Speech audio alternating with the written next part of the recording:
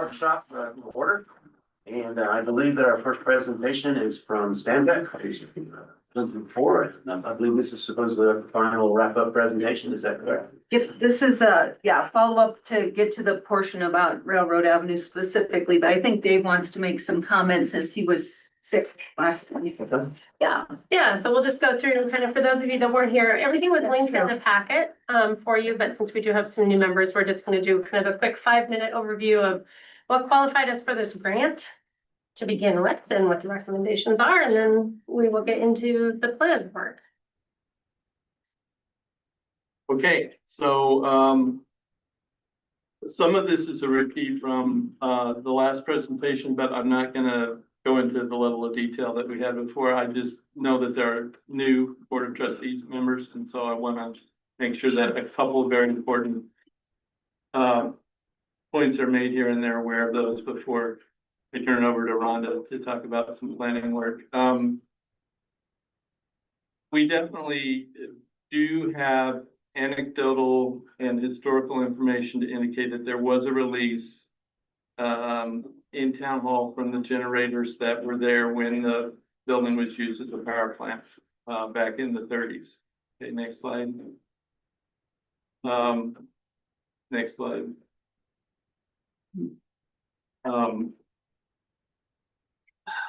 The work that we did do with the Colorado Department of Public Health and Environment statewide assessment grant, for those of you who didn't hear the presentation that we gave before, did include soil borings to 5 feet below ground.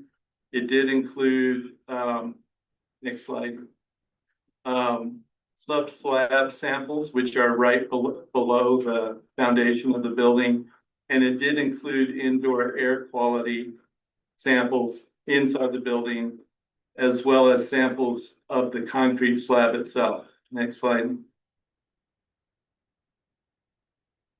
And as you can see from this slide, everything that's in orange shows an exceedance of the screening levels. So the soil samples, the sub-slab samples, the concrete slab, and the indoor air samples all exceeded EPA screening levels for vapor intrusion. Next slide. And what that means is that not only is there an odor nuisance in the building year-round, continuously, but there is, if you're looking at long-term exposure, a potentially significant health risk associated with this contamination. Next slide.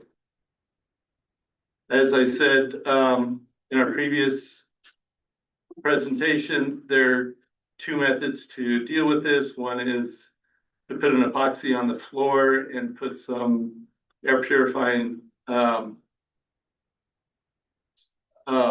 filters, air filters in the building.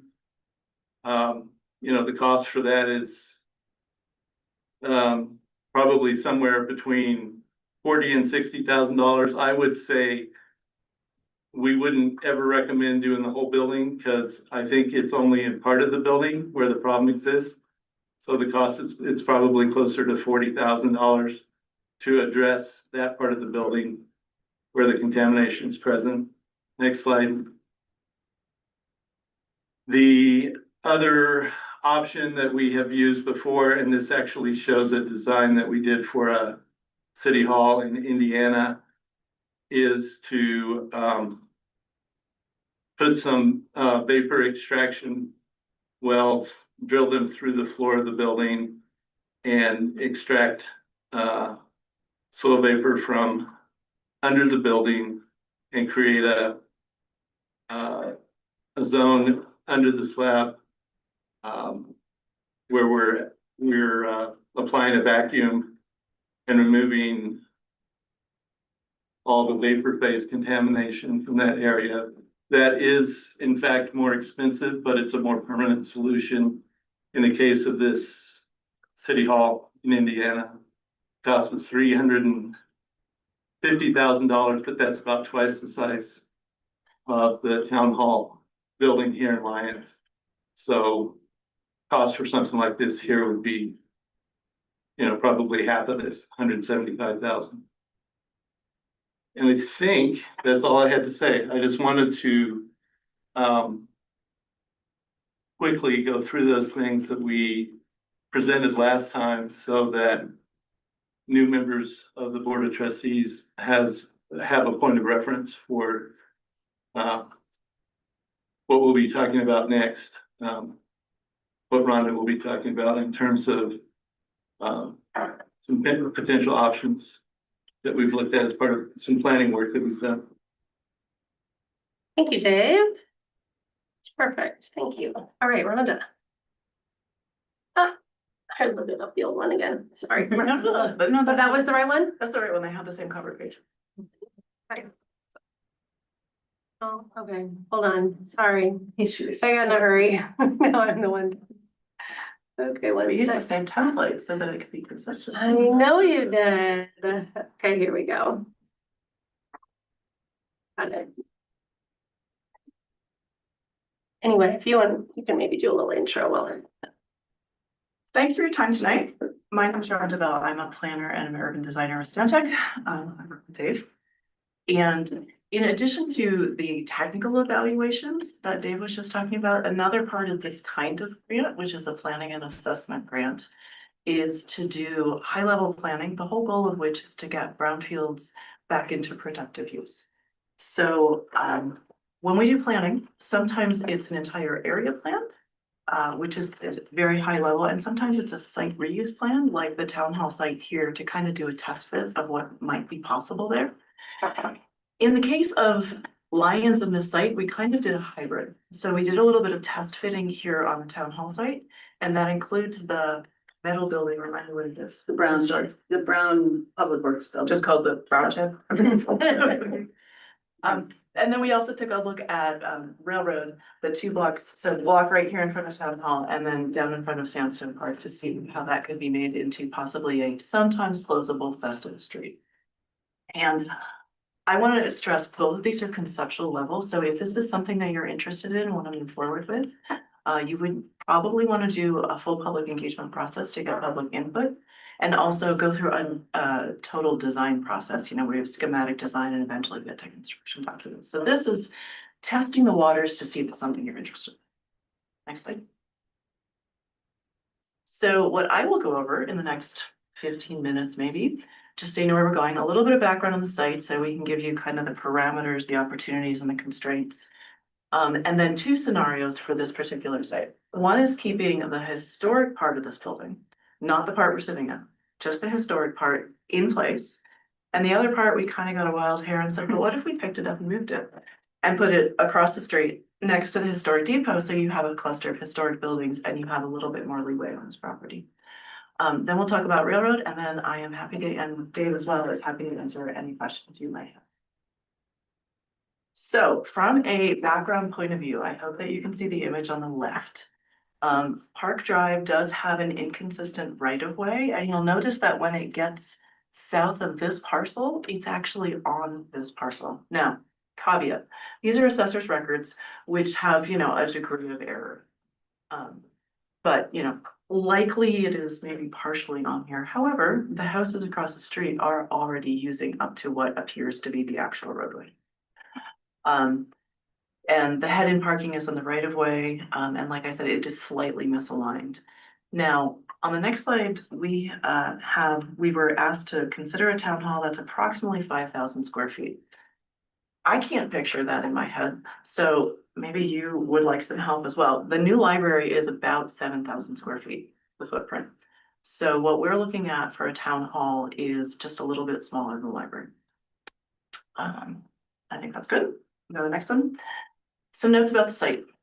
There is, of course, overhead electric running along Railroad. It is off the parcel, but there are overhead lines running right by the roadway. There is sanitary sewer and gas line on the property. If you can see the green and the blue on that image, that is both gas and power.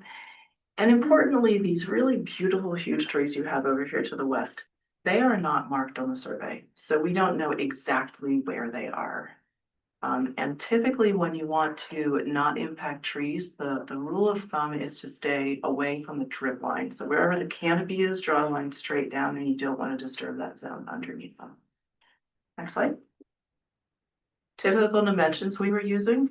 Office, like the town hall, typically has 100-foot depth, and residential, meaning double loaded, so there's a hallway running with units on either side, has a 60-foot depth.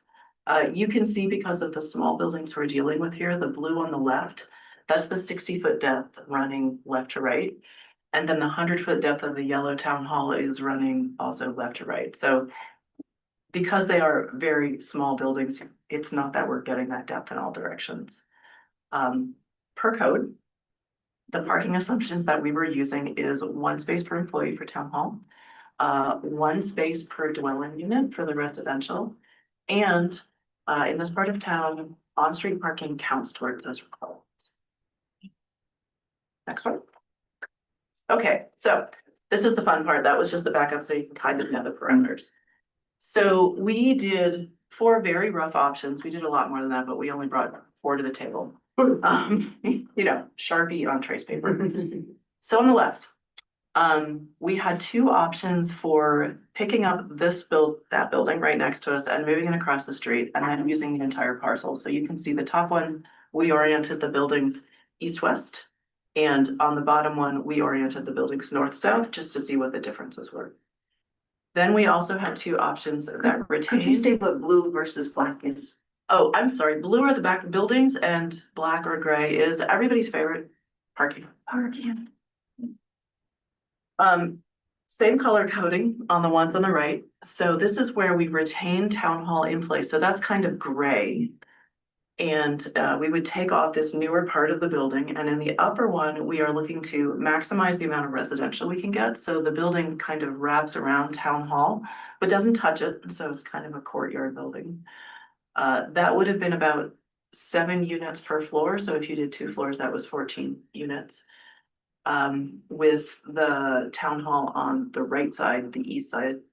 And then the lower one is instead of twinning the buildings over on the east part of the parcel, so they were further away from not only the highway, but also so that the parking could be there and we could disturb the trees less. I don't know if you've had these trees evaluated for their lifespan. Next slide. So we discussed those with Lisa and Victoria, and we pushed forward 1 option for each of those, and they actually use the buildings in the same configuration. So the buildings are oriented east-west so that you can start creating a consistent street frontage, just like you did with a library along Railroad, with the parking behind. We specifically put the residential over to the east side, so it was further away from the traffic over here on the highway. And then we have only room for 1 row of parking, and then we have actually formerly striped on park, so we can count those spaces. The difference is you can see on the one on the right that we have retained town hall. That means we retain the really big tree that's right in front of town hall, as well as these over here. And even though this courtyard would be built on, because we're conserving town hall in its location, or I should say the historic portion, there is room to recreate a courtyard there as an amenity for both town hall and the residential building. So what are you actually getting? On the first one, where we move the historic building across the street, you have a 5,100 square foot town hall, and it has 13 total parking spaces. The residential is assumed to be 2 floors, and it would have 12 units, so that's 6 per floor. And the total number of spaces for both of those purposes is 29. So there are 21 off-street in those lots, and then an additional 8 on-street. And I believe we are not counting the ones on. The courtyard is removed, the large tree in the plaza is removed, and we have slightly more parking spaces. This is the same orientation. Basically, the building's in the same place, retain the historic structure. And then add that courtyard. Now you have head-in parking off the street instead of completely, the extra paving of having it completely like a lot that's separated off the street. And you have slightly less total parking spaces, so you still have the same number of square footage and dwelling units, but you have 25 spaces instead of 29. That's the difference. Rhonda, could you say why residential is included? Anything? I don't think you said that. Oh, I think they were sorry. That was direction from the town. There was an interest in looking at potentially creating more workforce or affordable housing. And so, And this was already, what, year and a half ago is when housing was a priority for the board. so the second part of what we did then, you can go to the next slide, is take a look at Railroad Avenue. Knowing that you have a number of events and some of them happen, I think, in Sandstone Park. Well, some are sandstone, but the big issue is really all of our parades right now are in CDOT highway. And there is talk that that could go away. CDOT does not like closing the US highway for 45 minutes for our parades from both the safety and their goal is, you know, trying to move traffic A to B.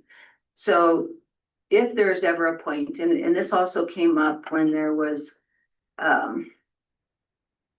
nationally and internationally, there were several incidents of people plowing through parades. There was talk about where else could we go that still supported our downtown businesses, but was off of a federal highway. So we looked at this road. So the fancy name for when you take a street and make it sometimes closable so that it's good for parades, but also if you wanted to have, you know, like a 3-hour festival afterwards, whatever. Fancy name is a Wunarf. Oh. We often call them shared streets or festival streets. So in this particular iteration, you can see that the street is, some of the features it has is the road uses roadway pavers, so it signifies that it's more plaza-like. It's different than the surrounding streets that are asphalt or even concrete. The way you close it is we're showing swing gates that would be parallel to the street when they're open, and it's the easiest way to close the street. You might see some other places they have ballers that you can unlock or you can put in place, or they rise up electrically. Other places might use planters that you have to move in place. I have a photo on I think the next 2 slides from this. The swing arms are really efficient. You padlock them in place so people don't play with them, but then you just swing them out when you want to open this, when you want to close the street. So pavers, swing arm, overhead entry arches on both sides. And as Victoria said, we've been working on this for a year and a half. I noticed since we did this, you've got really nice new signage. So if you did an entry arch over these streets, it would be an extension of that brand new wayfinding signage that you've got. Seating, pedestrian lights with cafe strings. You've probably seen the cafe strings. There's those lights that go across the street. In this case, they'd be mounted on the pedestrian poles that are on either side. You would want to make sure that all of that is high enough for what you expect to be the highest vehicle on the street, probably a truck. Which again, CDOT does not allow on their highways. That's why we've never been able to have a banner or lights across Main Street.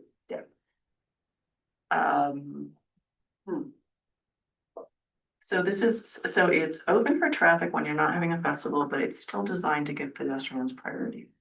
And it does take, as part of that, what you've got out here now is head-in parking that's changed to parallel to match what's in front of the library, and so that you can get that more generous pedestrian sidewalk. Next slide. And then this is just taking that treatment and extending it down the block next to Sandstone. Sandstone is a little bit trickier because of how close the buildings are built on the south side of the roadway.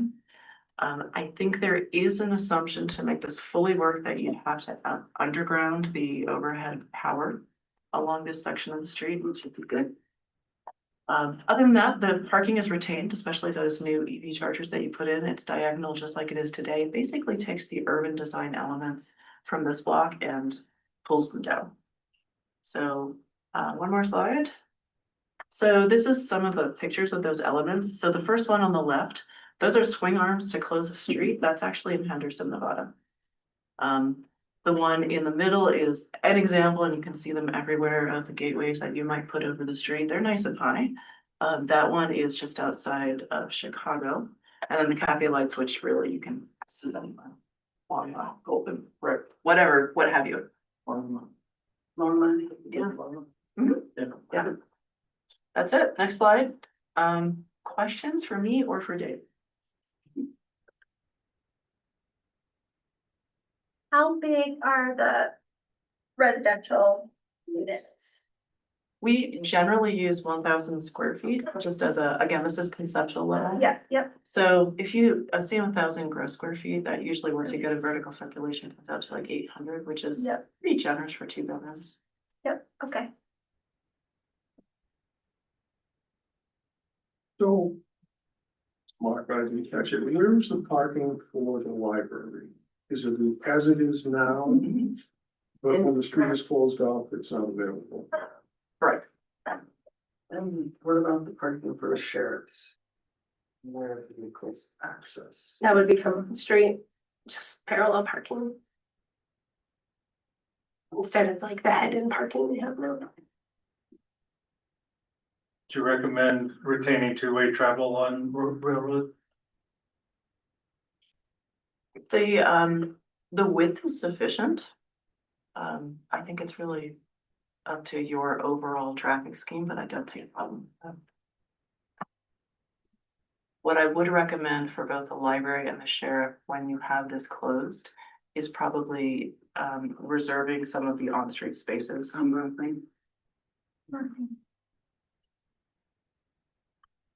do you go about relocating a structure of that size? Historically. It's possible to move. You want to introduce? Yeah, that's Kathleen too. Yeah, hi. I'm Kathleen, I'm with Colorado Department of Public Health and Environment. We have like the overall grant. But we have a lot of historic, like History Colorado and agency partners, and they are very used to moving buildings. It's very common. I think Boulder has done it quite a bit. And so they have a lot of resources that I don't know what the best way to move it is, but usually involves like lifting it up and then carrying it over. I had worked quite a few years ago on the Boulder Transit Village where they moved the historic depot to that site. I do know they picked that building up and moved it, but it's very important to remember to drop the overhead electric lines. But I guess the short answer is there's professional companies that do it, which isn't any of us. I've got a couple of questions about the initial environmental assessment. Yeah. The result of the board's discussion from the prior board was that we agreed to go ahead with the ceiling and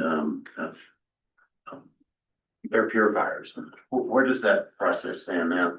We were waiting to get through this and get this closed out to decide, just to have this conversation with this group as well, because if there's an interest in pursuing this in any way to move the building, then that changes things, right?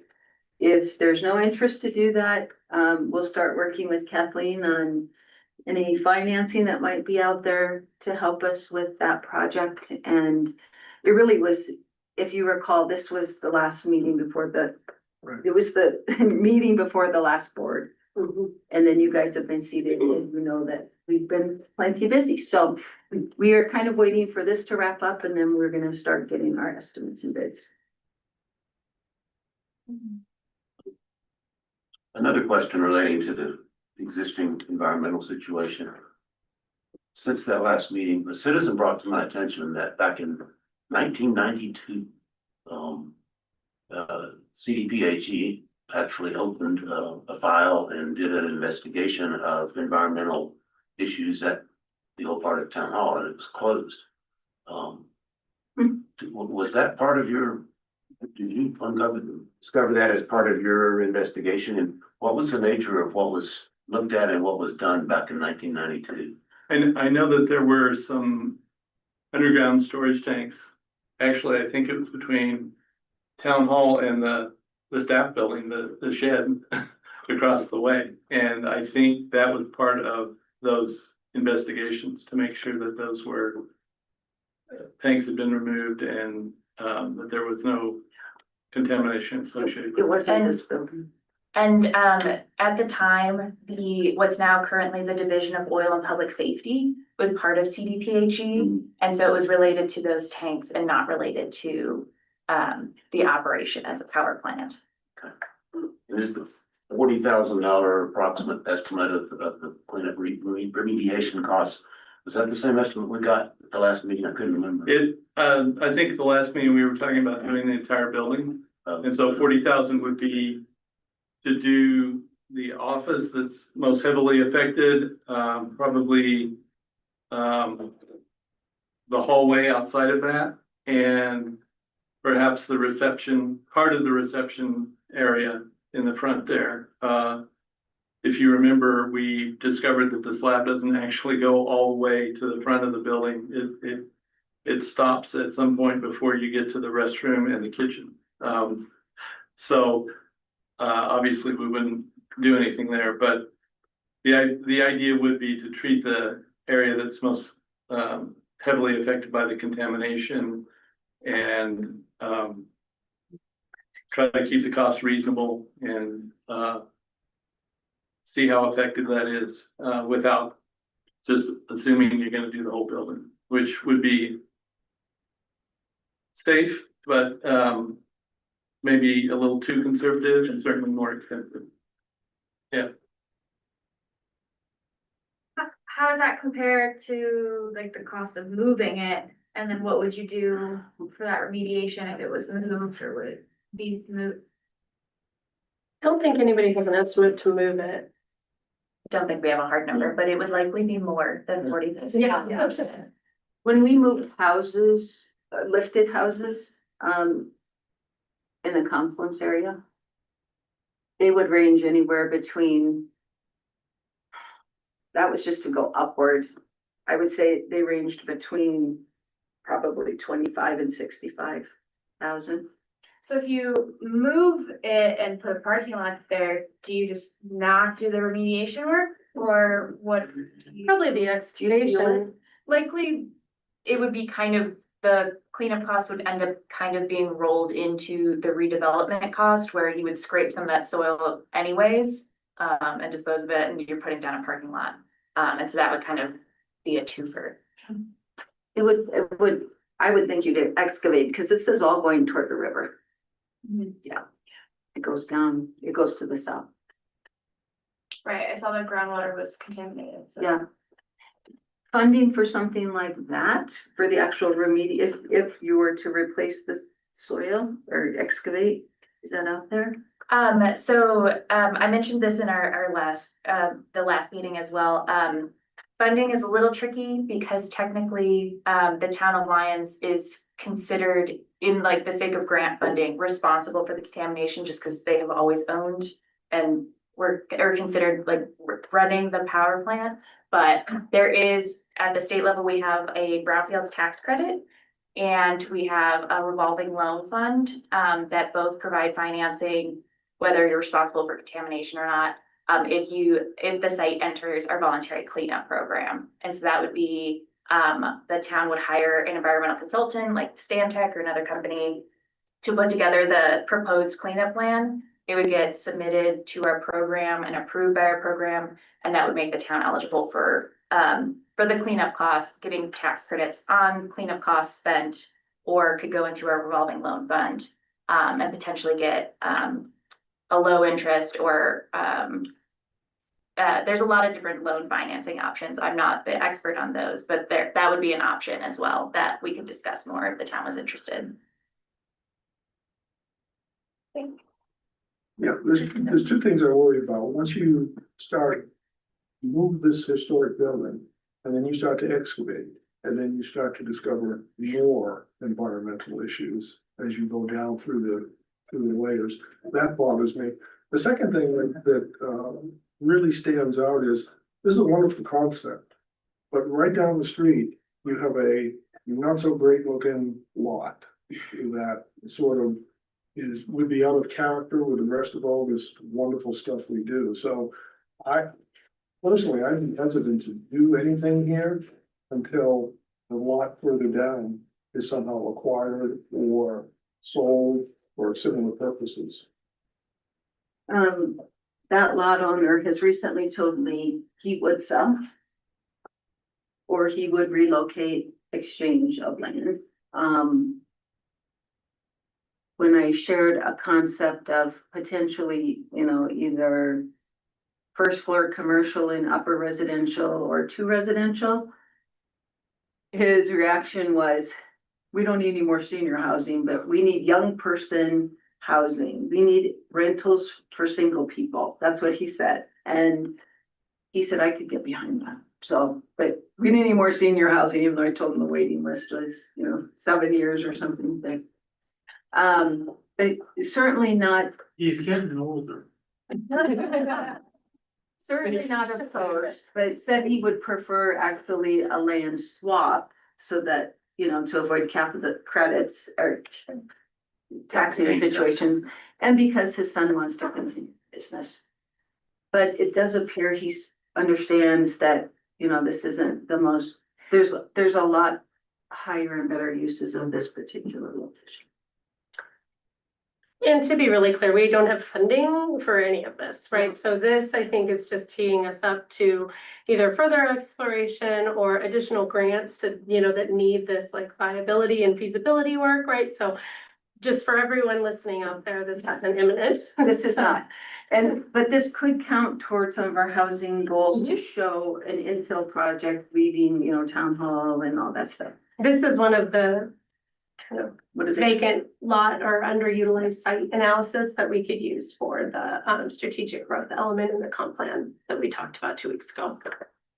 There's a possibility of the lot immediately east becoming available in the near term. I would highly encourage you to do a similar kind of work because there is an economy of scale. We're looking at what we could possibly fit here, but you could get a more efficient residential in particular if you could go across both lots.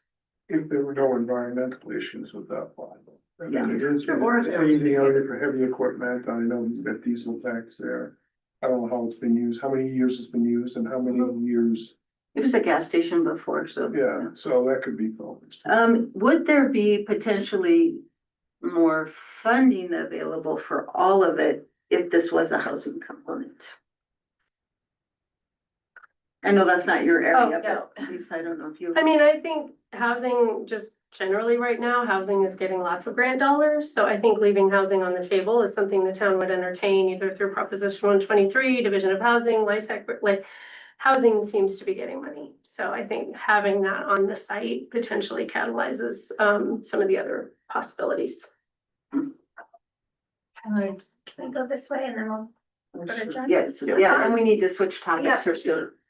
Well, I need to ask about homes. I'm in favor of this, pursuing this forward. I'd like to see the feasibility studies, if the other parcels in play, definitely need to get soils testing there. My question is, I think the immediate health and safety concerns is worth spending 40 grand to protect our staff, because it's gonna take a while to get this done, but I would like to explore this further. Yeah, and that was similar. I was just gonna ask about the seal and the air purifiers. I mean, that feels like a Band-Aid. It feels like something that needs to happen because there's Yeah. people in those spaces. But there's also stuff we need to deal with the larger problem, but That's true. Yes, both of those statements are true. yes. Yeah, in a perfect world, you deal with what's underneath, and take care of the source. But the immediate need is to protect the employees, yeah. So I'll just divulge that I'm a retired industrial hygienist. So when Dave said significant health risks, beep, beep, beep, beep, beep, beep. But then when I look at the data, it says that none of the exposures were above occupational exposure limits or permissible exposure limits. And that's what I did for my 30-year career. So Right. I understand indoor air quality is also it is an issue. We all experience it. And I teach my people that often the things that are hurting us are the ones we cannot smell, Right. which is like carbon monoxide. So that's a question. Maybe I'm just not seeing all the data, but in your summary here. there's a risk assessment that we could share with you that we did, that we didn't put in the report. So it looks at a longer term exposure. Like if somebody were to work here for, you know, a I significant work period in a of time. pharmaceutical and chemical environment, so I'm very, well, I worked with CDPHE a lot. In multiple programs for long-term exposure assessment, so Yeah. I would like to see that. Okay, We can send you the detailed report. They did 2 times. They did a phase 1 and phase 2, so we can send you both those. Couple of things that came out last time, too. That room is generally not being used. I know Correct. Director Easton occasionally uses it. We when she's moved back. everyone out of it and now it's used to store maps, and Director Eystone still wants to use it, even though I encourage her not to every time, but she opens the door, opens the window, turns on her purifier and all of that. Even though these guys say she shouldn't even be doing that. yeah, I'm just concerned about the town's liability, to tell you the truth. I mean, I would hate for there to be an employee here who decided that they'd been exposed to something, and then either while they're still employed by the town or have left the town, decide file a workers' comp claim or sue the town for exposure or something like that. And I know you guys would be very concerned about that as well. So that's where we're coming from when we told Victoria, get everybody out of that office, close the door, don't let folks work in there. Is the intent, if we do the ceiling and air purifier, to then again test and see if we're still, what the levels are after that Yes, process? So, yeah. yeah, I think we do need to move on to the next topic. Okay, put you, those 2. Oh, sorry, other questions? I happen to have one of the serious air purifiers that's on your list. You're welcome to use it with that room or hallway. It's pretty effective up to 1,000 square feet. It's exactly the model that's listed there. It's sitting in a trailer. If you like it, take it. I have my doubts about the ability to seal a floor that has only partial covering of the slab. It seems sort of difficult to seal only the slab and then recognize that you've still got some flow coming around that slab, but I'm It's kind of interesting. We had a woman just from the public come in the other day, the front door of the building, and she said, "What is that smell?" And we were like, "What?" And she said, "It smells just like petroleum." And it was coming up through the bathroom Mhm. and the door was open and it was like, whoa. Yeah, you just don't, we get so used to it, I think. Yeah, and Victoria doesn't talk about this in public, but you know, she was using that office and had headaches. And didn't know where they were coming from, and she moved across the hall, and as far as I know, they've gone away, right? You Yeah, don't I've have only had like one since I've moved away from there. I think more importantly is I had to have cataract surgery at 50. And when we looked at the causes of these, one of the chemicals was specifically cataracts. And so it was like, no one should be working in there. Yeah, I agree. And I want to say for the record, we care about headaches and cataracts, Yeah. all health issues, Yeah. much more than we care about health claims. Sure. We're not so worried about liability, we're worried about the reality. No, it does mean we will have to, those of us who work up front, there'd be 1, 2, 3, 4 of us. That's all 4 of us that would need to work on the side of the building for a while because we'll have to do the remediation and then have to recarpet and some other things up there. But we would have to move the front of town hall. There's just some logistics, nothing we can't handle. But once we get through this conversation, we'll start pursuing that. No, we have to move on, but I just wanted to say a little bit of gratitude for repeating yourselves if you had to tonight. I have like a background in green infrastructure and I love talking about brown site remediation, specifically with fire remediation. It's what lights me up in previous life. So I just think this is a really cool thing to see and really cool designs to contemplate. So I'm excited to see where they go. Yeah, and any of you who talk to the neighbor, these guys do offer a free assessment, environmental assessment of the property with no commitment to remediate. It's purely knowledge for that person before they go try to sell it and then they find out you're held up. So we could get that paid for. If he would allow us to do an assessment over there now. Thank you. Thank you very much. Thank you. Thank you. Nice seeing you guys. Yes, what? No, I was looking at that, that's before the EV charger was even contemplated. Yeah. Drive safe, thanks for making it. Thanks. So the rest of our workshop today is to discuss wildfire mitigation strategies. This is another one of those situations while Lisa's gearing up that was, discussed at length with the previous board. And now I need to get you guys up to speed and help us make some decisions on if we want to do anything more than the wildfire resiliency code that goes into effect July 1st. Thank you all. So yeah, this is building on a few conversations that we've had at this point. Again, as you all know, not what we're going to talk about here tonight necessarily, but in addition to the conversation for wildfire mitigation on private property, we are mitigating on town-owned property.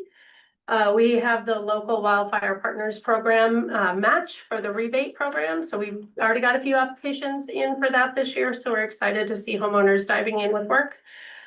We approved the community wildfire protection plan in April. So there's a lot of great recommendations in that document. And then finally, as you all know, the state wildfire resiliency code goes into effect here in Lyons. And one thing I forgot to mention in the admin report, we are doing a lunch and learn with our local contractors on Wednesday from 12:30 to 1:30. We had a great turnout at our last lunch and learn, and it seems like we have quite a few folks interested on Wednesday. So 12:30 to 1:30, Tim will be in town talking to contractors about how. If more than two of you want to go to that, I need to know so I can post it. Where is that? It's gonna be at the library, and it's really geared toward like, here's how flashing needs to be installed, and here's so it's gonna be pretty specific, but you are certainly welcome to attend it and listen to it. So the board in April 6th, I think really was interested in, again, kind of doing a little bit of a deeper dive. And so I wanted to take a step back just to talk about kind of why the recommendations we are proposing, kind of what types of mitigation work, right? So wildfires can impact homes in numerous ways. Generally, the three different types are flame fronts, right? So you have actual flame on or adjacent to the property. Radiant heat is just, that heat that's emanating from either a burning structure or the fire itself. And then finally, ember showers. And so embers, kind of shown in this image here, are generated by wildfires, and these can be carried up to a mile. I mean, we've seen even more than that, right? With each troublesome fire when the embers flew over the Continental Divide. And really, this is one of the primary causes for wildfire spread, particularly into our built environment. So it ignites homes, fences, landscaping, things like that. So another reason why we're going to focus on ember showers is the efforts to mitigate against flame fronts and radiant heat, generally more intensive and expensive, right? So thinking about more types of structure hardening. So for the purposes of here on out, we're going to think about embers and what happens when an ember is landing on a property. So again, nothing in here isn't what we've already seen before. It's all referenced in our CWPP. If you notice, it really closely aligns with the wildfire partners rebates, right? So we have, again, the best things you can do, removing combustible materials within 0 to 5 feet of your home. Just if any embers land within that first 5 feet, they can't burn into or up into the structure. Replacing portions of wood fences that can connect to homes. Sometimes you may have a fence, you get an ember shower blowing into that fence, either it catches the fence or maybe some dead, plant material and then catches the fence, and then the fence catches or takes the fire to the home. Adding mesh vent screens to the exterior vents, removing highly combustible landscaping such as junipers, and then finally just materials on or under decks. So again, we're kind of circled back around to the same types of mitigation effort that we've been talking to this whole time. But I did a little bit of a deeper dive onto some of these. And so the board was curious if the board was going to fund any of this work. I don't have any cost estimates for you, but you all did kind of express some curiosity around how many junipers were in town. So Michael and I created an online kind of field collection app, and for a few days, you know, we kind of walked around different parts of town. This is obviously not all of town, but this map shows 299 junipers. We captured kind of different sizes, and we have photos for all of these. And it's only front And yards. this is anything visible from the right of way. We did Nothing. not step onto public property, as we Okay. were. Yeah, so it's just taken from the sidewalk or the street. So based on this, I think it's pretty easy to assume we probably have at least 500 to 750 junipers and lions. You know, I went through the, in terms of total cost, I went through some of our rebate applications, you know, for one household to remove a single juniper. I think there was a bill in there for a couple $100, plus another $250 to grind the stump. I'm guessing that was a bigger one. There wasn't a picture. But, you know, some degree, this is just labor, right? Which we're gonna talk about. So it's really hard to estimate a total cost. I also think if the town was interested in removing, you know, 750 junipers, I think we could be more strategic than that, right? I don't know that every juniper in town is, you know, worth removing. There might be some that, what I've heard from Wildfire Partners is you really want to focus on junipers that are either kind of along an evacuation route where somebody might be trying to leave their property, or, you know, a juniper that could carry fire to the house itself, right? So maybe a juniper in a rear yard that's not near a fence might not be worth removing. So again, that's a little bit more on junipers. For Yeah, go new ahead. folks that maybe haven't been part of this conversation, why is a juniper dangerous and what do they do? Yeah, so junipers, the oil, the resin that's actually in the plant itself, considered highly volatile and reactive to heat. What I've heard again from Wildfire Partners is if there was a house across the street, when they did an assessment in my neighborhood, a house across the street was burning, and if there's enough radiant heat generated from that home, it could actually ignite a juniper across the street just from radiant heat, right? So I think, and then again, they also collect dead plant material, leaves and things like that. They're just kind of hard to keep clean, as well as they just grow really dense. So They kind of explode. yeah, they can kind of, yeah, just self-combustible. They also tend to grow low to the ground, so they provide ladder fuel. Mhm. But they leave a lot of duff on the ground and they touch that duff. And then, yeah. We tend to call them green gas cans. Yep, there you go, green gas. So there's programs out there called Jump the Junipers. That's one of the more popular ones. That would be similar to trying something like this. Yeah, and you know, there's a lot of junipers in town, way more than I think I expected. It's interesting how they're grouped by neighborhoods. kind of Well, yeah, Age of landscaping. age of landscaping, but also we haven't been, you know, there's certain parts of towns we haven't been, you know, neighborhoods we haven't been in, but Eagle Canyon, for example, there's just. Is there two types of junipers? Lee, I'm asking you this as well. I mean, I'm used to seeing the low spreading juniper that only gets about 2 feet high. It's just as, you can't even walk through it. It's so dense. Yeah. And then you got the classic, you know, Arbor 10 to 15 foot high. I think they may be called Rocky Mountain junipers. Yes, there are tall ones, and Mhm. sometimes people just limb those up Right. and leave them in place. It's not best practice, but you obviously couldn't do that with the low brush, but for a vertical tree, yes, you could limb them. Mhm. You The got recommendation is to limb them up at least a third. I had a plant identification app with me. If I wasn't sure, I clicked on a photo and it confirmed whether or not. But were you just counting the taller ones, or were you looking at the ground cover? No, ground cover, taller ones. I tried to identify anything. In the data set, I kind of have small, medium, large, which is really in the eye of whoever was doing it. Right. And then again, I have a photo attached to the data set too. So I mean, if the town wants to do a deeper dive on junipers, I don't think staff will at this point unless we're directed to. I think the mayor was curious about maybe the Student Advisory Commission, if this is something the board wants to do, we could get more specific. I just think removing the ground stuff to a much bigger job. You've literally got to hook that up to something and pull all that root structure Yeah. out. It's gonna come back.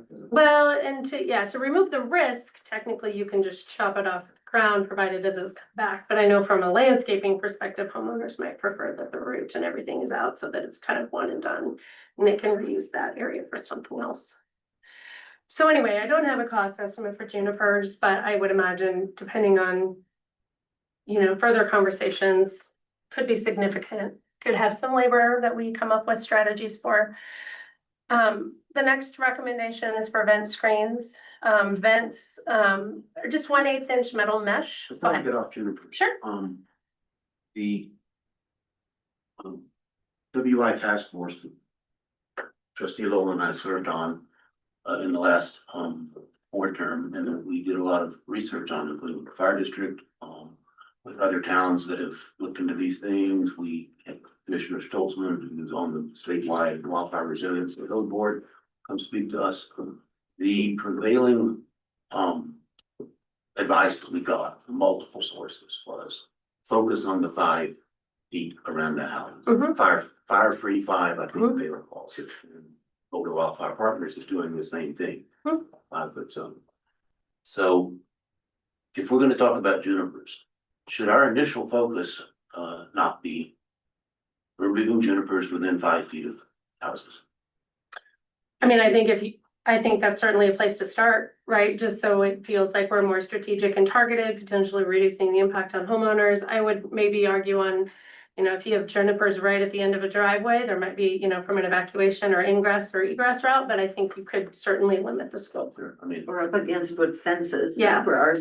part of the advice that we got from all these sources was, and it's mentioned in your memo as well, educating the public.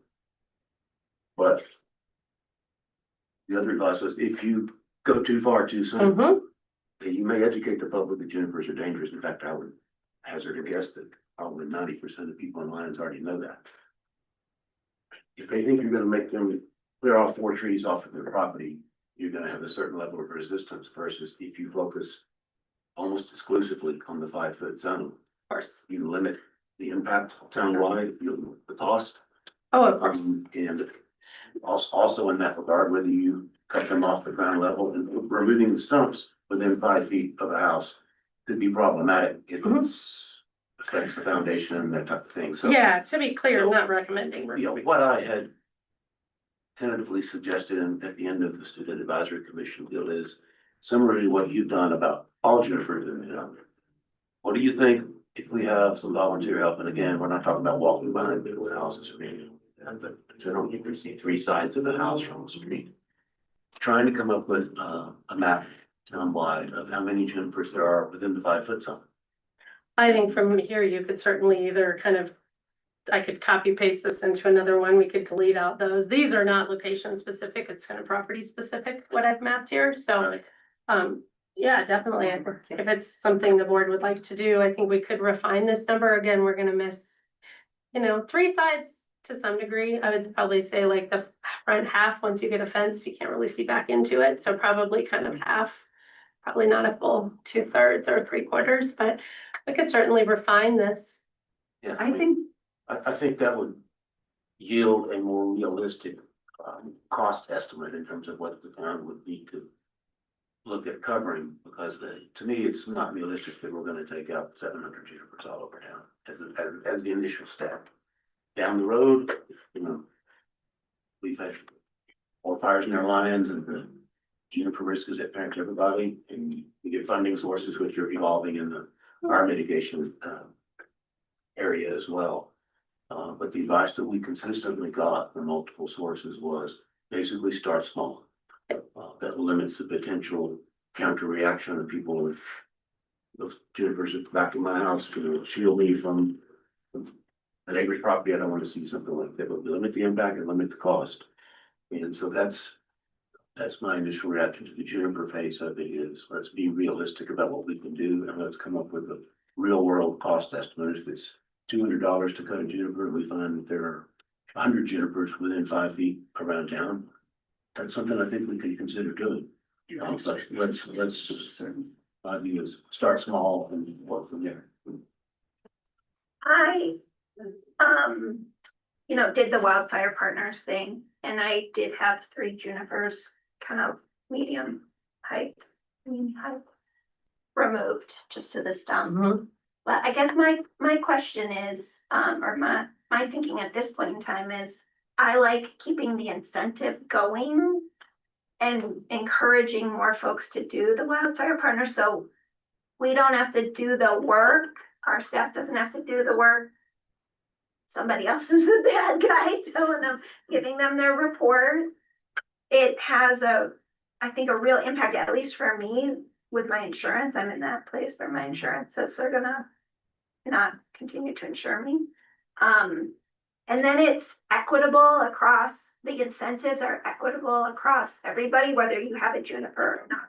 There's other things to be done at each individual home, and it kind of, I don't know if that's maybe not robust enough, but the education around continuing to partner with them seems really promising to me. And I loved the community ambassadors, because as a single mom that isn't super handy, I'm like, what can I do that's simple, that I can check this box on this report and be done with it? Well, to that end, maybe I'm gonna keep going on the presentation and then we can discuss. So, vent screens, so again, 1/8 inch metal mesh do a pretty good job actually of eliminating the ability for these flying embers to come in through attic vents or crawl space vents, things like that. I know you all were curious about how many vents in town. This is like nearly impossible to try and estimate, so I have no idea. Looking at the building code for newer structures, it's all based on like volume, right? So what's the volume of the space you need to vent, and they come in all sorts of shapes and forms and sizes. That being said, vent material is not particularly expensive. It's primarily, we could cover a lot of this through labor. I did link in your packet, I was at a wildfire conference in April and met a vendor that actually has this software where you can have homeowners plug in their vents and they will order everything in bulk and then give you cutting instructions. And so it's, there's a company that's solely focused on doing wildfire vent mesh. So not to promote their use, but just saying, I think if this is something that we get to, it looks like there's some tools out there we could take advantage and not recreate the wheel. So what I was trying to understand over the past few months the most was what types of incentives or education or requirements motivate a homeowner to voluntarily mitigate their property, right? And so Wildfire Research, some of you might have been familiar with them. They actually did a study up on the South St. Vrain watershed recently through the fire district, through some of the fire districts. I've worked with them on other projects and heard a presentation from them at the same wildfire conference. And I took a picture of this slide because this was really kind of the heart of the question I was trying to get at. In their experience, and they've been doing this for years and years and years, working with, neighborhoods on how to motivate them to do the work. The 3 highest impact actions are a report for each property that describes the risk on that property, a one-on-one visit with mitigation experts, and then help doing the work. So again, all of this is labor intensive. And so I think particularly number 1 and number 2, I think the town is going to struggle with our current staffing and current skill sets to provide that resource. Now, thankfully, we have those resources in the county. So we're going to talk about that a little bit. Again, Wildfire Partners can do this. Everybody called them tomorrow. They couldn't. And then finally, help doing the work. We're going to talk about that a little bit. So in terms of different strategies that we really haven't talked about a whole lot, I have all of our old slides from all our old presentations. I've just been building this presentation so we can go to those. I do think there's an opportunity to do some strengthening amendments to the Wildfire Resiliency Code, particularly after the first year. I think we get this code in place, and I think there's some, right, like the state code says ignition resistant plantings within 5 feet are allowed. We could say no plantings within 5 feet are allowed, right? So there's some things like that we could do to strengthen the code we've already got in place. We could increase our finance, go ahead. Except state codes, ignition resistant planting is allowed, is perspective only. So if we made that retroactive without saying no planting, we're still strengthening the code. Yeah, I'm just talking about the state code as written, even within that, for new stuff, we could get a little stronger. I'll just say that I'd have an issue going stronger than the state code as opposed to just making the state code requirement retroactive. Again, you gotta estimate what community resistance you would run into, which has prevented any town in Colorado from going retroactive. So if we're gonna go retroactive, it makes more sense to do it more sellable to the owners, property owners, if you put that in those terms, to require all across town, new and old, the same thing, instead of actually making the old homes more restricted. I don't think we want to go that far. It's just my opinion. Just a suggestion. Victoria and I were talking about increasing the financial incentives, right? So some of these scopes of work, maybe the 8 feet of fencing, $500 is not going to probably replace fencing, right? So maybe we look at picking 1 or 2 and being more strategic with increased incentives. And then this is one I'd really like to explore with you all. I think the biggest thing that the town could benefit from in this point in this conversation is capacity. Both in like labor to show up on somebody's property and help take out junipers, as well as kind of neighborhood organization and then education and outreach within a neighborhood setting. A lot of other communities that have been doing wildfire mitigation already have this model. Fire Adopted Colorado is the nonprofit that is, its mission is reducing fire risk, and they actually have a neighborhood ambassador training program. So we could stand up a program either with kind of town-defined areas or self-selected areas and build capacity through volunteers that are passionate about improving the risk within their neighborhoods. So I was talking with someone at the same wildfire conference who used to live in Lyons, and we kind of both looked at each other and we went, I could take off in Lyons. I think Lyons has this right kind of community sentiment and neighborliness. I think that this could be helpful. I think the other thing that a neighborhood ambassador program could potentially develop is to be able to give an avenue to leverage other programs. So I've had numerous conversations with other entities that do wildfire mitigation work on private property. Team Rubicon is one. It's a veteran-led organization that will come in and clear cut trees that need to come out, or other kind of large scale work. Wildfire Partners, they do neighborhood work, they will do neighborhood scale type work.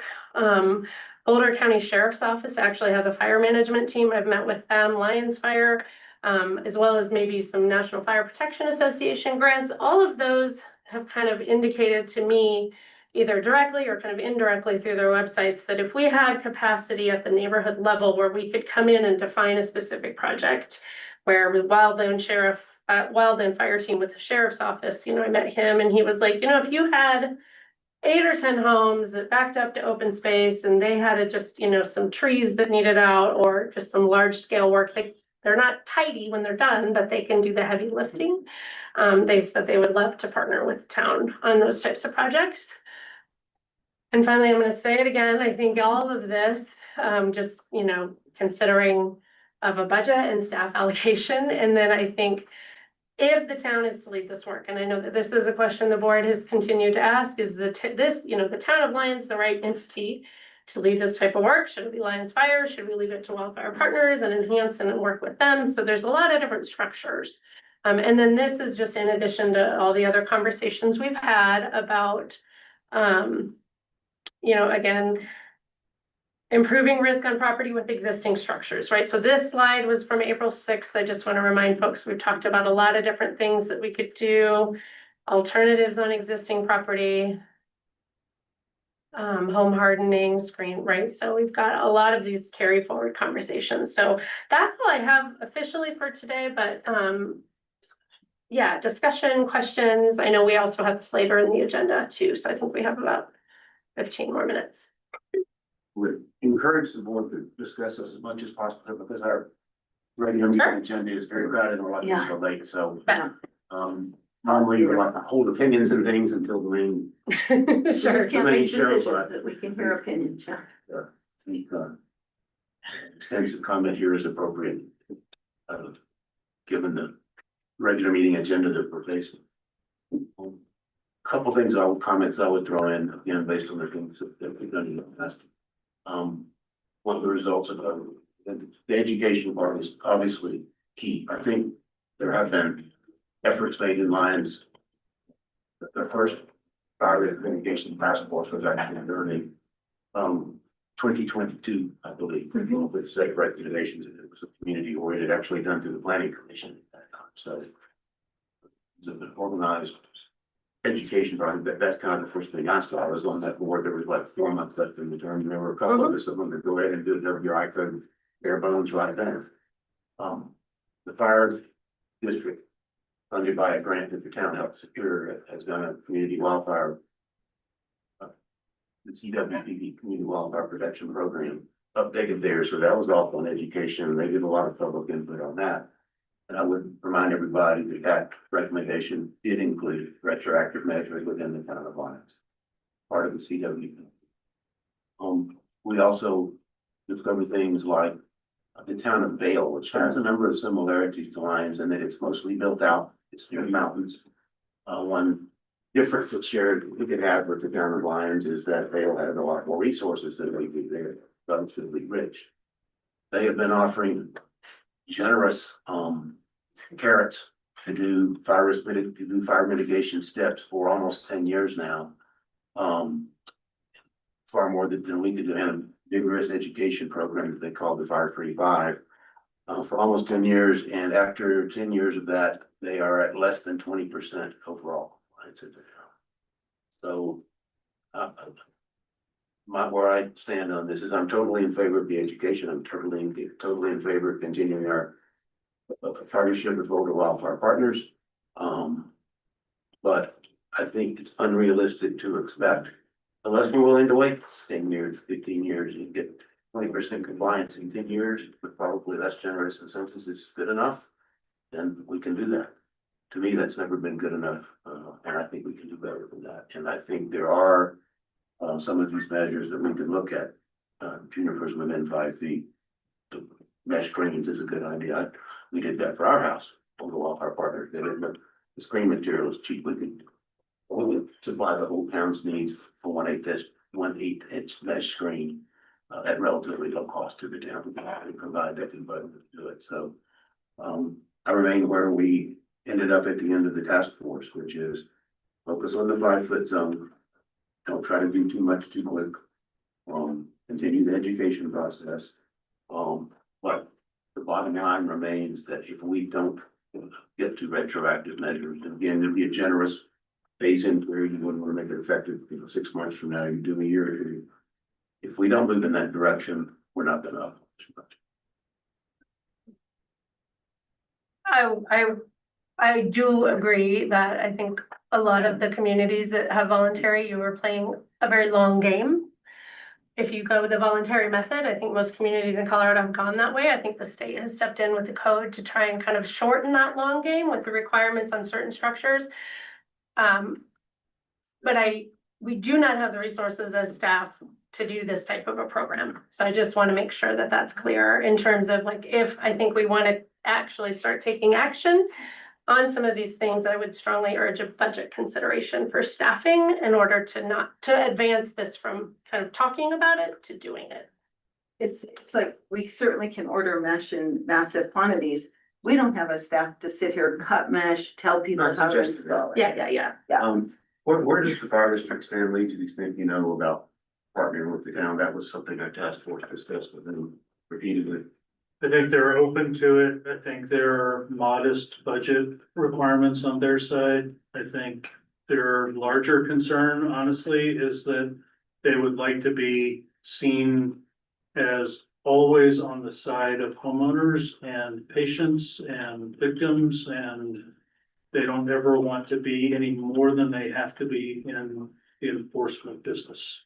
So I think they are very reluctant to adopt and then enforce new requirements. But I mean, in terms of enforcing retroactive requirements, that's really, they don't really have the authority to do that inside town limits, correct? Well, one of the Yeah. things that we've talked about is this IGA that would have the town enforcing at permitting and the fire district monitoring for enforcement. But that's on, Post permitting. that's on new permits for new construction and remodels, though, correct? But what if you had a group, I used to be on that group. What if you had a group of superstars who really needed their chainsaw practice and could help neighbors? With just a few little, handy things like that. They're trained, they have safety stuff, which homeowners don't, by the way. Every firefighter is expected to be fully wildland trained and certified, which includes basic chainsaw, not Sawyer certification, but basic chainsaw. I think there's also a reluctance to take the full-time duty crew of 4 and ever pull them out of the station to do work like this. There is some openness to having volunteers or others who, as you say, may be more capable than most doing this work. It's hard to call on volunteers to do more than they do. Yeah. They already do 500 hours a year of service and training. We train every Saturday morning, and we would have to take more time out of those people's lives to do important work that they value.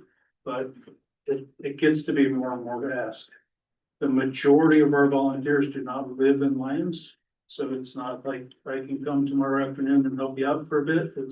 I have to come from Centennial. What about, we used to have really tight US Forest Service connections in the fire department. And yeah, I mean, we have a lot of connections with people who do this. So the Forest Service does it. The county open space people do it, and sometimes they do it beyond their own borders. They're for better or worse. We have several former firefighters who run mitigation companies, and they're happy to help us. So, you know, when we need a limb pickup, sometimes we go to Brian Bear. When we need fire mitigation, we know who those 2 or 3 first calls can go to. But that doesn't mean that we'll always be able to get those people enlisted in a volunteer program. That might mean that we could enlist them in some kind of an ambassador execution assistance program. One of the things that I had thought, was that if we had the same kind of volunteer effort that we had post-flood, that could go a long way towards taking care of that defensible flood in people's homes. But as Mark pointed out, a lot of these volunteers get a little bit older, and we need a new crop of people who are willing to volunteer and do that. Of a Saturday morning, if you could find candidates who were willing to have people come on their property and help them. After wildfire partners had already assessed their property and said, you need to clean out under your deck, you need to do the project. That's easy work, even cutting down the small junipers. I mean, we have a lot of chainsaw work good on the Lions volunteers, so that's possible too. The incentives are, to me, are a huge way to do this. I guess my question would be, has the traffic slowed down with the rebate program that we have, or is it still? I would say no. I mean, we think we've gotten 3 or 4 applications already this year. So I think we can take a total of 10 based on what we have budgeted. So I don't think that's the case. I think a capacity building exercise just to identify and build, even in advance of requirements in a year or 2, I think the town would be in a much stronger position to say you have to do this if we have already taken the time as a community to identify volunteers, to begin to educate our community so that, you know, they have help. Education is great. Mhm. Amy, you and I had it down on our block. Yeah. We're one of 5 out of 14 homes. Nobody else has done it besides you and me and 3 others On our street? on our street. So that's one thing we kept pushing with the HOA and LVP. We gave them every opportunity. When we did a neighborhood assessment, we had to get together. The only people who came are the people who had already done the work or had wildfire partners there. We need to find a way to drive wildfire partners to these people who are not participating in the program. And I'm not sure exactly how to do that. The numbers on our street are 3 out of 18. Yeah, there you go. That's probably what we have too. We have some curmudgeons and we also have some 95-year-olds who are gonna need help. Yeah. So,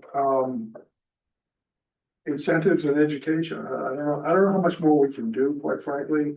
Maybe, in terms of education, keep hammering it home, putting it on the webpage. We sat in here, this is a packed house when Wildfire Partners was here.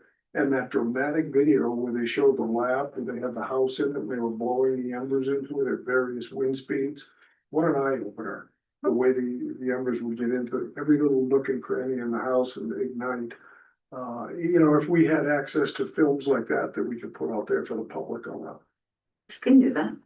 I think to that point, I do think there is more we could do on education. Again, I think from a capacity perspective, you know, a little bit of help from a capacity in terms of having someone who thinks about it a little bit more all day long. I think that is that's a good thing in the staff, kind of a quiver of the staff that we have. So So No, go ahead. Michael Burrows, isn't he, is he certified? I think he just got his wildland fire cert. Certification. He is, and I think he could, I think he could help with on-site. I don't know that we have, and I think Kim is probably more of our Right. tech on communications. I know some on content, so I think between us, we could kind of help, but between us is what you're getting, right? So if you'd like more, I guess that's my point. As you say, it takes a more focused effort. I think it probably takes someone who thinks about it kind of all day, and we don't have that.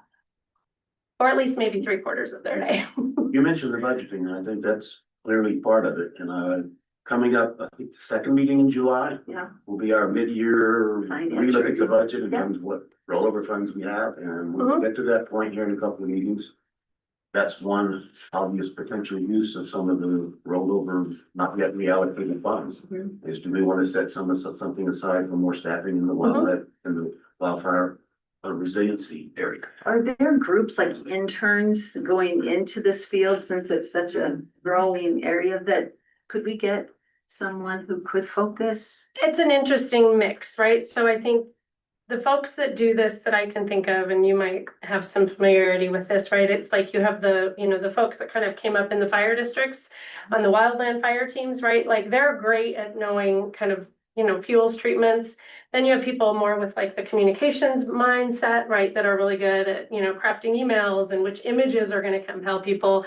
And then I think you also have kind of this like community building part, which I think is a different skill set than potentially those. And so I think that's where some more direction in terms of like, what is the role of the town and where do we want to advance the role, right? Like, do we want to hire someone who wants to think about communications and capacity building, right? I think that's a different person than probably somebody who can go out on a property and maybe do a really specific assessment. But I do think, to your point, Victoria, I do think this is a growing field. I mean, there were hundreds of people at the Colorado Wildland Fire Conference, right? So, but I think we need to be pretty clear in the job description about like which skill sets we're going to prioritize. Well, just thinking about this neighborhood ambassador, I think that could really take off here. I know that Trustee Lowell, I hear you quote like 20% of our houses are in HOAs. I see it more as 55 to 60% of our houses are in HOAs. So that's huge. And if we had a person that was a good connector, and could go to each of those HOAs, keep presenting this information, keep putting those resources out there, educating some of the younger or the folks that aren't showing this interest and we don't know why.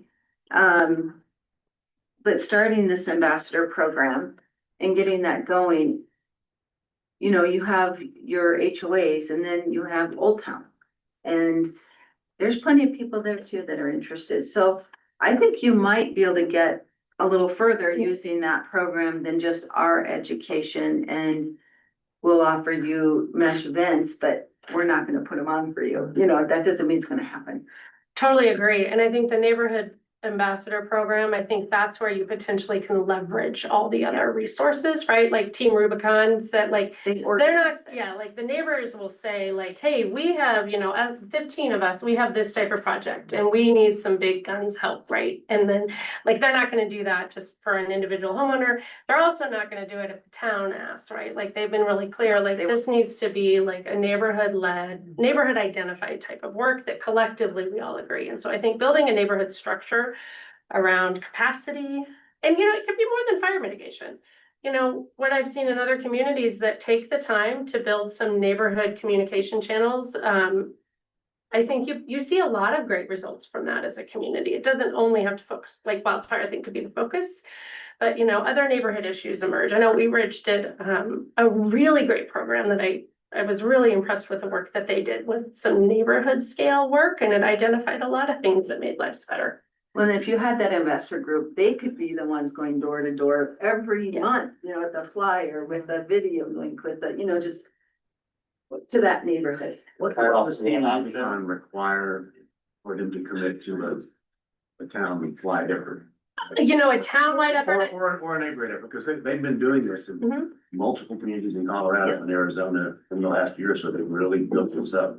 I think they would need us or a group to identify, we need mitigation done on this parcel, and then they come out and collectively we would mark the trees or mark the vegetation that needs to come out, and then they'll show up and do it, right? So I think we can't go out in somebody's backyard and say, we're gonna take all these trees down, right? Like I think about your neighborhood, right? Like, I think they potentially can help organize the labor that we have the buy-in from the And does residents. the town Need groups of them. host Team Rubicon in terms of providing accommodations and equipment and is there a cost to the town? When they came to Superior, I don't recall that there was any impact. We just needed to kind of probably. That was disaster cleanup. It was disaster cleanup. So that was my experience of working with them directly, just in conversations. They've said it doesn't need to be disaster related, but Anybody who wasn't here after what Team Rubicon. Yeah. Did a lot of work here and has a great reputation in this town. I don't have the details. Aaron? Just one option from, again, being on the WUI and working on it. I do think Lions Fire, one of the big ones that they thought was easy to do and also very effective was the vent mesh screens we talked about. So one thought I was just thinking now is you could make that still retroactive, not go out and track people down, but for any building permit that comes in, you have to have those mesh screens. You do solar, if you do anything, because it's required, at that time, the inspector's already out there. Could they then just say, okay, the mesh screens is a requirement? So then we're getting anyone who pulls a building permit for any reason. It's one option to look into. You could also even do 5 foot, within 5 feet of your house, junipers at that point. Yeah, I do think some strengthening of the code to broaden out which portions of the code apply, or a new section of the code that gets triggered on a building permit could get us there faster. And then if you tell them that the 1/8 screens also prevent mice. Yeah. And birds. I heard that's true. And birds. All We right, have one whole neighborhood that is getting infested with swallows in the vents. Swallows. Taking over the vents. Summit Housing does not have vents on screens on their vents, and for some reason, the swallows are invading almost all. Grace is up to 9 in her house now. They show up. Enter that. Both. Both. Sometimes they're dead, sometimes they make it all the way through live until her cats get them and. No, she's up to 9 swallows in her house and she's worried about, do they have nests? Are they, Yeah. you know, what happens this winter when I turn on my furnace? And then you have carbon monoxide, Jen. Yeah. Yeah. So this is a big issue. I mean, venting is an easy one. And if you guys wanted to do that for any building permit involving HVAC or involving anything. there's a lot of things we could do to add to, an existing permit. You pull a permit for anything. Here's the thing. Along McConnell, you should probably have that same concern for being so close to all the swallows on the ponds. Can I plant a seed for another easy one? Address signs. The address signs, that I should. know when you all Lions Fire will provide them for free, right? Or They're not nominal free. cost? We have a connection or a sign company that we refer to. Sorry, nominal cost. You can do all those, building permit.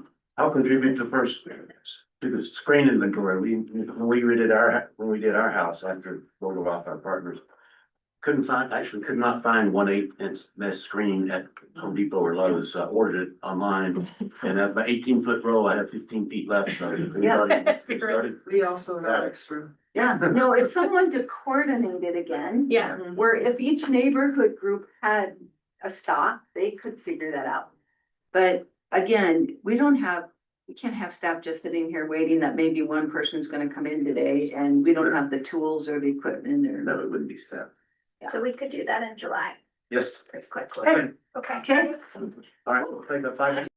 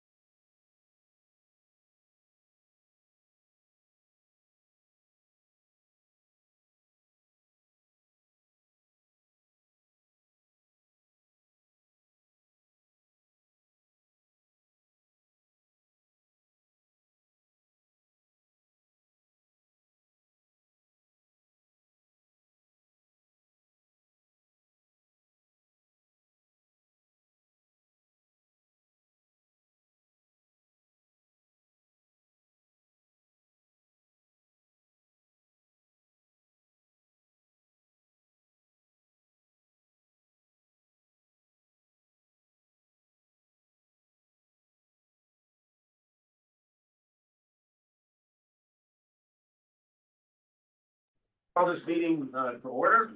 I would ask that the clerk to please call the roll. Yes, Mayor Browning, Present. Mayor Pro Tem Wingert. Present. Trustee Jacobs. Present. Trustee Schwartz. Present. Trustee Lowell. Trustee Williams Present. and Trustee McCreary. Present. All stand for the pledge of allegiance. I pledge allegiance to the flag of the United States of America and to the republic for which it stands, one nation, under God, indivisible, with liberty and justice for all.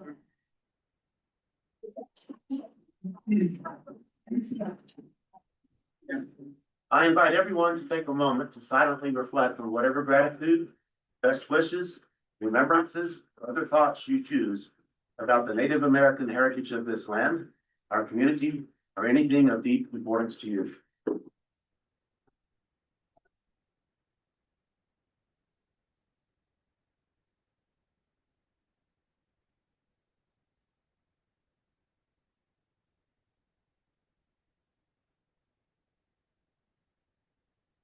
Thank you. Thank you. I would entertain a motion for approval of the agenda. Is there a second? I'll second. I understand that a number of trustees, in view of the potential length of this agenda, have some changes that they would like to suggest. Trustee McCreary. I'd like to motion to move, I'd like to motion to move, ordinance, the order of ordinance and public hearings. Specifically 7.3 up to 7.1. So ordinance 1222, which is currently agenda item for number 7, we would move that agenda item 7. Well, we're going to move 7.1. Correct. Is there a second for that motion? I'll second. Any discussion? All in favor? And that motion passes unanimously. Trustee Schwartz, I believe you also have a motion. Yes, I would like to move the executive session. It's item 12 on the agenda, to right before consent agenda. I understand that involves folks coming and going, but I think because of the large amount of community interest in this topic.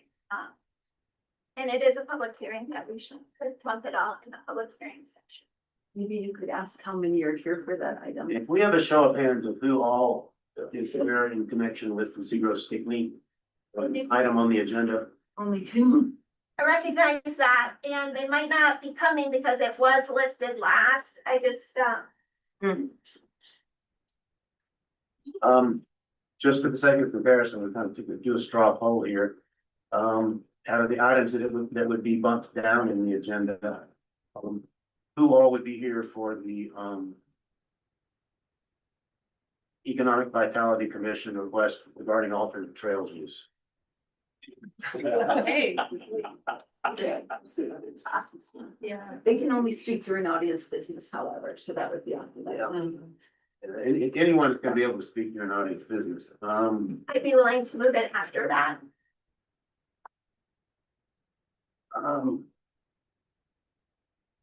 You said before consent? Here's my original proposal. That would be moving it to for general business. And the second item under the boards and commissions, I do not anticipate taking long.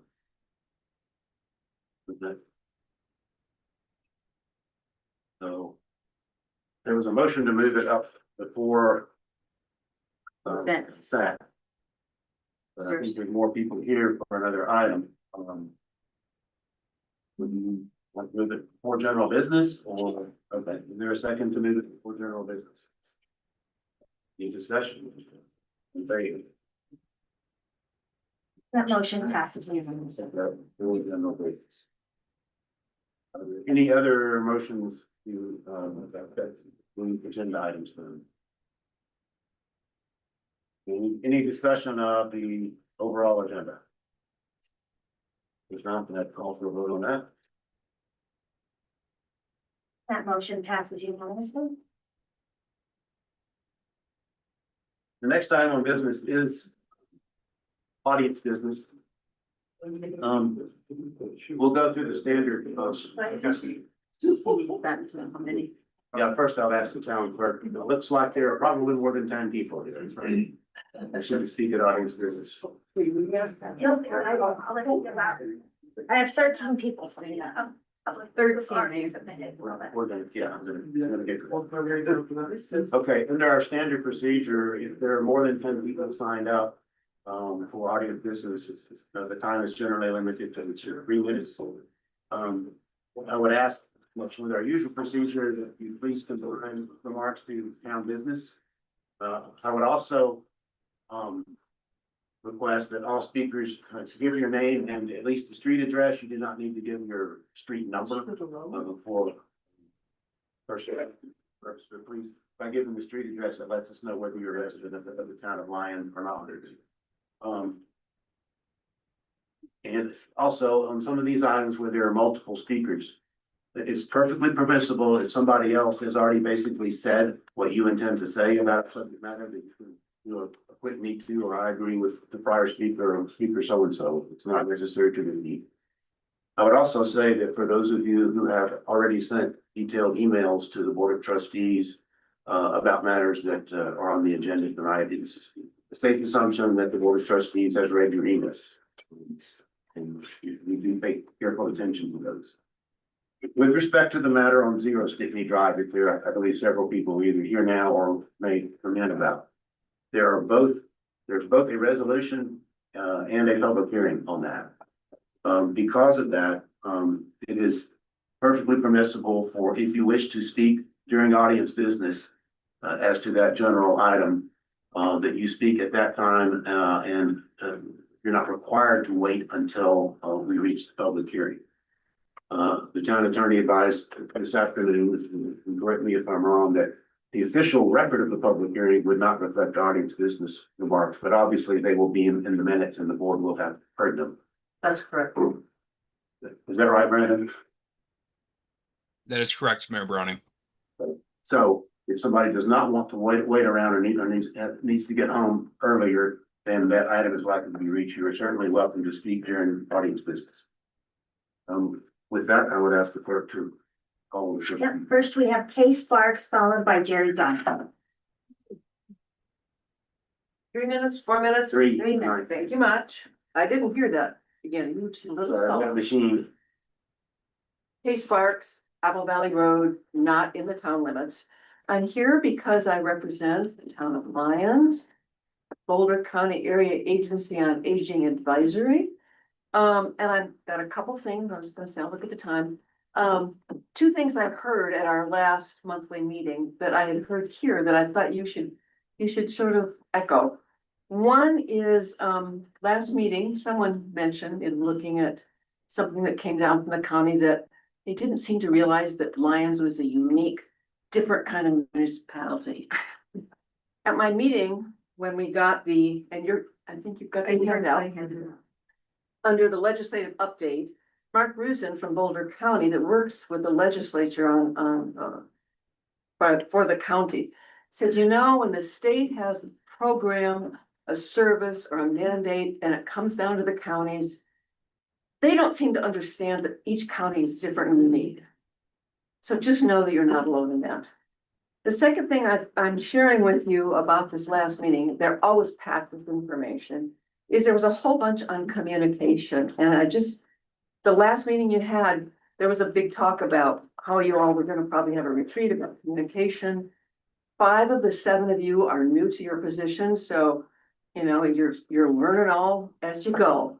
And so I thought I would share that with you, that in terms of equity is what we were presented with and how Boulder County Area Agency uses it and how they expected us as an advisory to use equity as we represent our community to them. One is that knowing that what we say has both intent and impact, and that as a member of our advisory to know that we need to pay attention to our impact, because that's what's important, and that's what establishes our relationship. The fiscal outlook to look at, sort of dismal for the county, you already know that. The legislative post-session was fascinating to me. What legislation they supported that passed is gonna make a big difference. And please pay attention to the legislative principles. Those are from 26, they probably will repeat in 27. And they are just exactly what you all do for the most part. The fourth one, democracy, has been added since the last federal change in presidencies. And also look at the very bottom, looking ahead to November possibilities, looking at the fiscal need, there may be a lot more taxes introduced that would go specifically to something like sports, whatever, that would get around Tabor, because Tabor is what's causing the problem. Thank you so much. Thank you. Jerry Johnson, followed by Charles Olson. Jared Johnson, 238 High. I'm with the Lions Historic Society doing business as the Lions Redstone Museum. This is the 47th year of the museum. It opened in 1979. So we're having our 4th annual History Day at the Lions Redstone Museum on Saturday, June 27th. It's going to last from 1 to 4:30, but we're having speakers between 1 and 2. And then the museum will stay open till 4:30, where you can come look at all our new displays.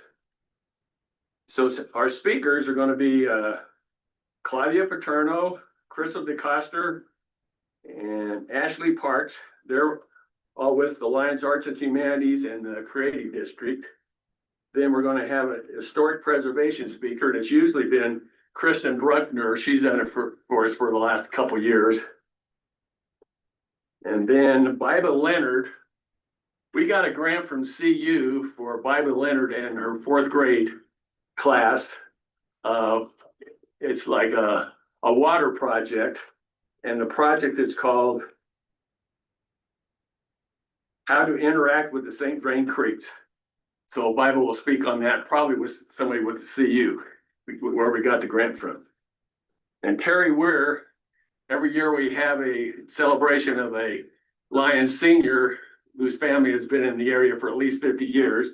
We only had one this year. Last year, I think we had 4, and it's Grady Pickering. And Terry will speak to Grady, and then we're trying to convince Grady's mother and grandmother to also speak. And then Monique Sawyer-Lang, she's going to be doing a talk on our newer presentations and brand new ones. One's going to be on, and all these displays have been brought about from a grant that we got with the Lions Community Foundation. One of the displays we got was the Della Burke exhibit. So Della Burke, she was like the female Buffalo Bill way back when, had these shows, and we have a plastic saddle of hers. And there's this museum in Wyoming. They've been trying to get this plastic saddle of Della Burke's, and this museum is strictly plastic saddles. And I think we might be the one saddle that he doesn't want to, that he doesn't have. And so he's offered us thousands of dollars. There's no way my mom would hunt me to that. And then we have a State Bank of Lions exhibit. Monique was visited in Ralston Antique, and they had some signs of the State Bank of Lions way back when. She's going to talk about that. And then let's see what else. Lions St. Vrain Creamery exhibit. That'll be going on. Then we have a 1907 mail wagon that delivered the mail for Lions between Lions and Hygiene in 1907. It disappeared. It ended up in the state of Washington. And whoever the collector was called Mrs. Laverne, and she had it delivered back to Lions in the 80s. It's been sitting in the museum storage building since 1980. We got it out on the display floor. Thank you, Jerry. So pretty cool. Appreciate all the information. Thanks forward to that. Thanks, Jerry. Next is Charles Olson, followed by Eric Friedman. Hi, evening. Charles Olson, 102 Eagle Canyon. I'm here to support the town of Lyons in a resolution denouncing Commissioner Claire Levy's proposed bike ban on Lyons trails. By their own admission, Lyons trail usage has been down year over year for the past 5 years. Additionally, trail conflict has been down. I've lived in Lyons for approximately 15 years. I bike, hike, and run on these trails. I've never had a conflict. So I fully support the ban, and I'll give my time back to the board. Thank you. Thank you very much. Don't support the ban, support the resolution. You know what I mean? Hi, my name is Eric Friedman. I live on Nolan Court. I also serve on the Parks and Rec Commission, which is why I'm here. I actually appreciate a number of you came to our PRC meeting the other day. And I actually wanted to speak to you then, and I did not want to speak tonight in the night where lots of people have lots of things to say. But we didn't have a chance because we had some other really important stuff to talk about. But one of our first responsibility, as it's listed, is to advise the board on all matters pertaining to parks, open space, recreation facilities and programs. And it's been a tough job the last year. And frankly, it's been a tough job in a large part to a lot of the decisions made by folks in this room. And I know that a lot of you are new. But for example, we're working on a dark skies initiative, and I know this is a little dated, but in the face of a dark skies initiative, we have outside interests putting up glowing charging stations in Sandstone Park. And by the way, we have our first concert in the park in 2 days, and I apologize to anyone, seniors probably, who lost their first 4 wonderful parking spaces, and to Leaf, who lost the spot for their bake sale, so we could put in a large glowing generator. One of the concerns certainly about park space, and then one of the things that we're also working on, as I think you know, is composting dog poop. And in the midst of that, we have a new porta potty and a new poop station in October Hole for the new parking lot that nobody wanted because we already can't access the river. And so we're trying to responsibly get rid of poop while the board is voting to bring in more poop. And so that's been a really big concern. And now we have a large storage container right in the middle of Lyons Valley Park that I know a lot of people are really concerned about in terms of the look and feel and how it fits into the neighborhood. And the kayakers have been great, but it's certainly something that has been given to a minority special interest group. And we worry about where this could go from here from a precedent standpoint. And I hate to say this in front of all the bikes, but are we a month away from having another storage unit at the base of Picture Rock to hold everybody's bikes? Are we a month past that from a storage unit at Apple Valley holding everyone's tubes? And so concerned about the precedent that's being set for private storage for private corporations on our public lands. I know that there's zoning technicalities that fit into that, but it still is a larger decision that certainly affects what I feel like is open space and parks and rec. And so I just ask you, please tread lightly on our land. I know that we had at the beginning a land acknowledgement, which was really meaningful and really powerful. And it is all of our shared land. And we certainly want, people to be able to recreate upon it. But the impact that we make, we're just guardians of this land. And the impact that we make is significant. And so I ask you to please consider that when you vote to allow things like dumpsters being put in public space with seemingly no regulations. Or porta potties for non-residents that don't contribute to town, and anyway, things of that nature. So I know there's a lot of other stuff to talk about. I appreciate your time. Would love to see any and all of you at PRC again in the future. It was great to have you. Thank you. Next is Heather Prentice, followed by Mike Rutter. Hi guys, Heather Prentice, Raymond Court. I see some of my neighbors up here. I was born and raised in Boulder. I live in Lyons now, and I'm here tonight because I'm concerned about the Boulder County's proposed alternate trail use pilot. And I'm concerned about the impact it could have on Lyons and its future for recreation. I feel that we are uniquely positioned to become Boulder County's recreation gateway, like not just a drive-through for Rocky Mountain National Park, and Estes Park. Like, let's get people to stop and spend their money on our restaurants and our shops and our stores. And I feel that this pilot would place additional restrictions on mountain bikers while leaving access unchanged for other trail users. Boulder County currently has 120 miles of trails, yet there are 0 trails reserved exclusively for mountain bikers. And cyclists already share every trail available to them. I believe this discussion highlights a larger issue. Not that we have too much recreation, the problem is we do not have enough trail opportunities for the level of demand we face. As demand grows, the solution should be not fewer opportunities, it should be more connectivity, more trail access, more loop options, and more ways for people to recreate without getting back to their cars and riding along heavy traffic highways. Mountain bikers are they don't only just use the trail system, they're not just consumers. They also are the biggest stewards and contributing thousands of hours for volunteering and maintaining the trails. So I hope Lions will consider formally communicating their concerns to Boulder County and advocating for solutions that expand access and connectivity rather than restricting it. It'll help our economy, our identity, and our future. Thank you. Thank you.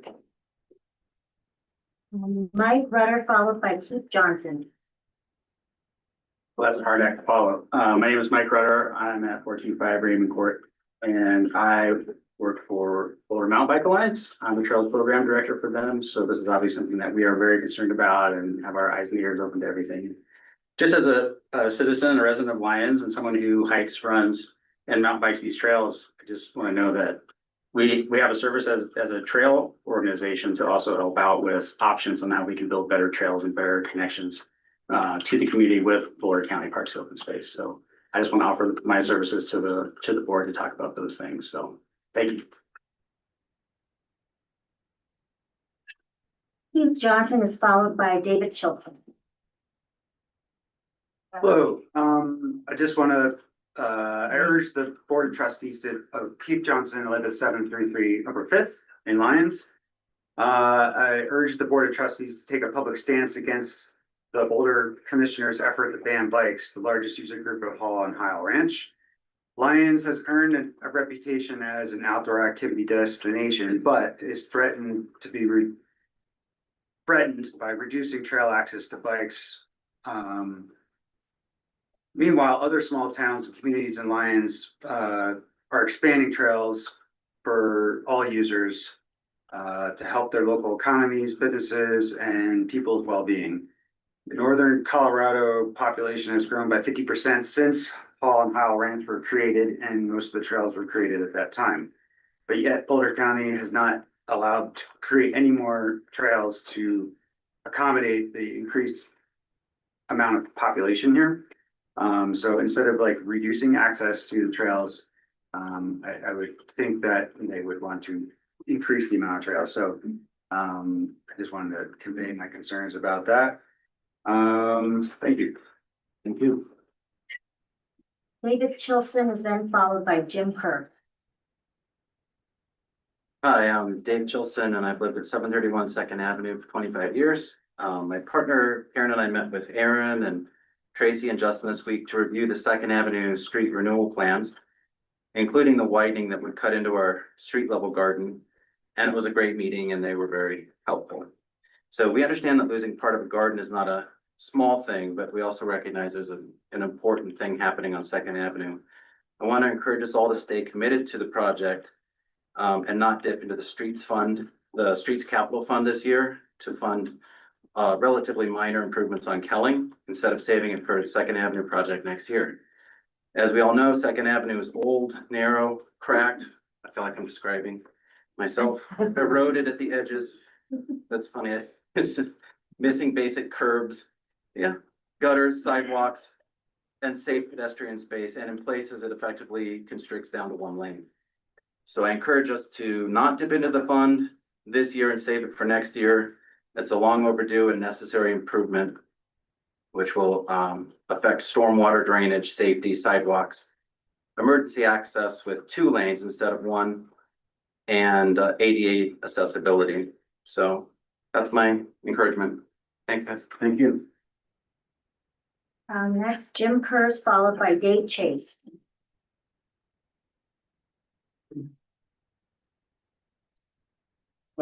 Jim Kerr, Mountain View Drive, and I'd like to speak on two issues. One is the EDC proposal. I'm both a mountain biker and a hiker. I don't see any conflicts out there on the trails. And I strongly support the EDC resolution, not to have alternating days. On the Killing Drive, that's the next thing I want to talk about is I'm for prioritizing Second Avenue repair. If Killing Drive was to push out the process for Second Avenue, the update and repaving of Second Avenue, I think Killing should be held out. But if it can be handled within the budget, then I don't have a problem with it. Thank you.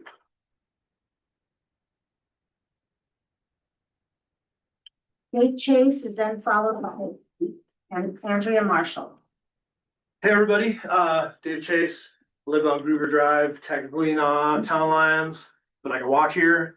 And I own and operate Redstone Cyclery in town. And I'm here to speak for myself as well as a lot of the members of the business community about Claire Levy's alternating day bike ban. And what they're doing is they're calling this an alternating use proposal for our surrounding open space, but nobody's really alternating use. It is a bike ban. It's bad for business. It's bad for my business and almost every other business that has a physical location in town. You know, this is a really hard town to do business in at all. You know, we need to make our money from spring until fall, and we're scratching for pennies in the winter, every single one of us. And if they just close a teeny little bit of trail here, like that impacts me. That impacts every single business in town and impacts the sales tax that we bring in. All of that. Like, I'm not here to argue whether this is right or wrong for what you personally think as a hiker or mountain biker. That's been discussed a lot, but it's bad for business. It's also a bad precedent. You know, the way that the commissioners operate, they're gonna steamroller this. They took public comment on all this. They received overwhelming comment against what they're proposing, and we're afraid they're still gonna do it. And if they're gonna steamroller mountain bikers, they're gonna steamroller town lions. They've already steamrollered us on Corona Hill. We need to be arguing for more access in this town, not less. We're here to do business and we want to keep doing that. Thank you. Andrea Marshall is followed by Phil Miller. I'm sorry if I messed that up. Andrea Marshall, 218 High Street. I'm here to speak about Second Avenue and Kelling Drive. And I was really surprised after all the talk about Third Avenue and then Second Avenue coming in after that, that Kelling Drive was, that second was bounced for Kelling Drive. I was just shocked, and it's in such, second is in such bad condition. And there are whole chunks missing that are eroding into the road that are very dangerous for pedestrians. And I also am curious, as I've watched work being done from Fifth over to Fourth and the side streets between those being redone, why High Street was not included in redos. Old Main was done some years ago, but High Street is not in very great shape. It's not as bad as Second, but I really think Second should take priority over Kelling. And please make that the priority for next year. Thank you. Phil is then followed by Albert Florence. I'm Phil Miller. I'm on Blue Mountain Road, just outside of the city limits. I agree with the mountain bikers that mountain biking helps the community, and I really don't think there's a problem with mountain bikers being on the same trails with hikers. Thank you. Nice shirt. And last I have Albert Flores. Hi, guys. First, thank you for taking time to talk about the alternating use thing. I think it's important, obviously, to a lot of us. So, name and street, please. Sorry, Albert Flores, Park Street in the confluence here. And so, yeah, thank you for even talking about it and considering it. It's important to a lot of people in town. Just to echo the sentiment of the people who came before me, think of a lot of good logistical reasons. I just want to give like a little bit of a personal reason for it. Businesses and all the traffic, these are all good things. But I just want to say, I moved to Lyons about 9 years ago, specifically for these trails, for access to these trails, like I think a lot of people have. And when it came time to buy a house, we decided to pay a premium to live in Lyons, as we all know, and make sacrifices to stay in town, again, to have access to these trails. They're a huge part of, for me, and I think for many people I know, my family, they're a huge part of our physical health, our mental health, our social health. And so just sort of ask you to not make any decisions lightly about this, because it really is, it's important to the quality of life of many people who live in town. So thank you for considering it. Thank you. Is there anybody else who did not sign up on the list who would like to speak at this time? You're welcome to speak for up to 3 minutes.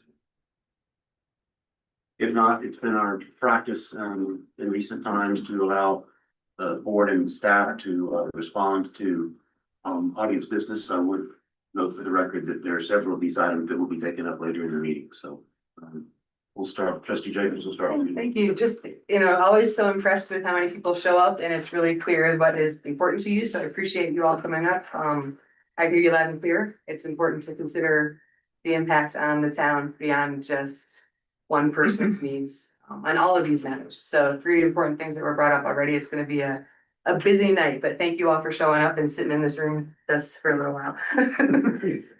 This stuffy room, yeah. Thanks, everyone.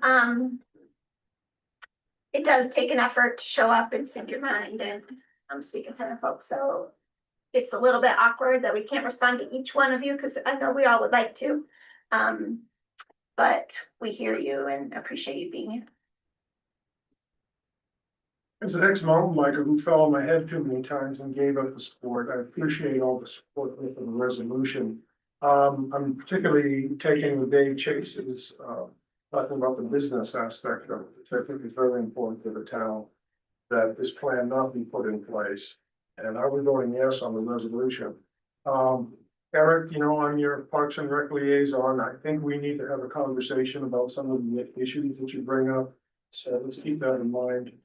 We've got a slot and we can talk about it. Yeah. I'll talk about some of the specifics of the resolution when we get to it on the trail use, but several people at audience business brought up something that I wanted to let you know that we're trying to work on, and that is in the broader picture, trying to work on Lyons ability to be an outdoor recreation destination and the need for more trails. As somebody pointed out, populations have expanded greatly in this area in recent years, but trail access in our area has not. I just want to say that we are working to try to invite a representative of Boulder County, either the open space or the county itself, to come talk to us about their future plans in a broader sense for Lyons area as an outdoor recreation destination, including things like All Ranch too, that's been in the works to reclamation for many years now. So an effort is being made to try to address the broad picture as well as specific proposal. Thank you, everybody. Same expressions as these guys. I really appreciated all the detailed emails that we got, and I love seeing you all here. Much preferable to reading complaints on Facebook about all of the issues, right? Not just trails. And please share with your friends what you've learned here or your experience in emailing us. We do read the emails. We try to make sure that the staff gets emails also, if it just goes straight to the bot. So thank you for your support. Thank you, Jerry, for the update on the museum event. It's quite the treasure trove. I think we all know how precious what you steward over there at the museum is to all of us.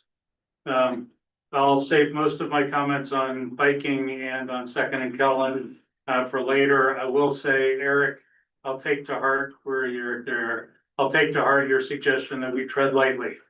So as a committed hiker, as an aspiring mountain biker, and as a trustee, in every arena of my life, I do what I can to tread lightly, and we absolutely will keep doing that. And it's so amazing to see all of you using your voice in all the ways that you know how. And I specifically want to say to Eric as well that I have this thing that I just can't shake about getting Parks and Rec and Ecological Advisory Board and Sustainable Futures Commission together to speak on these shared issues, these shared initiatives. I think that each of those commissions serve a great sector, and I would just really love to see what can be accomplished when they all come together. Just approaching these things from all the different directions, and the collaboration just being so key to how we move forward in all of the issues that came up tonight. Thank you. Does town staff have any responses you would like to make? No, other than, again, thank you all for attending. We very much appreciate that. And we know it's uncomfortable for people to speak publicly, but it's really important for our trustees to hear you, and not just via email, or online. So much appreciated. I know we'll have much further discussion on the trail proposal and Second Avenue, but I do want to clear up just one thing before we get there. Kelling Avenue is scheduled out of the streets operating fund. Second Avenue is out of the capital fund because it's such a large project. So they're two different funds, but we'll get into that when we get there. But just because it did appear that you think it's one fund to another and it's two different funds. So thank you. That's all. I would ask the county administrator to double check that before we get to that item, because I believe that it is scheduled actually. That was from Justin and Dave. They said it was coming from the street operating fund. The cover memo says it's coming out of the capital fund, so I will check that. maybe we can look at that before we reach that agenda item. Yeah, absolutely. At this time, I would like to read a proclamation into the record. And while I'm doing that, I will pass out 40th anniversary pins recently discovered, potentially one belonging in the museum. 40th? Yes. Yeah. That's fun. Recently discovered in the treasure trove of the Lions Club now. It's 80th. Whereas in 1946, shortly after the end of World War II, the Lions Club was formed as an affiliate of the Lions Club International Organization. Whereas 80 years later, in 2026, the Lions Club continues to actively function as a local service club. Whereas in the intervening years between its founding and the present day, the Lions Club has contributed substantial amounts of time, effort, money, and heart to benefit many individuals and organizations in Lyons and the surrounding area, including without limitation sponsoring youth sports teams, sponsoring and participating in local civic events, conducting educational activities for area children and youth, providing eye care and glasses for those who need such things but may lack financial means to obtain them, providing disaster recovery and personal recovery assistance for local residents who have experienced hardship or tragedy during community cleanup, providing annual scholarships for local high school graduates, and many other endeavors.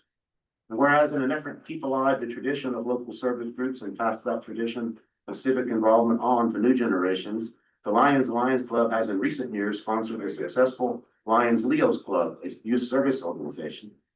And whereas it is appropriate to recognize and honor groups such as the Lions Club for its outstanding contributions to the community and the many people it has helped over the last 8 years. Now therefore, as Mayor of Lyons, Colorado, I do hereby proclaim June 15, 2026 as Lions Club Day in Lyons. So witness whereof I accept my hand in the seal of Town of Lyons. And at this point, if you could take just a minute to ask a couple of the Lions Club officers to come forward, I would like to present them with this proclamation. So Lions. And if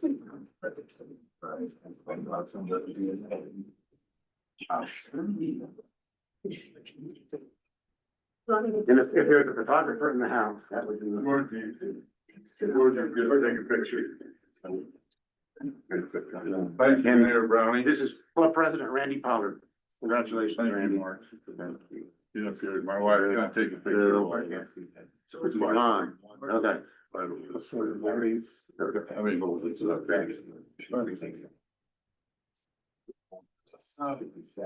Make sure you see Lonnie. Okay.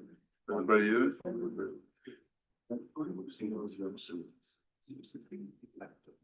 Like her. Just going in a museum, just like that. Yeah, for all you old guys. Okay.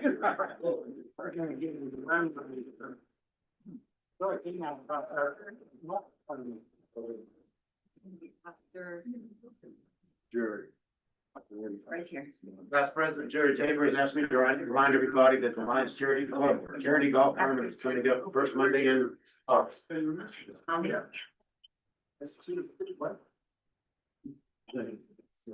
on the agenda is staff report, Boulder County Sheriff's Office. Hi, good evening. So I did learn about last night's call at Picture Rock. So there was a gentleman who was reported to be carrying a rifle open carry on the open space there. It ended up being a low level issue once they contacted him. They did cite him because you cannot open carry on open space. So it was handled, everything was okay with it. But our parks and open space deputy cited him into court for that, so that's what happened with it. Ended up being kind of intense, it sounds like first, but once they contacted him, I think it went okay and he got a ticket, so. Wanted to follow up on that for you. Just a couple little things. I'm happy to report again that we have no new graffiti since February. So we're going on almost 5 months, which might be a record in the last few years. I don't know, but that's good. And then lastly, Saturday is Summer Vibes. Today we wrapped up the operations plan, staffing's all set, everything looks good to go for that, so should be a good event. So that's kind of all I have. Things have been pretty status quo and good on our side, which is good. Thank you, and thank you for looking into Of that course. report Yep. from last night. Are there questions of for? If not, thank you very much for your report. Appreciate it. Holy. Next, I guess the administrator's report. Thank you. This was a busy last couple of weeks with getting some activities done in town here. Goat mowers have completed their open space mowing, although they had the loss of 2 goat kids during their activities.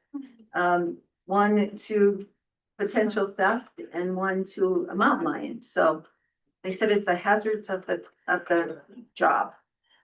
Diversion day was very successful, and I did include in my report the number of yard waste and scrap metal and tires, etc. that were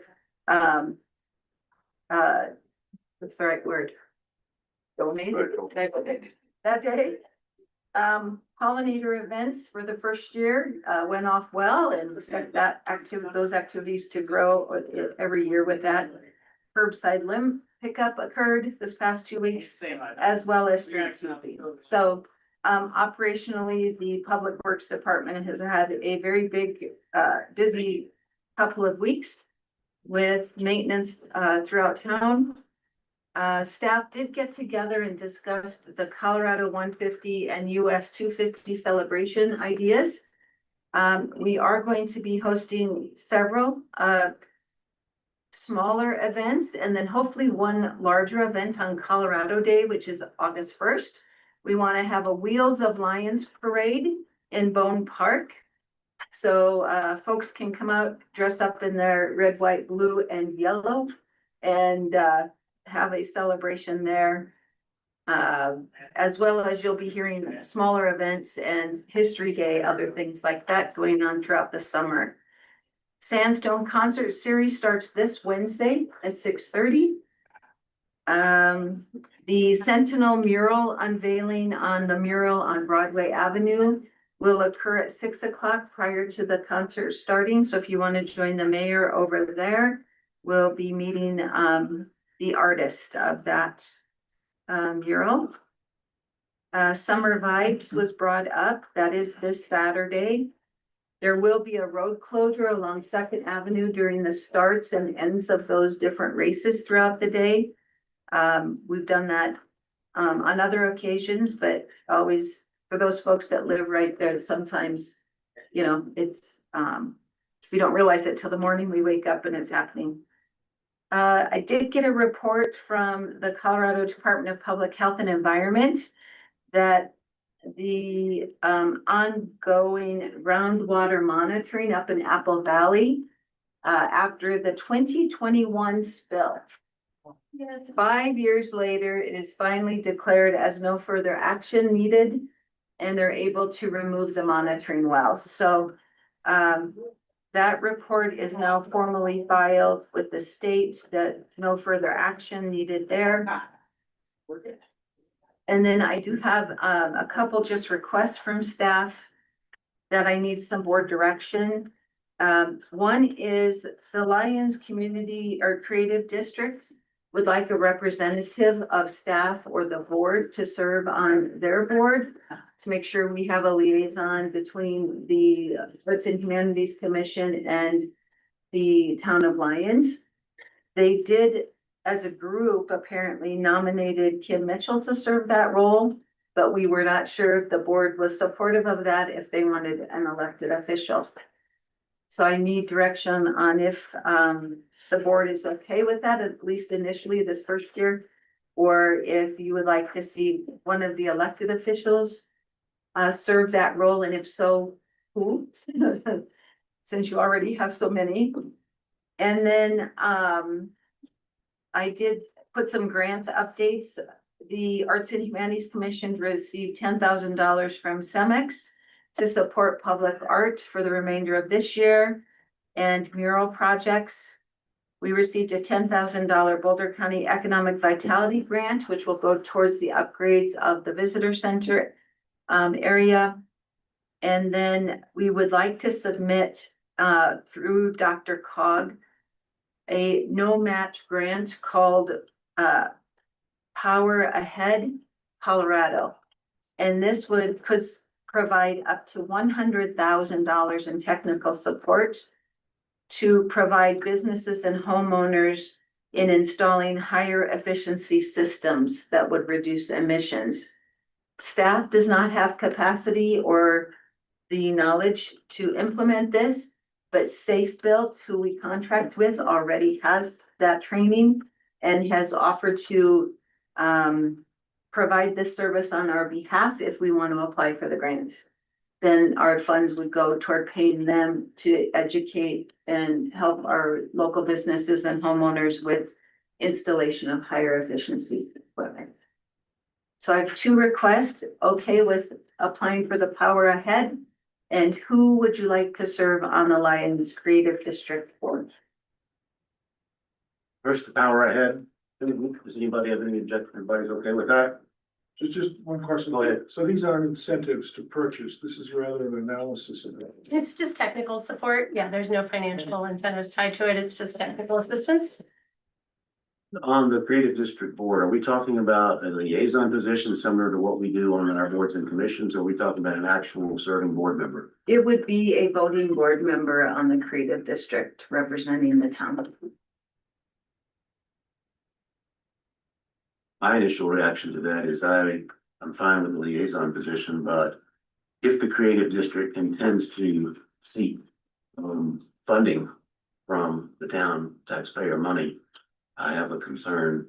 I would, as a board member, would think that would be a conflict of interest. I would not do it. Staff, it's less of a concern because they're in less control of the budget.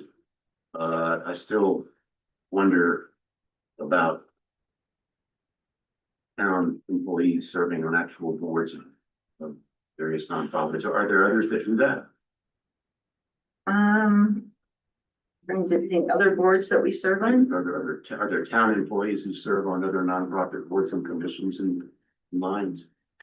I served on the Chamber of Commerce for years, but that was, before the flood. Trying to think. Depends on, I guess, so staff role or just outside of their role as staff? No, as staff. As staff? Like we have had, no, I'm trying to think what other commissions. Town Yeah. appoints members to boards like the library board. Right, but then it's independently funded and run.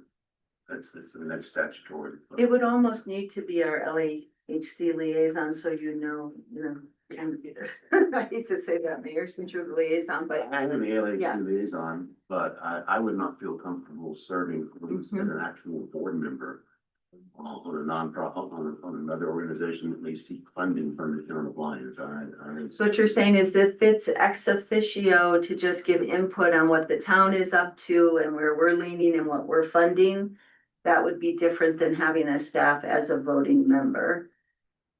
That's my view. Open to other suggestions. I like the idea of having a representative that would have some continuity while we trustees stay as long as we can. We may not serve for more than a couple of years. And I think people get some institutional knowledge as staff members that would be valuable for a longer period. I share some concern about an actual board membership. It seems that we already have the liaison position, which comes as close to being a board member as probably you could without being a vote. And serving as a fiduciary, which becomes a very different situation. Trustee McCleary, any thoughts? Yeah, I'm curious what their board states as far as like when it is appropriate to recuse yourself from voting. I'd like to think that just as all of us know when to appropriately recuse ourselves here, that, you know, a staff liaison could appropriately identify that. I would like to trust that that's the case, so, but I don't know what their, is the word that I'm looking for. Their bylaws, what their bylaws say, so I'd be curious to see that before just going for it, but, in lieu of that, would, support a liaison with continuity. What's the time commitment for staff or for one of us? I did not, I just saw an email saying to Director Mitchell that said, congratulations, you've been nominated as a member.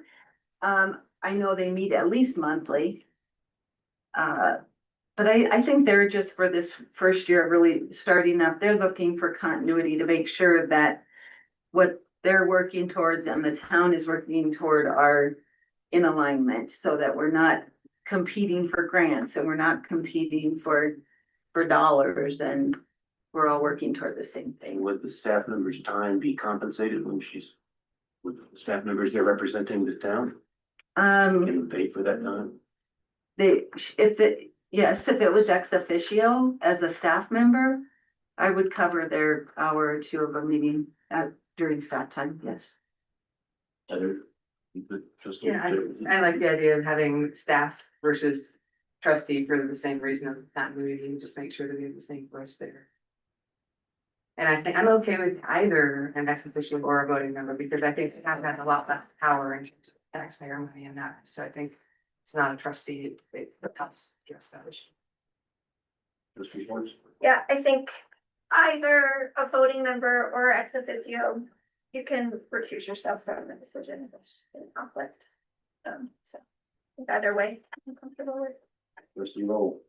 Yeah, yes on staff if for reasons of continuity and financial conflict, I don't think it should be an elected official.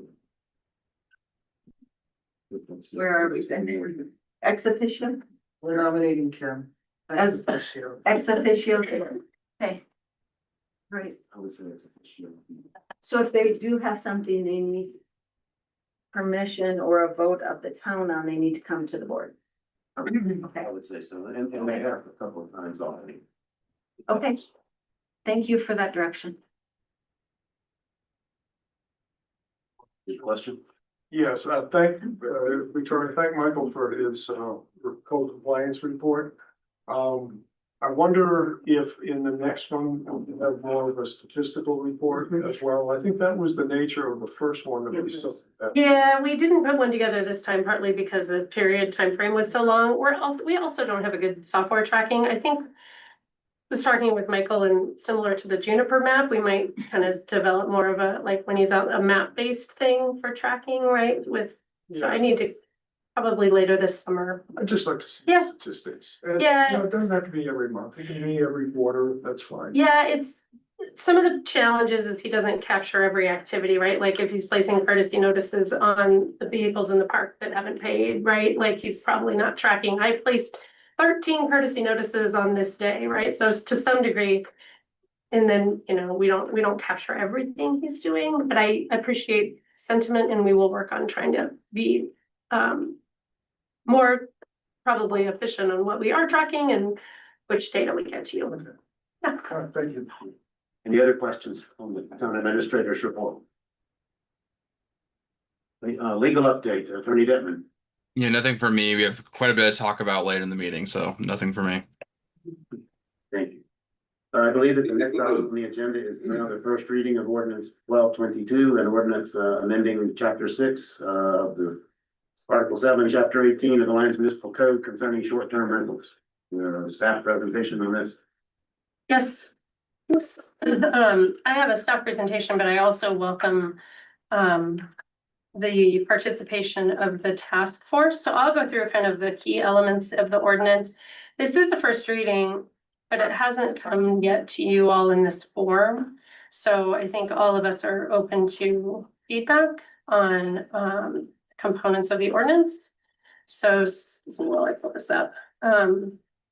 The draft ordinance in front of you proposes to amend 2 different sections of the municipal code, both of which contain regulations related to short-term rentals. Essentially, both in zoning as well as our licensing chapter. So this closely mirrors the amendment recommended by the Sundance Task Force with a few exceptions, which we're going to talk about.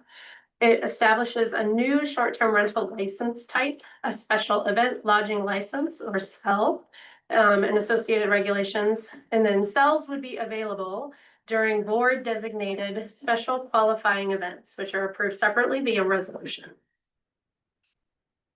So in terms of the zoning chapter, there's also a red line of both codes in your packet for you. This is fairly limited. In place of just certain zone districts, SELs may be issued in any property in any zone district, provided they comply with regulations. This is adding the ability to use RVs for a SEL, as well as ADUs for a SEL. The majority of the amendments are located in Chapter 6, Article 7, which is our licensing chapter of the municipal code. We added the requirement for liability insurance for all short-term rentals, both SELs and regular. We view that as kind of an omission in our current ordinance. And then these are going to be the things that change. Basically, a SEL is not limited to the owner of the property, rather any ownership type may apply, as well as a tenant may apply with permission from the owner. Again, the SEL is only available during a special qualifying event. The language in the ordinance limits the SEL license to 29 days in a calendar year. However, I think staff would like feedback if it's like 29 days per special qualifying event. Because I think there could be a scenario in the future where we approve additional qualifying event for certain festivals or something else we haven't envisioned. So I think that's something that would be good to get feedback on if we want to limit this 29 days a year or 29 days per event. Again, we've clarified in the licensing that ADUs may be used for a SEL.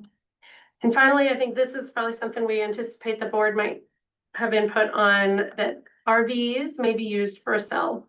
On residential property, someone may use one, provided it's entirely within the private property, so not parked on right of way or kind of overhanging sidewalks. Town-owned property, I believe the Sundance Task Force envisions maybe kind of an operator that rents, groups of RVs out for special events that might coordinate with the town administrator through a special event permit to bring RVs to a town-owned property through the process we already have with special event. And then finally, a non-residential property, other larger commercial property in town will be allowed in our historic downtown. And then we have a number of criteria requirements in the code that they would need to meet, like utilities, water, lighting, trash, things like that.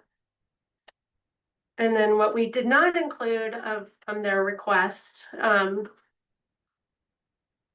we'll explain a little bit why. One is tenant protection. So the City of Boulder's ordinance that is similar to ours includes language that says, basically, a long-term tenant should not be evicted for the owner to operate a short-term rental. As you all know, in Lyons, we don't have any rental licensing. And while I think we support this idea as staff, I think I worry personally about setting up an expectation, even if it's not really, something we can offer from a tenant that might get evicted, that the town could do something about it. So that's kind of my concern. I think we're not the only community that's struggling with this. I think many of the Sundance short-term rentals are having this conversation, but very open to exploring this further. The task force is recommending a 4-year renewal requirement instead of our annual renewal requirement. Technically, I think we could do that as staff. Our software is configured annually. We'd have to figure out a new way to track it. I also think we like the idea of having them recertify every year just to make sure they remember the rules and sign the paper. I think the board could consider a reduced fee or something like that. And then that's the third one is the reduced application fee. And we have not put a fee schedule amendment in front of you for the short-term rental license fee, but certainly open to talking about that. Even when the special qualifying event resolution, which would accompany, create a window for when a sale may be issued, comes before you. And that's all I have. And I'm looking at Gil to see if there's anything else or anybody else. I see Betsy back there. If there's anybody else on the task force that would like to weigh in. You know, I seldom pass up an opportunity.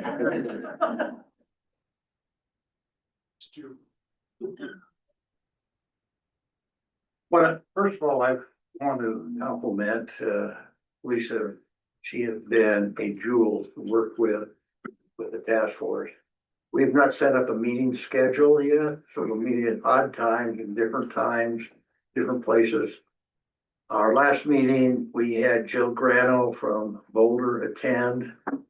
And one of the major takeaways that she shared with us is the Wild West out there.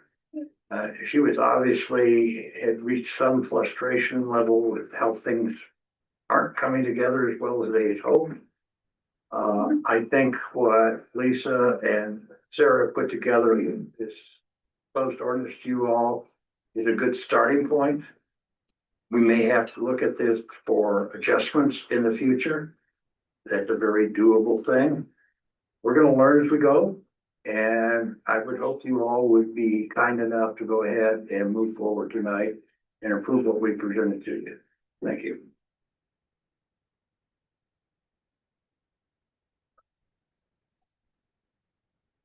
open it up to questions of town staff or I believe the task force. The board have questions first. Yeah, I have a question. In the new section 67170, special event license, is it necessary to reference the lodging tax somewhere in there? I'm gonna look at town attorney Denman on that. Yeah, I mean, if the lodging tax is generally applicable to STRs, I don't think it's necessary to call out specifically, but we could if you wanted to. Well, I guess I would ask the board if it's our intention that we collect 5% lodging tax on the special rentals. It was Absolutely, and we certainly will reference it in our communications with applicants. Like if you look at our town website now about if you get a short-term rental license, it mentions that lodging tax is required. So I think it doesn't explicitly need to be in the ordinance, but we would communicate it at staff. And my second question pertinent to that is typically in an Airbnb or a VRBO situation, the lodging tax is paid through that agency. No, so sales tax is collected through Airbnb, but they do not collect our lodging tax. So the licensees are supposed to send a monthly report, whether or not they've rented or not, and then remit any tax. I believe that's how that works. Our front desk staff take care of that. We've approached them about collecting it directly, and it's a challenge. I think not just for Lions, but for everyone. And so that's the way it's been done for some time. It's more or less an honor system is what you're saying. Well, they're supposed to have a license, to have a short-term rental Right. so that we can track and follow up. It is an honor system. She calls. So this is gonna be a big impact if we get dozens or hundreds of these. But we certainly intend to collect lodging tax. That's the one way the municipality does gain from this event. We didn't include it in the ordinance because then if you decide to change your lodging tax as a separate ordinance, you'd have to change both. We don't though go check everybody's Airbnb calendars to see when their rooms are available and when they're not, and double checking it against tax collection, so. However, there is regular monitoring of what Airbnbs are listed Yes, within the town and Make sure they have calls to license. those. to if make they're sure- using those two venues, yes. If they're just advertising on their own somewhere else on Facebook, we know about that. If this becomes so large that it becomes worthy of paying a site to do that. In a previous jurisdiction, we contracted with an entity that would scrub all the Airbnb sites, look to make sure they were licensed, and that service ran about $15,000 a year. I wouldn't think in the town of Lyons, I don't- given our I 12. don't think we need it. It would be. Yeah. Profitable. I don't think we But, need it. you know, I guess after the first year of Sundance, the Brave rentals, if We'll there's a huge number, maybe Sure. they should. Having it be in the winter is helpful, you know what I mean, versus Yeah. trying to monitor it during the summer when that activity usually. I've got a couple of questions related to RVs, for either the task force or the town staff. Biggest concern, first question is, there's some mention made that they would have to connect to town utilities. How are we gonna do sewer hookups for all these RVs? I think the intent is they need to figure out a way to accommodate water and wastewater. And I don't know yet. We haven't put the specifics of that in the ordinance. But certainly if you all would like to allow that. I At think one we have to time in talk. years past, we ran a wastewater dump station. Yep. In the park, but that's not available anymore. No, it's available if there's a vacant site. And that was my next question, Yes. is it the intent to keep at least one vacant site available in, whether it could be a dump station? It was not our intent because we do have about half of our sites are still booked through the winter, longer term. And we have reserved the other half for Sundance. So if you want to, we can leave one. But you probably, that's how much a night we would not be getting, $60 a night for those 30 days. I don't know, in terms of being enforceable, the enforceability of lodging tax is one thing, but the enforceability also of not dumping your I know. RV waste on various places in town concerns me. Absolutely. It's almost impossible to monitor. And is there not, would we not be better off, even though it may cost us $60 a night of Mhm. basically giving people a chance to voluntarily comply instead of just hoping that they do?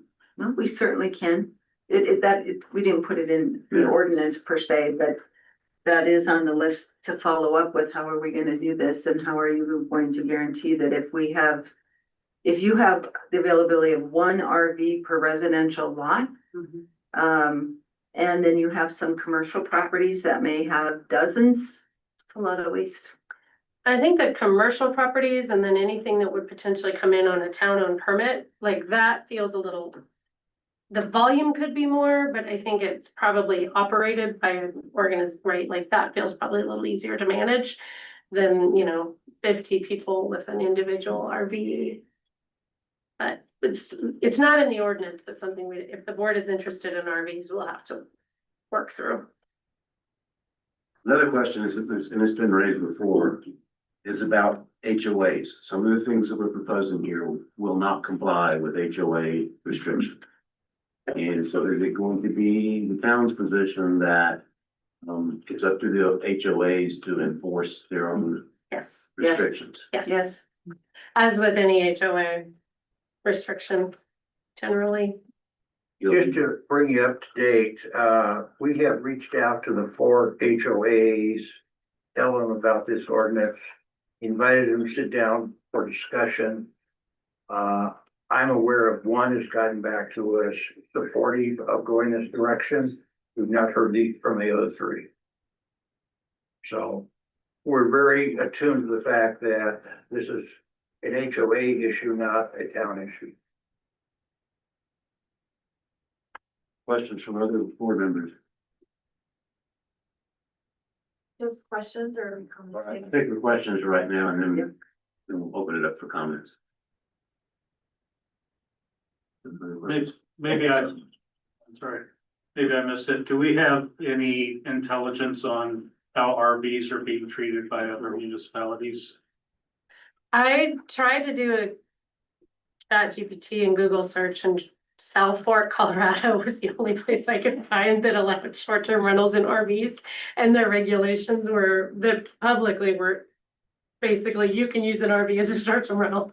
So I found no guidance. But again, I think we're interested in hearing from the board on this. And then I think we can look a little deeper if we need to.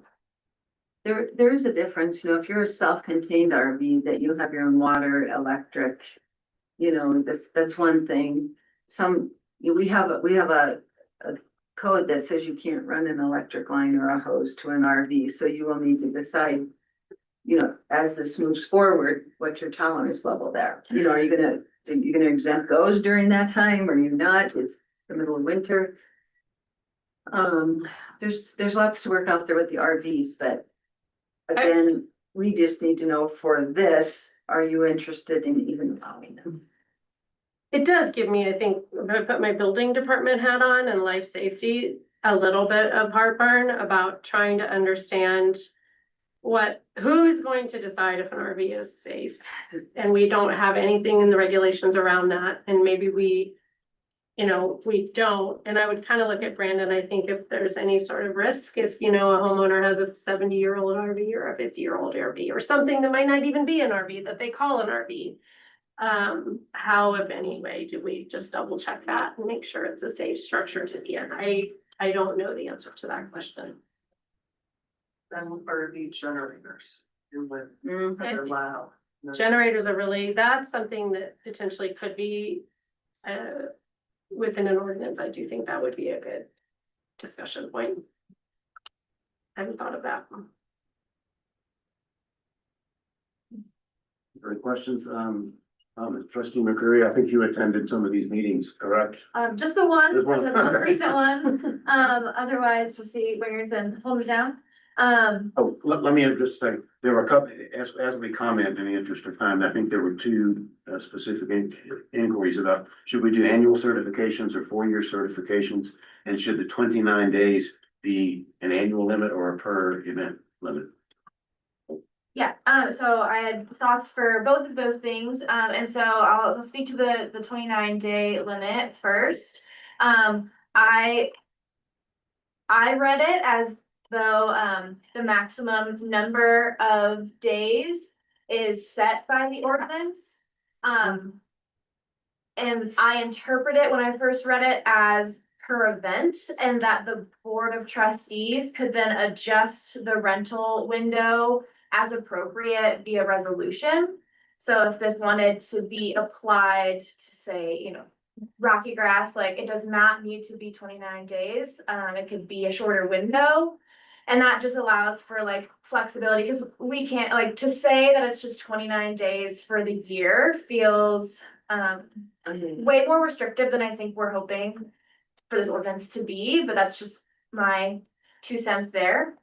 And then for the renewal requirement, I am in support of a yearly renewal, especially if we're not going to put tenant protections in there in explicit language, because I think that is a potential way that we could evaluate, if somebody was unfortunately losing their home during this. We could talk about what the fee schedule wants to be. I'm open to suggestions there, but I support yearly because we have no idea what kind of impact this is gonna be. And I understand wanting to maybe reduce paperwork for people, but this is new and I don't think we're at a position yet to encourage a longer license yet. I think that might be all that I have. I'm interested in pursuing something around tenant protection language, but like I said, maybe that is just in hand in hand with this yearly renewal requirement.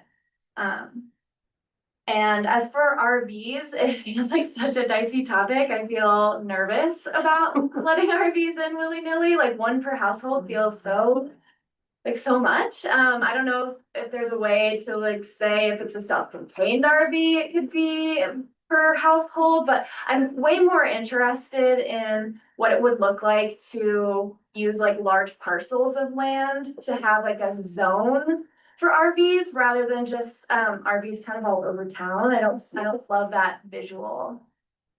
or the strategy that would be required to manage that. So those are my thoughts. I generally support the proposal. I think it's great to move forward on this as quickly as we can. One thing that we heard on a lot of the briefings that we got is that we should get on this early if we can.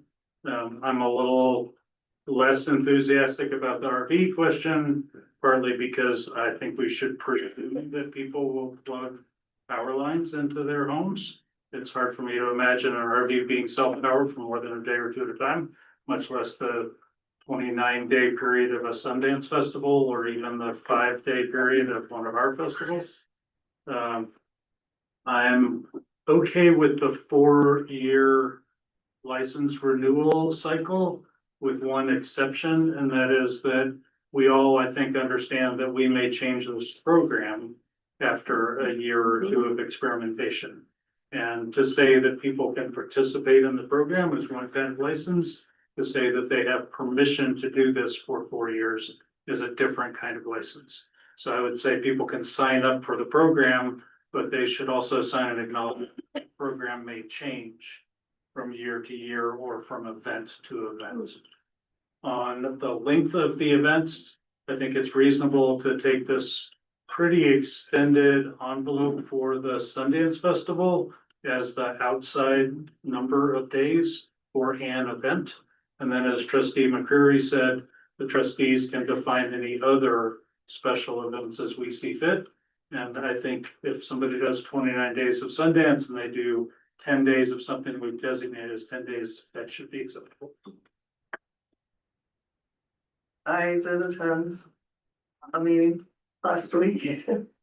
And I've been reading, getting lots of minutes with the group. The group is very organized and has plowed ahead, and it's been wonderful. I cannot remember, maybe Gil will refresh me, where did our 29-day thing came from? I thought it came back, I thought It it comes came to from. residency requirements. Yeah, If someone lives in the same place for 30 days or more, they can declare residency. yeah, that's right. So it And wasn't so- Sundance based, it was. No, Yeah, this is, code-based. it has to do with camping and everything. Once they're there 30 days or more, that person in Colorado can declare that as their residence. They're avoiding that. That would be interesting. So I think we just need to be clear on that. Mhm. I'm also a safety geek, right? So for me, the generators and the power. And during our Sundance meetings, we talked a lot about RVs in winter. Is it even real? Is it realistic? To hear that we have RVs all winter, and we do have mild winters often, right? Winter doesn't happen until what, April or May now? But I guess that's a concern, and I don't know the reality. I live in a place that supposedly has a HOA over by the high school, which doesn't have a HOA. We've never had a HOA. We saw in paperwork that there was a HOA 23 years ago. There isn't. And we have RVs sitting around town over there. We have them on the streets, right? We have trailers. They're all over town, yeah. They're all over. They're not plugged in, they're not generated. They're probably going in the house to use the bathroom, right? Whenever we have that. That one is a little bit nerve wracking. In the Sundance group, we talked more about the rent a whole bunch of RVs or trailers or whatever, heated, get them in, maybe bathroom facility, trailer or whatever. We talked about those options. So this is really generic. I'm not opposed to it. I just think we're gonna need more guts if we actually get applications or people who wanna do these. We're probably gonna have to do some education. And I would say definitely a 1-year program, because we're gonna learn a lot this first year. And then maybe we push it to a 4-year program. Or someone in between. May I ask a clarifying question? Yeah. Are you saying that you would support the possibility of a larger RV operation, but that you wouldn't automatically presume that any applicant who wanted to do an RV would automatically be eligible, as they're automatically eligible within their home or an ADU? Yeah, I think, well, similar to an ADU, we have to have some kind of a safety checklist or something with setting some expectations around wastewater. Where you're dumping it, how you're plugging it in. Does the home even have enough energy to supply what your need is, or are we just gonna have a bunch of brownouts or whatever? In planning terms, is that a conditional right as opposed to a right by use? But Well, conditional, when I hear the word conditional, I usually think about a hearing. I think this is where some criteria, right? So I think I would look maybe toward the criteria we have for non-residential property. Which again, adequately served by utilities, including electric, water, wastewater, things like that. So you could, I don't think anybody wants to do a public hearing for an RV and sit in front of your lot, but I think I would add criteria more than what's in the ordinance on residential property. If you would like us to have the ability to deny somebody if they don't meet X or Y or Z. Yeah, that's how I would see it. I mean, I worked in safety for 30 years and there were people I worked with in buildings who would take out a whole laboratory because they didn't understand that the toaster oven and the microwave couldn't run at the same time in that circuit. So, there are issues that could impact many of us if we got that kind of demand, which we're still not sure about. And then again, right, like, does that mean we need to do an inspection? This is just what I was gonna say, because right now it's a self-certification with the right of the town to go inspect when you get a short-term rental license. The RV thing, again, do we require an inspection for all of them? Do we make them plug it in and make sure it works? I don't know. That's fire extinguisher. Yeah. We can certainly come back with more information on that. But I am of the mind, because we talked about this 2 weeks ago, we need to move this so that we can. That's why it's on your agenda. Okay, I'm also in favor of annual certifications. I'm rather than revisiting it the first year. I think that's important as a compliance incentive. Even if they know they're gonna have to re-up next year, I think that may be an incentive to comply. I have concerns about allowing more than one potential 29-day event per year. I would be in favor of an overall 29-day limit. I believe the 29-day window, Sundance was not really, as I understood it, expecting each person to stay for 29 days. That you have, I think the festival itself is what, 9 days? But they say crews come. Right, people come before and after, but the risk that we run if we more than one event, say there's some festivals and you do a 29-day rental during Sundance and another 29-day rental between Rocky Grass and Folk Fest. I'm afraid there becomes a temptation to hold potential long-term rentals off the market. The more days you allow someone to rent at top dollar, the bigger incentive there is not to do a long-term lease. So maybe we can control that by next time somebody wants to certify an event for these temporary licenses by limiting it to a fairly small number of days. But then you're gonna you let Sundance do it, but you're not letting us do it for our festival. But I do think 29 up to 29 day rentals per year is too much. I am also in favor of including the tenant protections that the task force recommended. Yes, I realize potential enforcement is an issue, but it's an issue already. We don't achieve 100% enforcement on lodging taxes now. We're about to consider spending money on sidewalks. We have an ordinance that says homeowners are supposed to fix their sidewalk.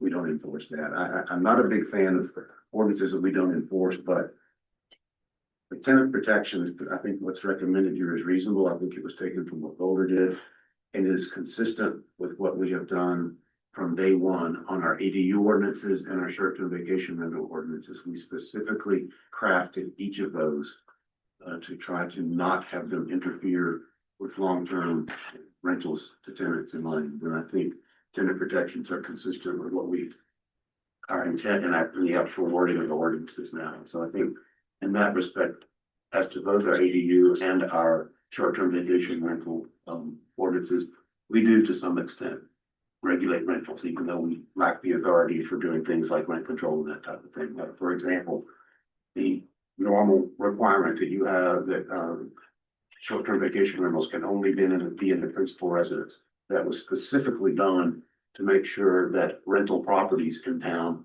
cannot be used as short-term vacation rentals. And they would remain available for long-term tenants. And I think to be consistent with our existing ordinances, that we should include those in the protection. So I assume as we do with short-term rentals, that these cell rentals will also require the $1 million approved liability. All of them. Okay. As for RVs, it's winter time. I think with the RVs, it's gonna be cold, we hope. They're gonna draw some serious electricity to heat those things. So they are gonna be drawing off the residents. But I'm generally okay with them. In terms of grouping the RVs together in a central location. Remember we had, some of you weren't on the board, but we had the, proposal that they hold an RV event expo. Yeah. Yeah, and that was gonna be a phone park and they dismissed it because we wouldn't allow them to park on the grass. I imagine the same thing would be true if we decided to group the RVs in one singular place. I would think the Second Avenue lot might be the place to do that. If they run out of room in LBJ. Boom parking lot. Yeah, and the whole park as well. I think the annual renewal is good. Remember, we're still rising up off our knuckles on this whole Sundance thing because they said that only for the first 2 years will the venues be restricted to Boulder. We don't know what's coming to Lions in year 3, 4, 5, and 7. So I'm in favor of an annual renewal of the license. I'm more than okay with 29 days in a calendar year. When Jill Grano talked to us, I think she talked about a 20-day window is what Boulder was putting in. That would cover a few days before and a few days after.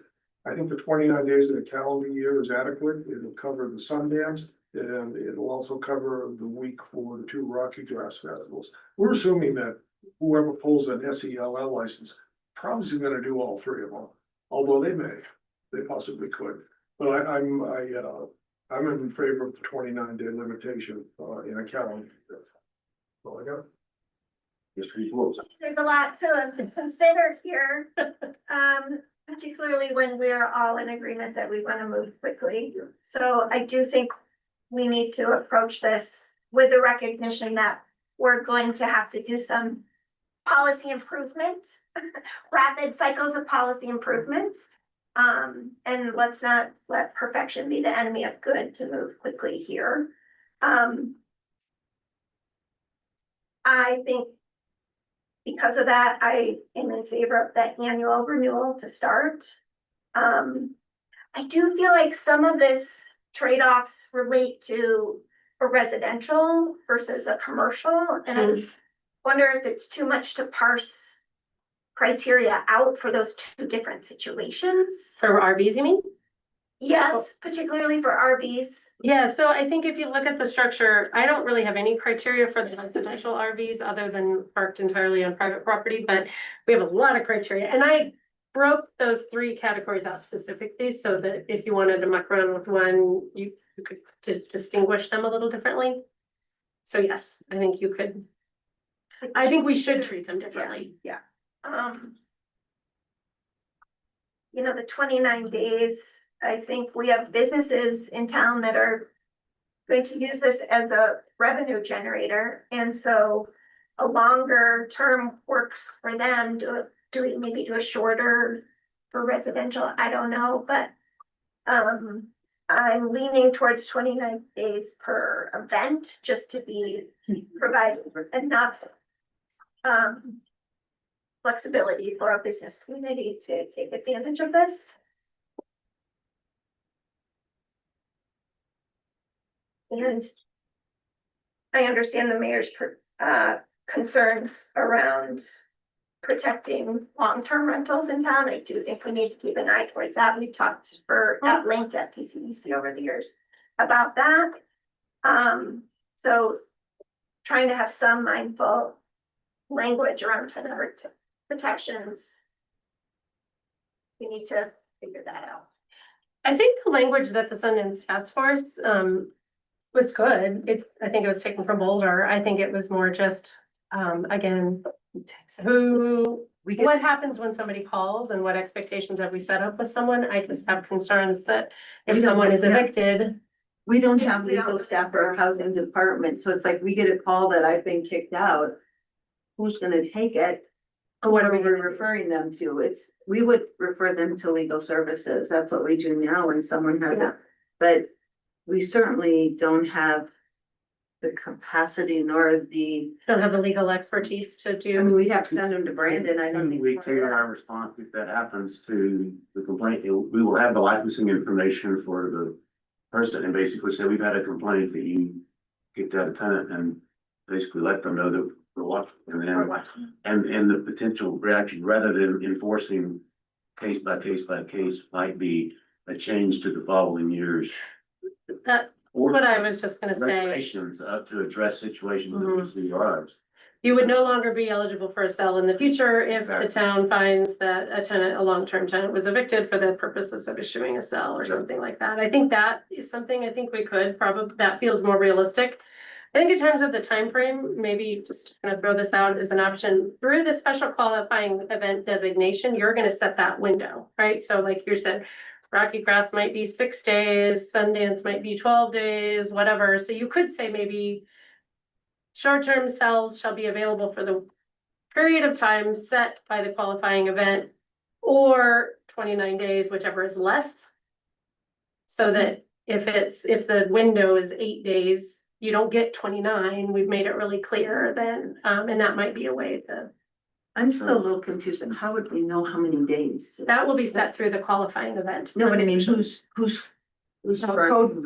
Well, the enforcement on all of this is Yeah, I gonna mean, be. in theory, they're supposed to be reporting how many Yeah, nights they rented it for the tax. So in theory, they're gonna be reporting. we would have to check, I think, the calendar posting days. You're saying within a 29-day maximum window of Sundance, that we might set no more than 15 days for any particular property. Well, I'm just saying in the special qualifying event designation, Right. say we're fine with 29 days for Sundance, but for Rocky Grass, we're fine with 7, right? So the qualifying event sets the window. For how And many then the days? ordinance is the window set in the qualifying event designation, or 29 days, whichever is less. Just throwing that out. We could still set a maximum. Number absolutely. per year. No, definitely. I just kind of heard a lot of mixed. Trustee Jacobs. It's all over. Thank you, yeah, so I think that makes sense. Well, I'll start with that one, the 29 days, but the qualifying event outlines what it is. So Rocky Grass isn't gonna be 29 days, rather it needs to be. Rocky Grass can be 7 days or whatever, and so I think that we are the gatekeepers of that. And I agree, it shouldn't be, we shouldn't be spending 6 months a year doing these rentals, but this is year 1, we're gonna change this. So let's try it and see what works. 1 year renewals make sense, especially because the infrastructure is already in place for that and they wouldn't have to switch. Staff wouldn't have to figure out how to do a 4-year, and especially because things may change after a year or two. I am not excited about RVs in residential areas. I think that is just everything that everyone else said. Let's wait. Let's see how that works in other places in the first year or two, and then maybe think about it. And then as far as tenant protections, I mean, outside the minimal thing that we just talked about, you can't get another one if we get a report. Tenant protections are in state law. I think we're getting ourselves I think we're picking up a lot of extra work if we're gonna try to enforce laws that exist. Boulder County, I mean, there are resources for folks to get landlord tenant assistance. I'm not sure we need to get deeply into that. So not that I don't want tenants protected, but I think that may not be optimal. That's it. Mayor, one quick note before we move on. I did glance at the Boulder lodging. Yeah. Provisions, and they're calling it festival lodging. Yep. And they do say 29 days per year. Yep. And to be fair, that's what the original draft that they presented, staff complicated that one. We did that instead of them. So that was, you can thank staff for raising the question on time frame. Because of other events Yeah. and trying to promote festival. Mayor, one last thing, so on the tenant protections, and you guys, I'm a broken record, I say it in every meeting. Can we not just write into the sector around tenant protections that landlords should, so shall, because then it's not legally binding, do the correct thing? and refer, at least have it in there so that everyone knows, hey, and all the neighbors know, hey, you're not kicking the tenants out. I'm looking at town attorney on that one. Here's the attorney. My advice would be no, because I've seen this happen. If you put language in something like that in the code, people will come to the town expecting you to enforce it, and they won't understand the distinction between should and shall, and be saying the town is violating some sort of duty they have to them to enforce that. So I think you were signing yourself up for future disputes if you include that type of language. And I've seen instances where people have taken advantage of that kind of permissive language to infer a duty that doesn't otherwise exist. All ideas welcome. But this is first reading, so, do we wish to? Would somebody like to make a motion to, move this on to second reading, which I believe we've set aside a special meeting on June the 29th to consider this. So this is also scheduled for PCDC on Monday, the 22nd, since it's amending the chapter for zoning. So that's the schedule. I think we just would need some direction. And I'm again looking at town attorney Dittman on kind of how much this ordinance can change Without another first reading. without another first reading. Yeah, I guess I have to see what those changes are, right? I mean, generally, if it's in line with the spirit of what was presented before, then those changes are okay. We're not gonna make any changes without motions here today, right? But what I would suggest perhaps is, come back to second reading with your proposed red lines. And we can kind of incorporate them then if we're still trying to think through some of these issues. Probably should have asked this earlier, but I wish to make a motion with respect to this ordinance. I move to approve ordinance 1242 on first reading and set the public hearing and second reading for June 29, 2026. Is there a second? A second. Any further discussion? If not, then I'll call for the vote. That motion passes unanimously. So what are we doing? We didn't get very clear direction. Well. Sorry. I kind of. What you all collectively would I like. was trying to. Thank you. I was trying to keep notes. There seemed to be clear consensus on annual renewals, not 4-year renewal. I don't think we finalized the 29-day limit. I think that's something that would have to be gets voted on second reading. And same with tenant protections. I think we have a draft of tenant protection language that some favor and some don't. And What about our? What about generic tenant protections without specifics? That we input, no. For what we wrote, what Sarah wrote 2 weeks ago that we looked at. Okay, RVs and residential. Yeah. You're. Pull the board for. I mean, we can leave it in and you all can Well, keep we have talking to about it. present a but- second reading that's supposed to be in its final format. I'm essentially opposed to, we can just go down, trustee Jacobs, I think you're opposed to them, trustee Stewart. Yeah, I'm opposed. What's the question? Residential, RV. Residential, RVs in residential areas, No. I'm also opposed to that. Okay, so that's a majority. Problems that are. No. Yeah, and to be clear, like these directions, we're gonna bring back a draft. It's not gonna. Yes. Yeah, they bring the red lines. We're gonna bring it back, but it needs to be in its form. And 29-day limit is the one that's out there. Can I get a poll on that after the full discussion? 29 total? Yes, no, calendar year. Yes. Yes, yes, Yes. no, I'm in favor of 29 days per calendar. that's year. 3. Mayor's bolder, first year, it will change. Others, Mayor Pro Tem? Yes, Yes, you have 29 4, days. okay. 29-day limit per year for first year. That's just right now, what we're bringing back. You can think about it. Yeah, and just again, I just want to make sure we're clear for the way this will show up. Since there was no motion to make these amendments, it'll be the same one you saw today, and staff can separately present a draft red line, and you can react to. So no one's surprised. No, we're not surprised. Okay, those were the 4 areas. okay. Sorry, an attorney question. Sure. Attorney Didman. Yep. It seems logically reasonable, but I don't know if this is actually a protocol that we could pass on first reading, some things we just did, and then narrow it at second reading more easily than we can expand it at second reading. Is that true? So, for example, we have RV in this, we could strip that out more easily than we could add it, or we could add some new creations. I would say that's generally true. Of course, it's always it depends, right? If it's a logical kind of extension of what you already had, then expansion may be permissible. But I think in general that would be correct, that you can't bring in entirely new concepts into second reading, but you can constrict. Thank you. Okay. Next agenda item would be ordinance. Let's see. Minor subdivision. Yes, second reading of ordinance 1220, an ordinance of the town of Lyons amending section 17 and 1310 of the LNC regarding minor subdivision provisions. Staff? Yes, thank you. I'm switching PowerPoints here real quick.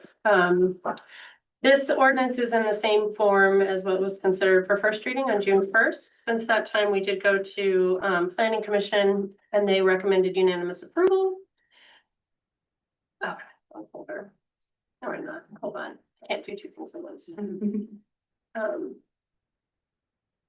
They recommended unanimous approval at the hearing last week. So we are back in front of you. Again, I'm just going to pull up language in the ordinance.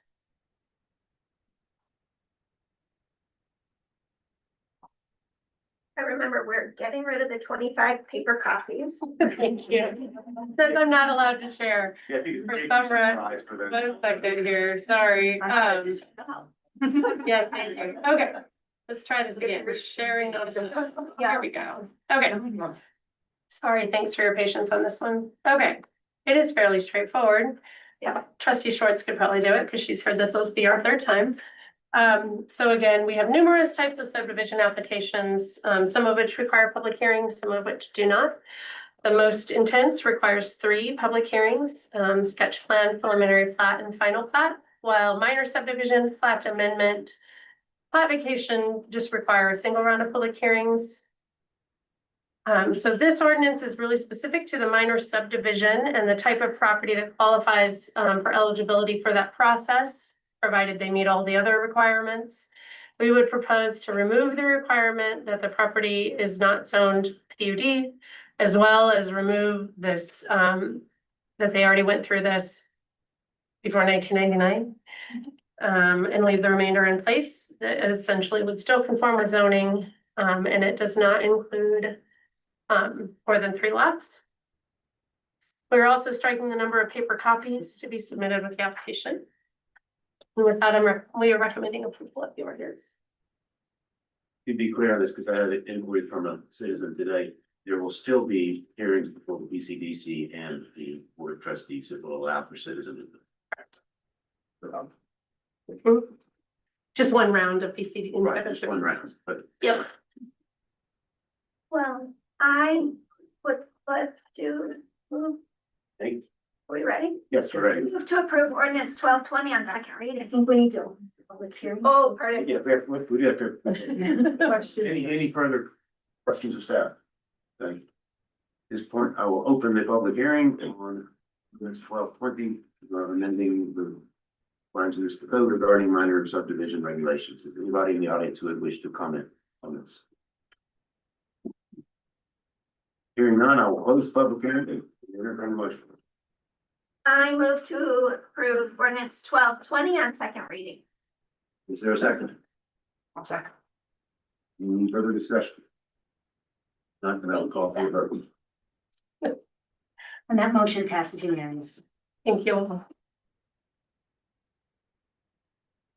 Next item is an ordinance amending certain sections of Article 8. Chapter 2 to revise the town's board and commission's appointment process. It's gonna be Attorney Attorney General. Gitman, are you gonna do the presentation on this one? Yeah, so this is gonna be kind of a short presentation, and we went through the workshop and the last meeting pretty extensively on this. What I did is myself as well as Victoria and Dolores, we all reviewed the video of the workshop, quite closely. Try to capture everything that was said during that workshop. It's probably no surprise that not everything was consensus during that workshop. And so I just try to put as much as possible in this, full knowing the board may have additional modifications they would like to make. I'm happy to answer any questions about any specific provisions. I can promise you that if it's in here, someone said it, that they wanted it, and it was met with some form of consent from the board. But happy to answer any question about any specific pieces as part of our work on first reading. Great, questions?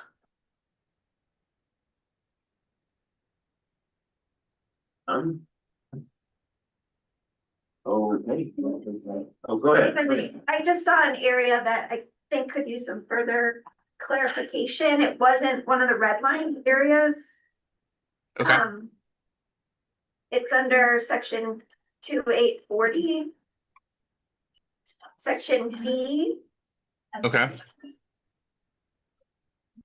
Where it says, the members of each member select a chairperson and vice chair from among the board or commission's voting membership annually to serve for 1 year with a maximum of. Would it be more clear if it said 3 consecutive and then years, not terms? Because then lower, right below E, the last sentence in that paragraph says members of any board or commission may serve multiple terms I see what as you're officers saying. being re-elected annually, so they're a little contradictory there, just clarify that, please. Yeah, I think, as written, it's clearly there's a different type of term it's referring to, but since we refer to this, this other term extensively, starting in 2840A, I could see it changing from, 3 terms as chair to 3 years as chair, just kind of avoid that confusion. And I would suggest an addition of consecutive. 3 consecutive years. I agree.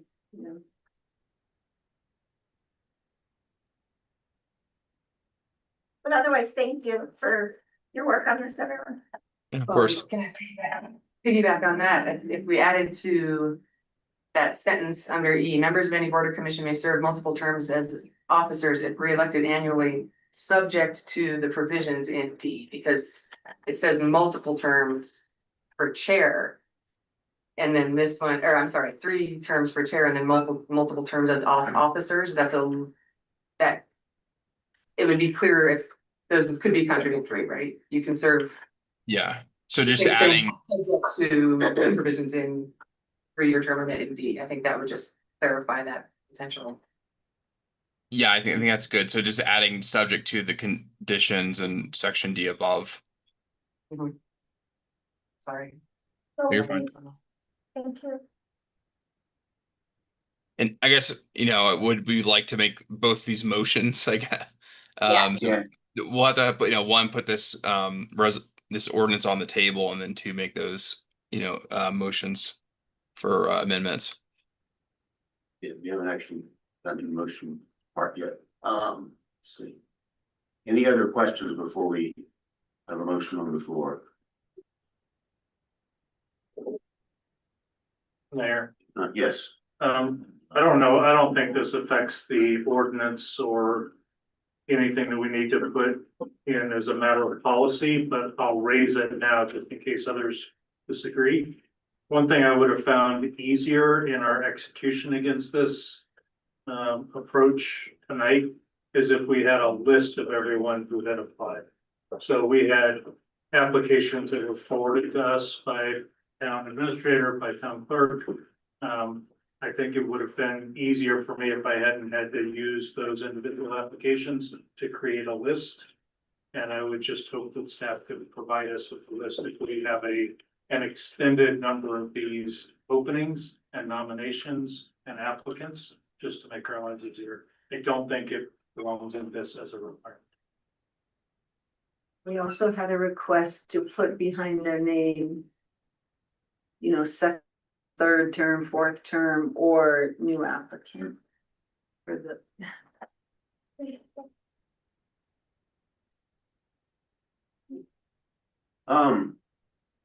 You allow for amendments and further discussion, I would entertain a motion with respect to these ordinances.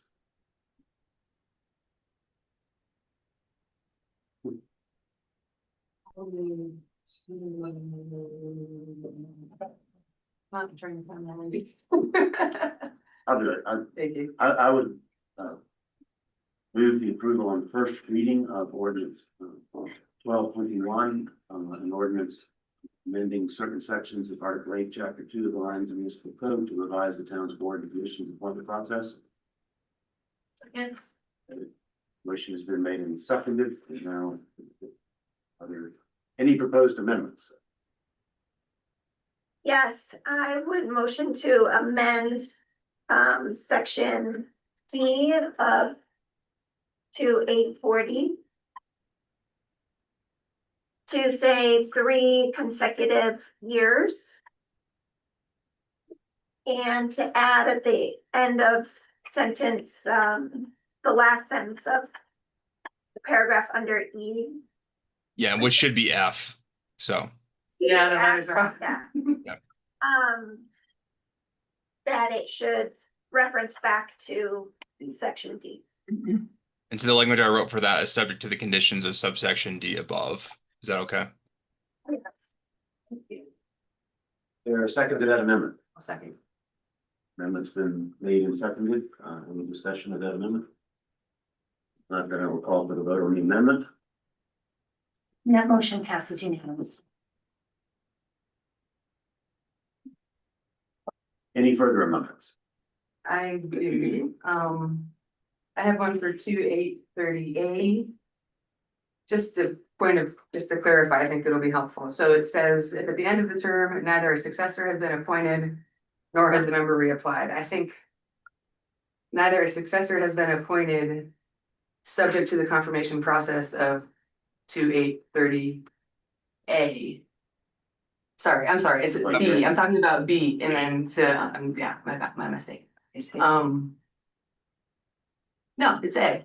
So at the end of the successor, neither a successor has been appointed, subject to 2830A, nor has a member been reapplied and been reappointed for their position, and their member shall hold office until they reapply and are reappointed, or a successor is appointed, again, subject to the confirmation provisions of 2830A. I just want to make it clear that a successor being reappointed is subject to those provisions that we just wrote in 2830A. And so you want your amendment to be at the end of that sentence, after appointed and qualified, subject to the conditions of sections 2830A.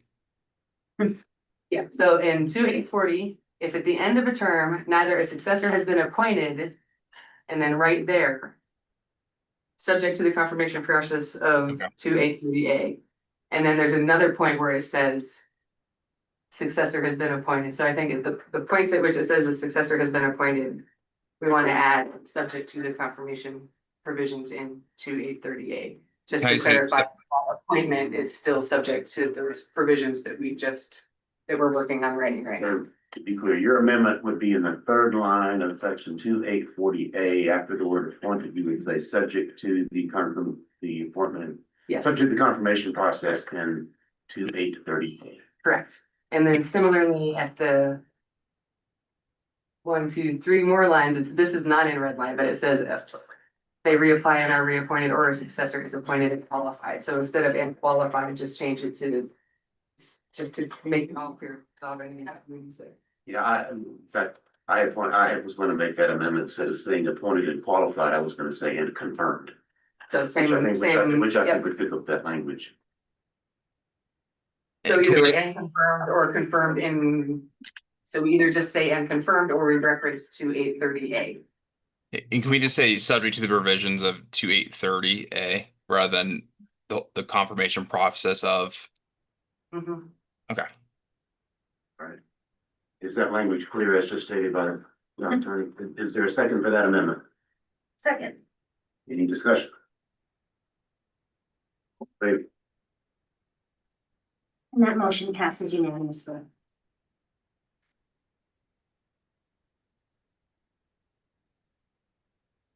Any further amendments before I have one or two that are mostly minor? Just to comment first, one of the changes in here was that applications would be directed to the town clerk. Right now it reads the mayor and town clerk, and I'm fine with that change in the code. I would simply note that I would like to make a request of the town clerk that all applications, whether they qualify or not, copies be provided to the mayor. And the reason for that is if somebody files an incomplete application and the clerk says you didn't finish this application is incomplete, I think the mayor should still know who that person was, because the mayor might want to contact them and encourage them to reapply or to apply for a different position. So just keeping the mayor informed of who was applied, because the mayor will normally be all applicants. So I don't think we need an amendment there. I just would like to put that in the record of the town clerk. If not, that could be done.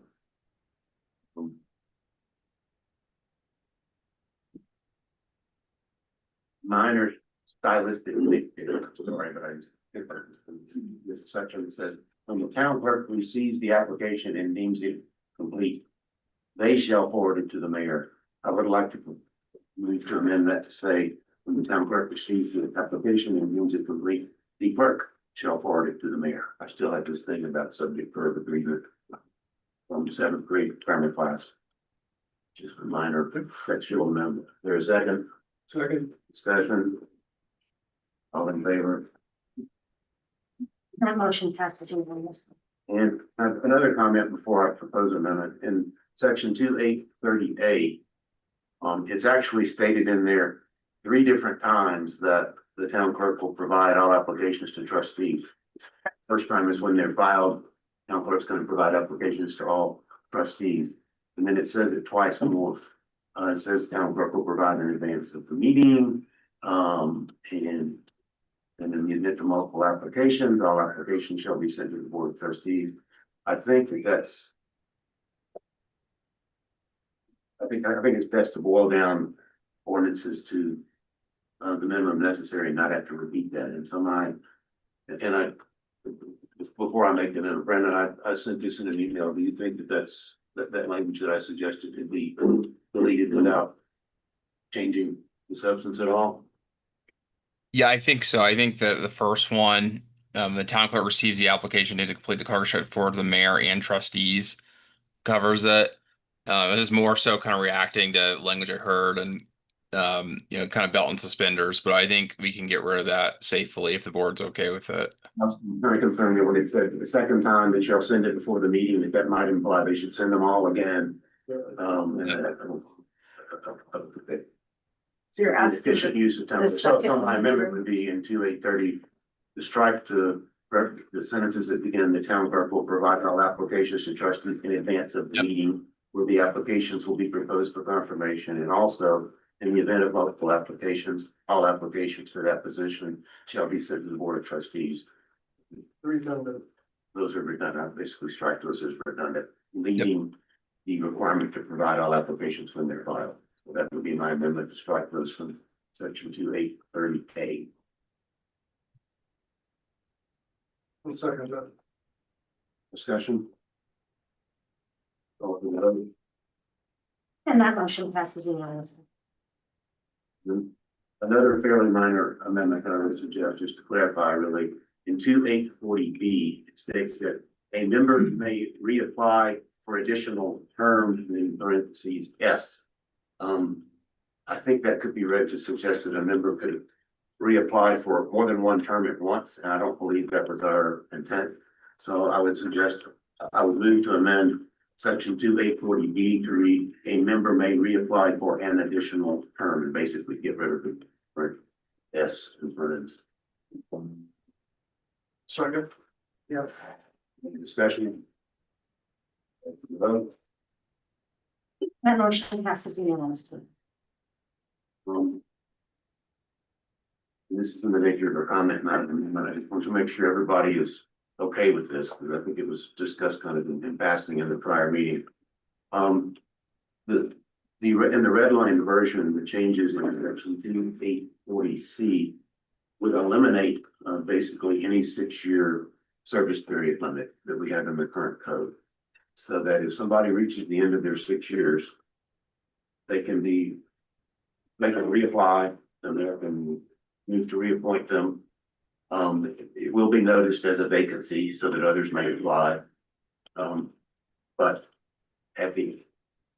basically they can continue serving. There's basically no maximum service. Somebody could in theory be reappointed 2 or 3 times and serve 9, 12, 15 years. Is the board okay with that? And I would just note, in practice, that's what we've been doing for many years. There are members of these commissions that have been on there 9, 12 years. I have a concern just for planning commission. I think having that one being a statutory requirement, I would hate to see you get to the point where all 7 members have been there 20 years. I mean, that just concerns me greatly. I understand that every 2 years or 4 years, the mayor could choose not to reappoint, but they could also Be every 3. or every 3 years now, yeah. But I mean, when the mayor turns over, it could change, but I would hate to see any board get to the point that people are on there 9, 12, everybody. I mean, that could happen because it's easier to reappoint than to go find folks. So would you, But especially planning commission. would you maybe suggest then a limitation that a majority of the board, of any board or commission could not serve more than? Oh, I don't know. I just, when I read that, the remake of it, I just had some thinking of, you sometimes get really great people that you want to keep on because of a project. I get that. Right. But at the same time, you could get ineffective people just reassigned because it's easier. Or there's nobody else willing, then that happens too, so. But that means getting out there and educating, and that if the intent for the board is there's no term limits ever on any board, then this is how it's written. So didn't we suggest that there was kind of a limit, and then if not, we let it, then we had to reapply, and then if we have other people that apply, then we say, oh, we need some fresh ideas. Yes, but we never said you can only serve 6 years. Yeah, so what the board had, the consensus of the board was that after that, when someone reapplies for the first time, that they would not be reposted publicly, the position, but after that it would. But the board did not have a consensus on an absolute term limit. In fact, the board kind of indicated they didn't want that, and they gave examples of various people that thought should stay on because of specialized knowledge or projects they were working on. Both the mayor and the board, because of the board's participation in the confirmation process as it's been reset.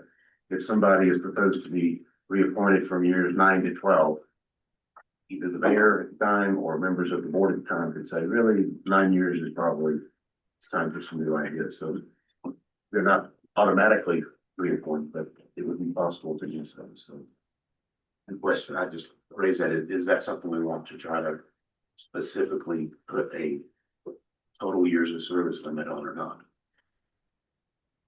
I'm personally fine with keeping it as it is because I think, number one, there'll be very few times. There have been some, but in the instances that I'm aware of, that people have stayed on for 9 and 12 years, there's been a reason, and that they have a particular set of knowledge and skills that everybody on the board and on the commissions merit their continued service.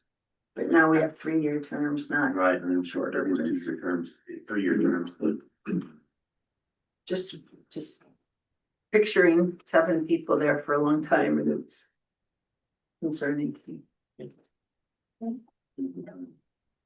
okay, if there's anybody wants to make a motion, then I'll entertain it. Otherwise, I have one more.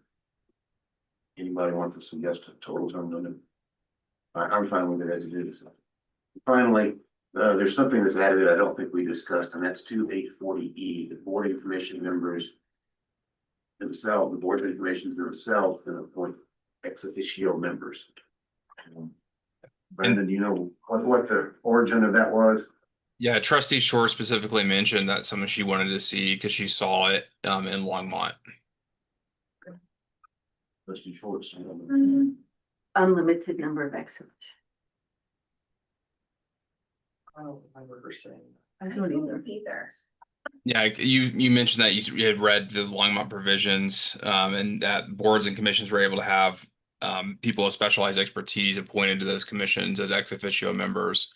That you wanted to see that in this code, and no one objected to that, and that's the reason why I put it in. And my concern on that is these most, particularly on the advisory commissions, they mostly give advice to the board of trustees. And the board of trustees, elected officials and the mayor elected officials have roles to play in the appointment and confirmation process. And my view of this, probably add ex officio members, just like we have ex officio members from the liaison and the staff liaison, board liaison and staff liaison, but I'm a little bit concerned of giving the boards and commissions themselves the authority to do that, particularly in an unlimited number. Because I'd be concerned about ex officio members basically holding themselves out. As I'm a member of the Ecology Advisory Board, just because somebody on that board decided to make them an ex officio member. I don't know how others feel about that. I think I loosely remember, just throwing it out there that like when we had all of the different ways other towns have done it, that I made a comment of if we had wanted to entertain something like this in order to get representation on certain topics, like we did with PRC. I don't know that it needs to be open-ended to this degree. Any number is a lot. Maybe it could be like, I don't know what the number wants to be, but I don't even know if we necessarily need it, but just in the interest of the conflict coming up of wanting representation on certain issues that were to arise, this could be a solution in between members' terms. Brandon, do you think that boards and commissions have the authority to appoint subcommittees that would include non-members, like members of the public? And I don't think explicitly in our current code they do. I mean, certainly the board of trustees does, and I we could extend that to other boards and commissions if you want. I think the board may want some control over that. That there could just be all sorts of subcommittees running around that you may not want. I mean, it's really a policy decision of the board, but I could see reasons why you may not want to, extend that authority to boards and commissions explicitly. In the interest of time, let me just Don't boards and commissions have the authority to invite anyone to participate in their process without naming them as any sort of a member? Sure.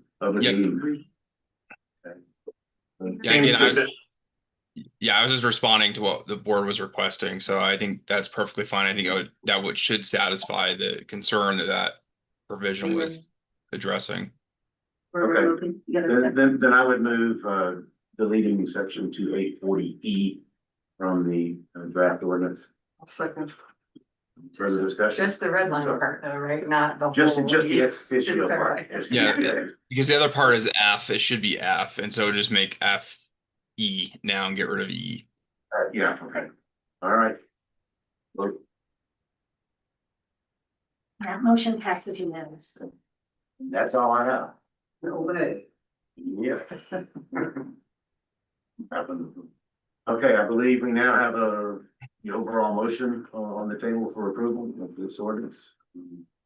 Any further discussion of the entire motion? Not, then I will call for the vote on ordinance. Sorry about that, I just believe the trustee Hall. On ordinance 1221. That motion passes unanimously. Okay, let's see. Mayor, it's, Chair, I've got this in order. you still have another Yes. first reading. We have first reading of ordinance 1223, an ordinance, amending chapter 18 of the municipal code to add an exception for appendix J of the International Building Code for grading permits.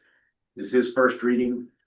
All on staff, or it's been my suggestion to all staff, a brief explanation of what this says.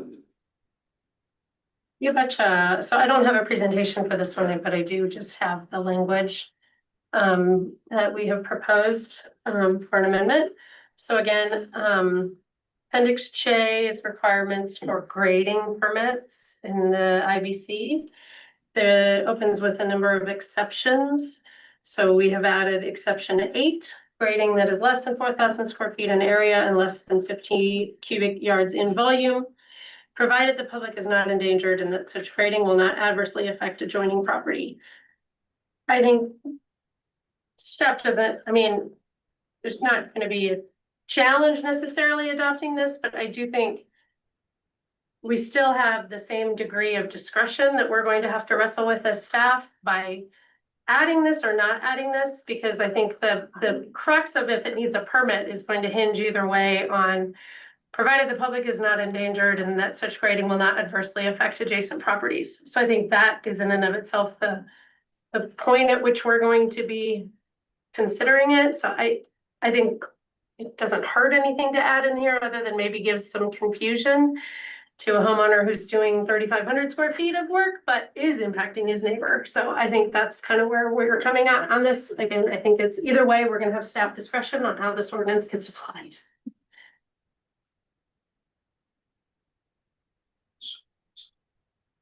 My reading is to basically create a presumption in a way that small area grading projects are not where but close to the neighbor's property line. If the neighbor complains, this is gonna affect my property, it would still leave staff discretion, which I did not want to take away. I think it's hard to say whether, as somebody said last time, even a small grading project could potentially affect the neighbor if it's close to the fence line or if there's a big slope or something like that. But I think it basically sets some criteria for basically a presumption that small areas don't have to get permits. I agree.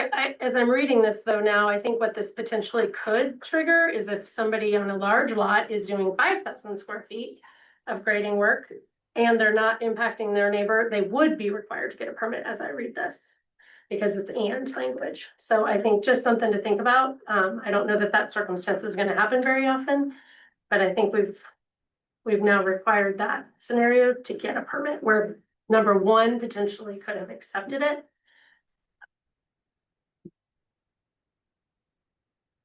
Again, not a lot of heartburn in this ordinance amendment. We don't know that it's necessary. This is first reading. Yes. And we have a lot still get to tonight, so. Yep. That's a good one. In the interest of time, I'll move to continue this second reading, on the next regular meeting agenda. No, we discussed today putting this on. Yeah, why did this need to go the 29th instead of? Because the grading permit requirement goes into effect on July 1st, so then you could say pending ordinance and it doesn't, we don't need to get So to this this. would go on your special meeting you're having next Monday now? Or Monday? Can we still strike that language that was mapping out, people aren't mapping about? Well, to be clear, we already have this code in effect, so The if, rest of the code is straight from the. yeah, IBC. so if you strike 8, then we don't need a code amendment. So the motion is to There was no move it second. forward Move as. it to second reading on June the 29th. Second. Motion made and seconded. Any discussion? I just note that a vote to move it to second reading does not mean anybody's necessarily in favor of this. Consider it more for between now and June. All in favor? For the vote. The motion passes unanimously. And that brings us to the consent agenda. That was next. We read the executive session here. Okay, all right. You get the next time. We'll take a break here. Yeah. Yeah, no, it's. No, perfect. In the audience.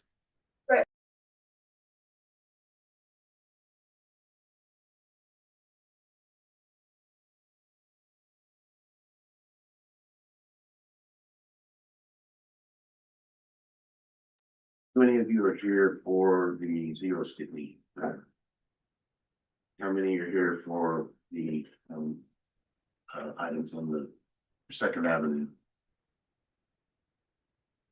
One. I think it's not big.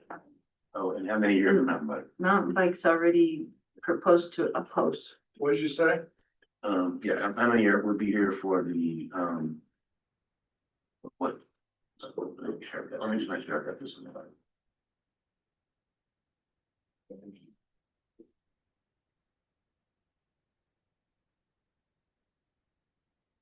As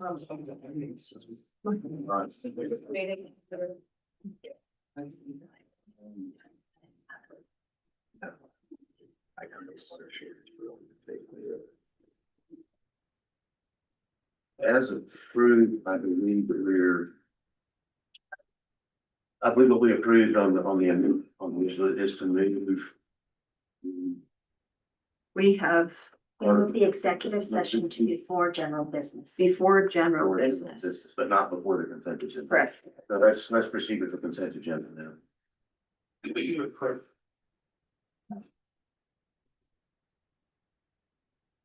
Would you like to? Yeah, with the clerk, please read the consent agenda. Yes. Item 1 is resolution 2026-34, a resolution of the town of Lyons, Colorado, awarding a construction agreement for PRV 3 and 5 upgrades project with American West Construction LLC, project 26-PRV 3 and 5-01.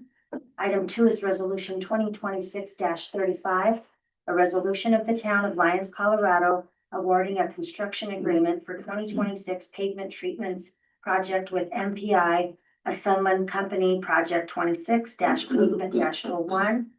Item 3 is resolution 2026-36, a resolution of the town of Lyons, Colorado, approving a water shortage action plan policy. Item 4 are the June 1st, 2026 regular Board of Trustees meeting minutes, and item 5 are the June announcement.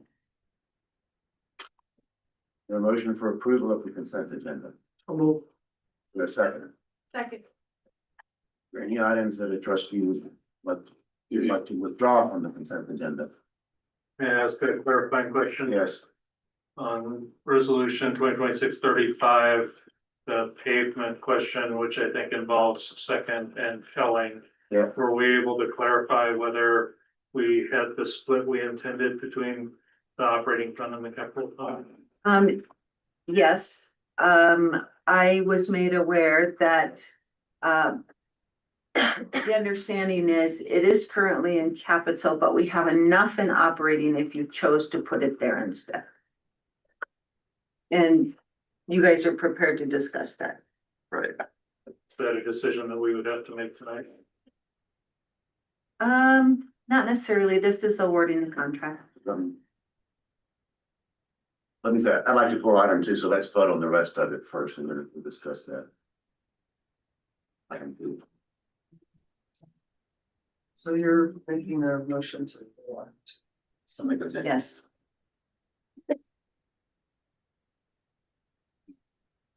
First, I believe, procedure on the remainder of the consent agenda.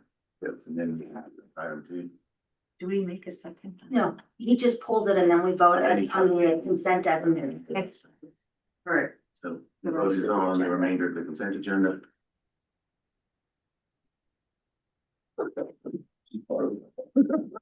Motion passes. These are not my votes. The barrier. Okay. Item 2, has been pulled from the consent agenda. The reason I did this, I think, were made apparent by some of the comments, that there's a proposal to spend, as it's written, $66,000 from the street capital fund as proposed, on Kelling Drive. That's the largest item in the proposed contract. I have some questions from staff on that. I guess I'll just ask you to reiterate what you just said in response to Trustee Williams' question. If we do not pull it from the streets capital fund, but instead do it from operations, there's still enough money in operations to cover it. Yeah, I would, defer to our town engineer and our public works director are both here tonight. If you guys want to explain a little bit more about, what is proposed on Kelling, Sure. because there's a couple options. Yeah, I can let Justin propose describe the treatment and why we're recommending we do it for the pavement assessment, and I can speak a little bit more to the budget and what the difference would be between capital and if we were to take it out of the operational budget out of the streets general fund.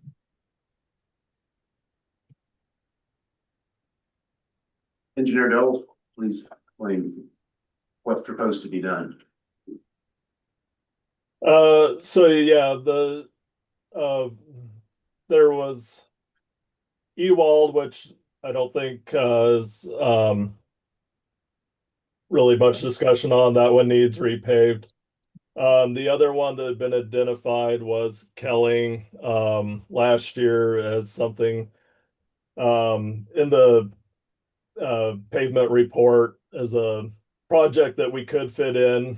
The pavement assessment did call for full depth reclamation. So it was a more expensive project that looked like we could get done this year, kind of balancing everything else that we were wanting to get done. As we did look at the street, it does look like a mill and overlay is a sufficient treatment for it. You wouldn't go wrong with a full depth reclamation, but that was just it seemed like the more appropriate way to go at this time for that street. That pavement's getting in the 30-some-year-old range. It's basically just experiencing the things you'd expect to see with that type of pavement, or age of pavement. A lot of age cracking, surface raveling, the actual binders are starting to break down and oxidize. So yeah, that was kind of the need identified for that. And then I guess just to clarify too, it looked like in some of the emails that some folks were thinking it was Kelling or Second was probably an option. And as you guys just said, Kelling's right now 66,000 and Second Avenue would probably be, we're looking at a $2 million plus project. So yeah, it was never really one or the other. I just wanted to clarify that as well. I think the questions that have been raised were basically that if you spend $66,000 on Kelling this year, that's 66,000 less you would have in the streets capital fund as it was presented next year, which is I think when we anticipate probably getting to Second and Third Avenue.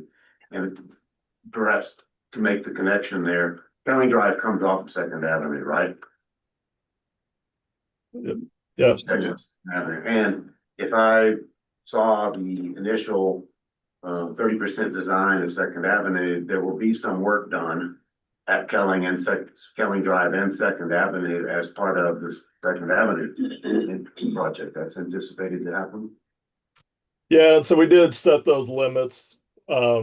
Basically, the paving limits would be behind any work that would be done for Second, so that, yeah, you wouldn't be stepping on yourself. What would be the harm in postponing the Kelling expenditure for basically 1 year until we see how much money we've got available for Second Avenue, including the possibility of using money from the streets capital fund, as we mentioned, for a grant if we can find one, and doing them at the same time? Is that feasible? Yeah, I guess just, from a maintenance standpoint, I'm always think it's really good to, try pushing those projects when you can. I've seen many times when that backlog builds that it takes 5, 10 plus years to get yourself back on track. So, yeah, I guess, if the funds are available, in another 12, 18 months, that's probably, but I've always been a big proponent of sticking with these preventative maintenance plans for these high dollar items, just because it's so easy to get behind. Aren't we also concerned about the contract though, that if they don't have enough work, the contractors are not gonna want to have bid on a small project? And so there is some concern. We knew we had Ewald, we had our full maintenance list from the PCI. And we said, okay, what could we still do that's maintenance this year and get paving, get a good bid on the paving? So if we cut this, there may still be additional costs because a contractor said they're mobbing to do all of this work and now they don't have that work. I don't know how much, if it's 5,000 or 10,000, that we're just paying extra to have a smaller amount of work done. Or we have to go back out for the project. We can ask the contractors and see, but that was part of the concern. As you mentioned, there's some confusion here with second and third. This was a project that was started back in 2023. We've been working through funding, getting grants for designing, looking at how we fund the actual project, which as was said, is gonna be 3 to 4 million for both streets, second and third. And the paving was really completely separate, something we do every year to look at what we can do. My other thought, I don't know, Dave maybe was going to mention it, just to point out was there was some talk of whether mill and overlay is considered maintenance or whether it was considered a capital project. And so from Cassie's standpoint, we were trying to determine where does this fall? In the PCI, it's all considered streets maintenance, from crack sealing, slurry sealing, mill and overlay, full depth reclamation. But we just put a split in there saying mill and overlay and full depth are bigger and could be considered capital project. So to me, it looks like we're taking out of this bucket or this bucket or this bucket that all sit in the same big tub. Yeah. It's actually split in the capital budget. If you were to look at your capital budget, there are two separate categories for capital improvements. There are street improvements or streets capital rebuild, and there are streets capital mill and overlay and chip seal.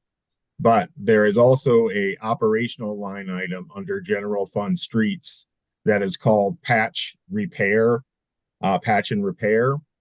And we do each year, depending on the size of the project, do some chip seal or potentially some mill and overlay, which are oftentimes too large to fit in that regular operational budget under the mill and overlay in that particular line item. This year, there is $98,325 odd dollars. I think that's the correct figure. And a portion of this project is being outlined to be spent there. And that is the patching portion, some infrared patching that we have lined up through this project. And I think that's mostly what is categorized from this particular contract.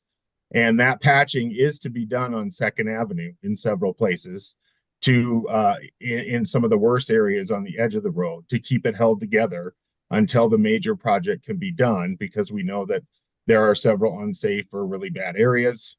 And then there are several other roads in town that are scheduled to have some patching done where the roads are bad, including McConnell, Park Street, and several other areas.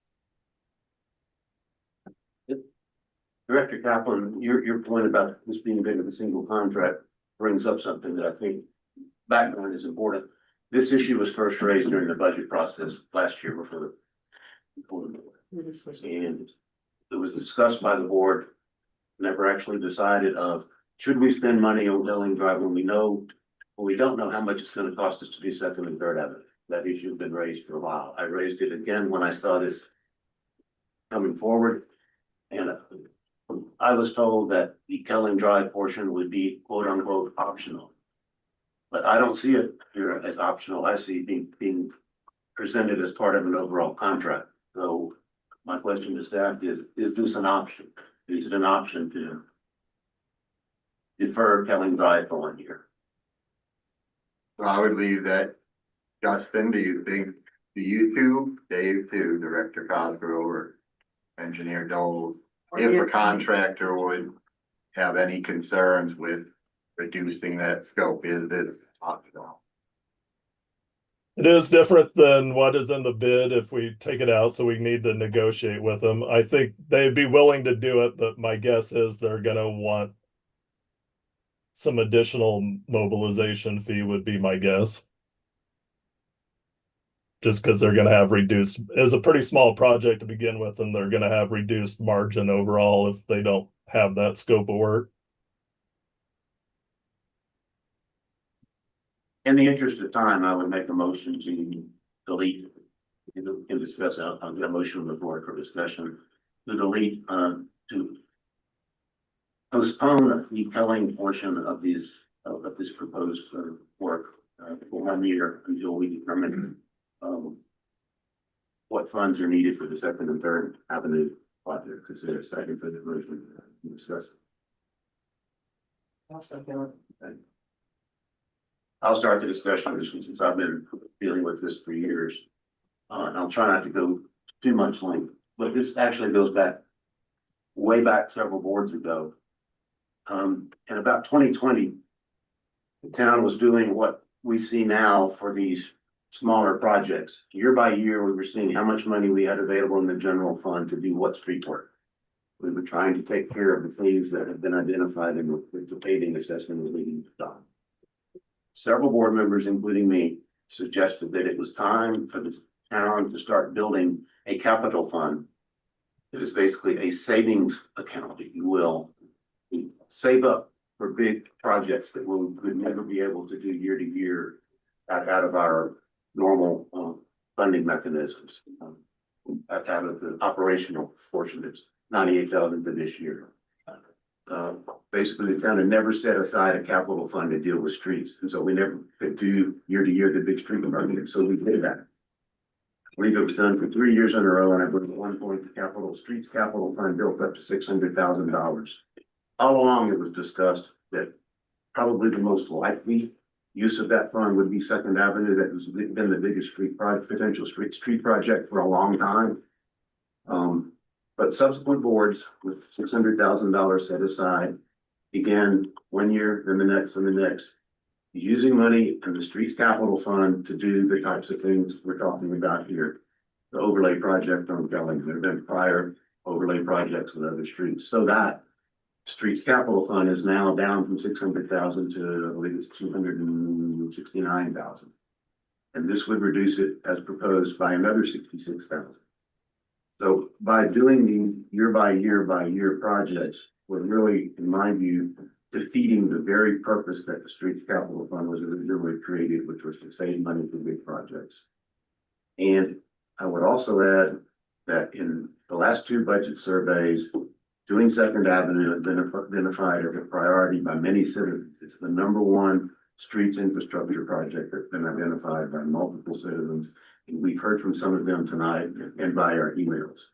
And yes, I understand the need to take care of streets before they deteriorate too badly, but they cost more money later to fix. But it's hard in view of the history of this for me to justify spending $66,000 on Pelling a street that is in far better shape than Second Avenue. We don't know what it's going to cost to do Second and Third Avenue.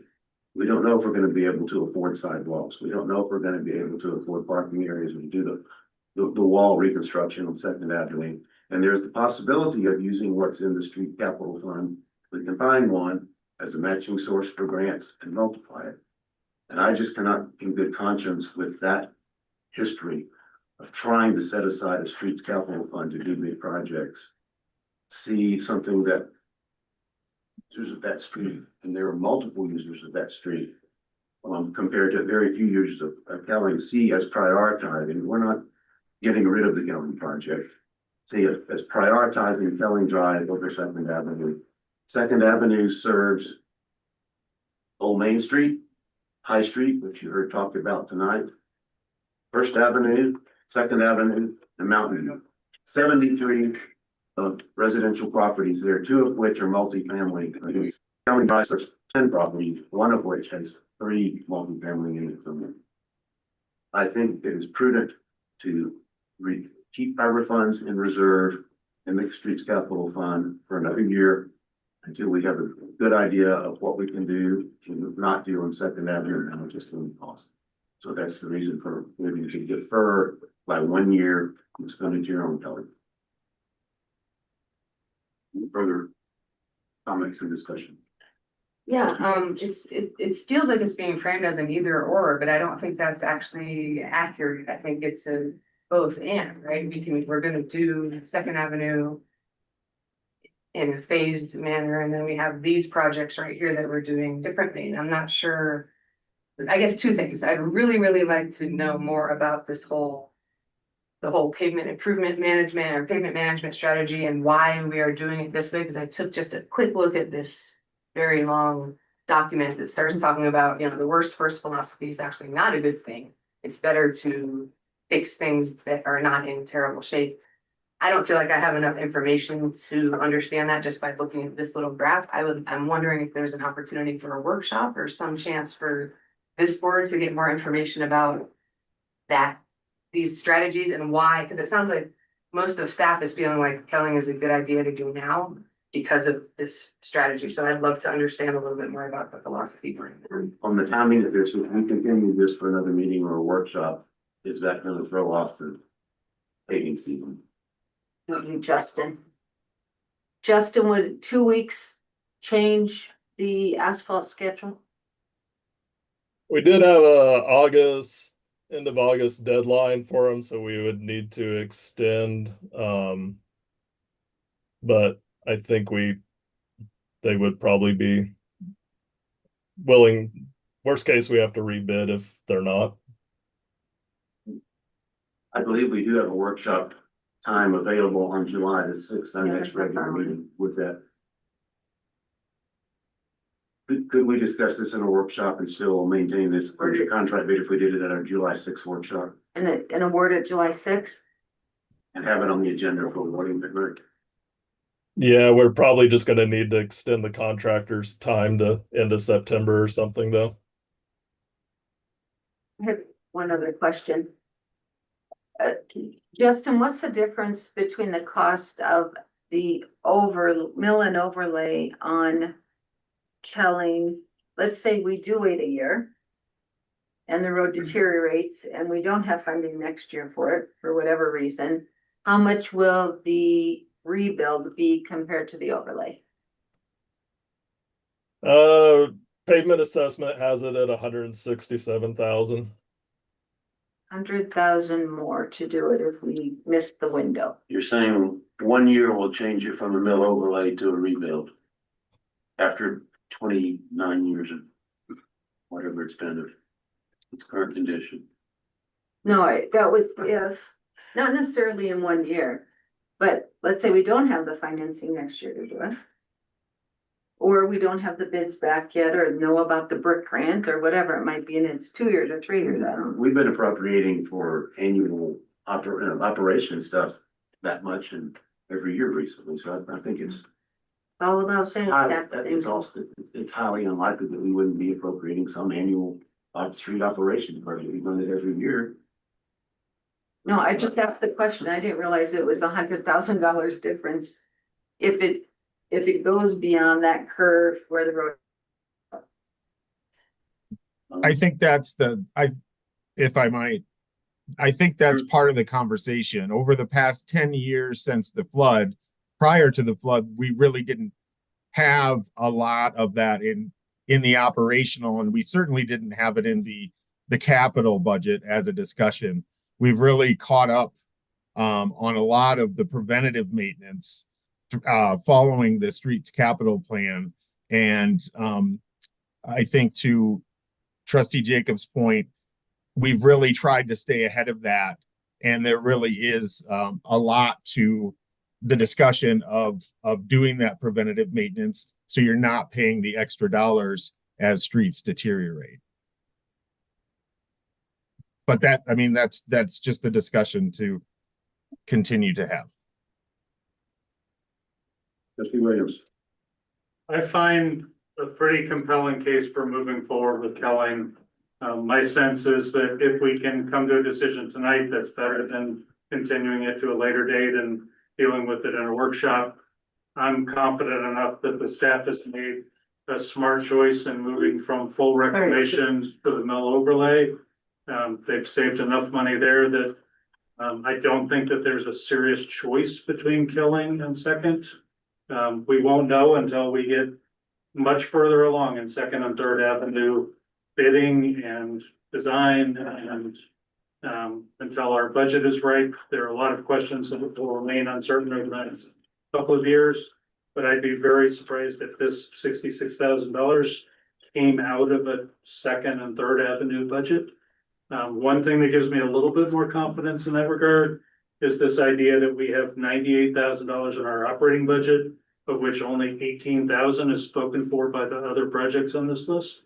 So if we added 66 to that, we're still short of what's budgeted on the operating. And if we want to affirm our commitment to preserving the capital fund, then I would preserve this by operations and just move it to that line item. But I would proceed with it knowing that there is a chance that it will cost more money to do it later, either because of the size of the bid or because of the condition of the road or for whatever other reason. So I would support moving forward if at all possible. I think it's Trustees Schwartz. I would also support moving forward with approving the contract. I met with Patsy last week, I think, as a part of one of my to-dos to try to understand the long-term infrastructure plan and the financing plan behind that. And I saw them in two different areas, the operations and maintenance of our streets versus the capital bucket. So it's not, I didn't hear it as a either or, but it was a both and it's just a matter of timing till we get to Second Avenue, and we only did once. Any further discussion? Okay. The pending motion is to postpone the Kelling Drive portion for a year, so a yes vote would postpone it and a no vote would continue as staff is proposed. Call for the vote. Motion fails 1, 2, 3, 4, 5 to 2. I have another item on that same. I was gonna pull this from the consent agenda for some explanation on the sidewalk repairs. I wanted to bring to the attention of this board, section 11-140, repair of sidewalks and curbs, in which B portion of that says, whenever the Board of Trustees by resolution, which this is, determines that the construction of any sidewalk, curb, or curb and gutter, or the repair thereof is necessary for the public safety, it shall be the duty of the owner of the property adjacent to or upon which the improvement is to be constructed or repaired to construct or repair the same in accordance with the specifications of the building inspector. This is,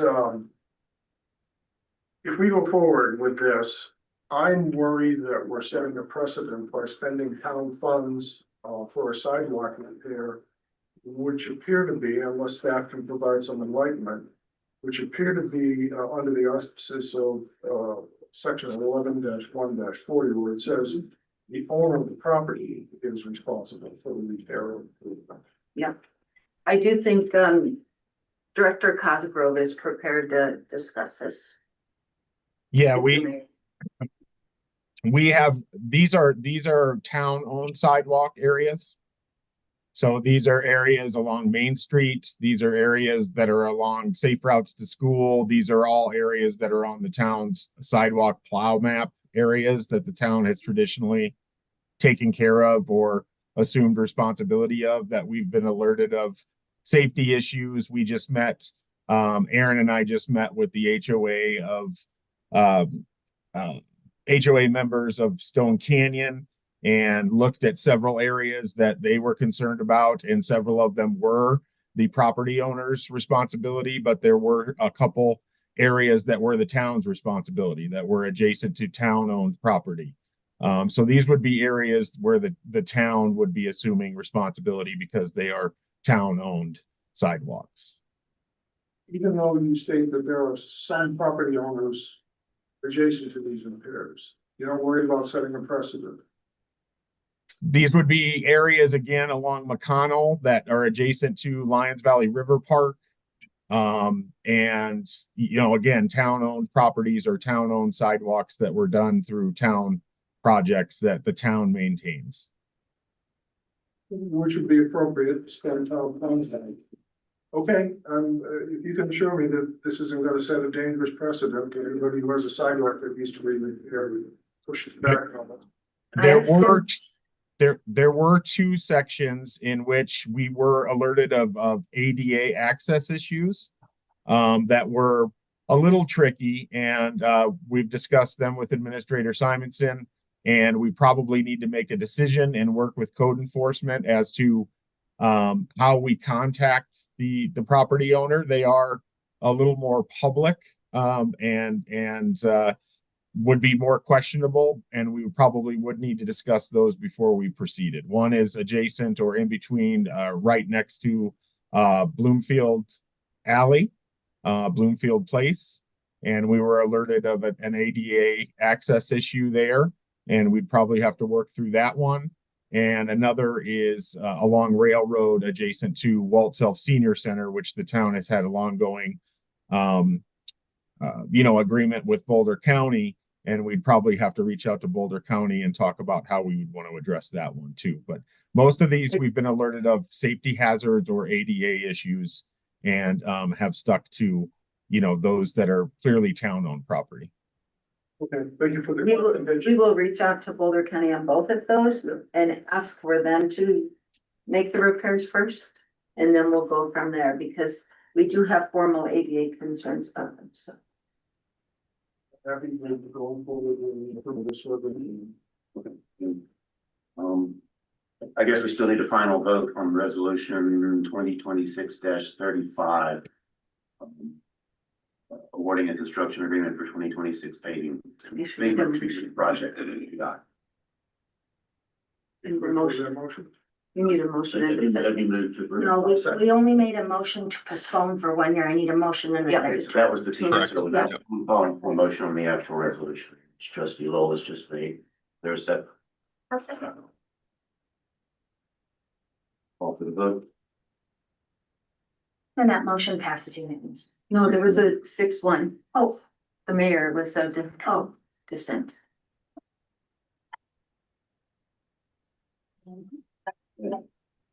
We are to the Boards and commissions. executive session, correct? No, we have boards and Or the commissions. commissions first, okay. Because- But this is general business, you're right. You need to turn to general business. I've got a lot of errors on my agenda here. Item number 1 under boards and commissions is a resolution 2026-37, a resolution of the town of Lyons opposing a Boulder County alternating trail use pilot project. As requested by the Economic Vitality Commission. So who's presenting this? Alfred, would you like to go forward, or on your TBC meeting? Staff was not involved. This came from the EDC, a meeting in which both Trustee McCreary, who's the EDC liaison, and I, as the mayor, were present, so. Yeah, so, the board, at the EBC meeting, it came up, that they wanted to tackle this issue from the business community side, so the, my words, I'm so sorry. The alternating trail use pilot project that is proposed by, the Boulder County Commissioner, Claire Levy, as you've all heard this evening, is a hot button topic for everyone. And there's been a survey that has gone out, and a lot of our community has given their input, which is awesome. And the Economic Vitality Commission decided to tackle this stance from business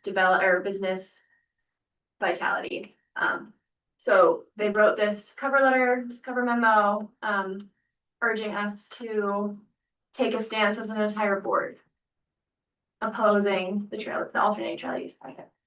I believe the resolution actually is the EVC. We did not get input from other boards and commissions, and so this specifically states the EVC, and then it's asking the board to do it on behalf of the EVC. You know, I would love to have seen this come from the board as a whole. Excuse me, we're doing board comments. Any other trustees have a comment, and then I'll call the town administrator. So my comment. I've been involved also with some of our local citizens around the bike path to Boulder. Some of those meetings, but my comment, I guess, is that not every resolution is going to all the boards and commissions because that just doesn't always make sense. And I think we have to act on this one fast. My comment is I would agree with that. This was suggested at an EVC meeting that occurred last Wednesday. The Boulder County Commissioners are having a meeting to consider this proposal on June the 30th. So there was not time to relay this to all boards and commissions. We had substantial input from numerous citizens on this. I read the report Friday of the survey that Boulder County did on this proposal. There were 342 comments from residents of the Lyons area about this, which suggests to me a substantial interest of our citizens. And I would commend the EVC for promptly proceeding with this at the request of business people in the EVC. The EVC's position on this was unanimously in favor of it. For us to have any impact as a town to take an official position, it would need to be done tonight, prior to the June 30th meeting. I would add to the comments that were made by multiple citizens that this proposed plan is really a bike ban for certain days, has a potential adverse impact to Lyons businesses. It affects the recreational opportunities for Lyons citizens. The Lyons citizens seem to be in line with those across the county, which received over 7,000 responses to its survey, more than 70% opposed to this. So I think this is an excellent example of a citizen commission proposing something, a recommendation, a request to the board of trustees to take an official position. I believe it's appropriate. We support our businesses and our citizens by approving this resolution. I agree. I think this was a slam dunk based on the comments from the community. And I also worry about the potential loss to the economy here if this goes into effect. So I'm for it. Other trustee comments? Yeah, I would just add, I commend the EDC. Thank you, Christine McCreary, for bringing this forward. I do think it's a missed opportunity that Parks and Rec Commission didn't weigh in on this, and it's not coming from the board level. And I'll take responsibility. I think the last two meetings I've asked for an agenda item to follow up on the Boulder County Commissioners meeting, where we discussed this and several other items. And last meeting, I said specifically on the trails and the herbicide. So I'll be more crystal clear about what I mean there. But my intent was that we as a board would take action on those two items. I wasn't clear if your reference to trails meant general future trail use and recreational use planning, or whether it meant this specific trails proposal. I understand. So I will work on being more clear. I mean, I think it's pretty clear that the people are interested in this, that this has really gotten everybody's attention, and that the sort of the substance of this is good. I really worry about the process here, and I know we were short on time, but we seem to be really dedicated to process and procedures in some situations and not so much in others. So I just want to say out loud that I have concerns about how this came to us, that it didn't go to Parks and Rec, that it wasn't on the agenda. I'm not against this. I am against the process that was not followed to do this in what feels like a more transparent and open way. So I just think that that's something we really need to think about if we're gonna be consistent in how we expect our boards and commissions to act. So that we can be consistent and follow processes across the board. With respect to that, and then I will call on the county administrator, with respect to that, I did suggest months ago to the Parks and Recreation Chair, this might be something that the Parks and Rec Commission wish to consider, because this proposal from the county has been around for months. But it was up to the Parks and Rec Commission whether it put that on their agenda or not, and we chose not to. County Administrator Simonson, No comments. just a minute. I generally support moving forward with this resolution. I think that the feedback that we got this evening and the communications around town have been pretty clear that there's not unanimous support for this stance, but there's a consensus for support, near unanimous. I think we've heard that from a business standpoint and from a recreational standpoint and quality of life, for all of the various reasons, this is an important thing. And I do think this is one of those cases where moving forward quickly makes sense. I share Trustee Jacobs' concern about the process a little bit. I think if something comes out of a commission, we would like to be able to share it with other commissions if at all possible. I appreciate, Mayor, that you've made an attempt to run it through another commission, even if that attempt wasn't entirely successful in this particular case. One thing that I spotted in the memo was just that there was a referral from the EBC and that there was a resolution that was drafted. And I don't understand always how these resolutions get drafted or get moved through the entire process. I'd like to understand if they participated in the drafting of the resolution, or if it came from council, or it came from staff, or it came from an elected, just so that we know for the record, the process that it moved through. I'll be glad to state that. I drafted the resolution and I attended the EBC meeting at 8:30 last Wednesday. The agenda was going to be posted at Thursday afternoon, so I came home from the EBC meeting after specifically asking the EBC, you want this on next Monday's agenda, which goes out tomorrow? They said, yes. I volunteered to draft the resolution. They were fine with it. I went home and drafted it and submitted it to staff for inclusion in the agenda on Thursday. Thanks for the clarification about how it all happened.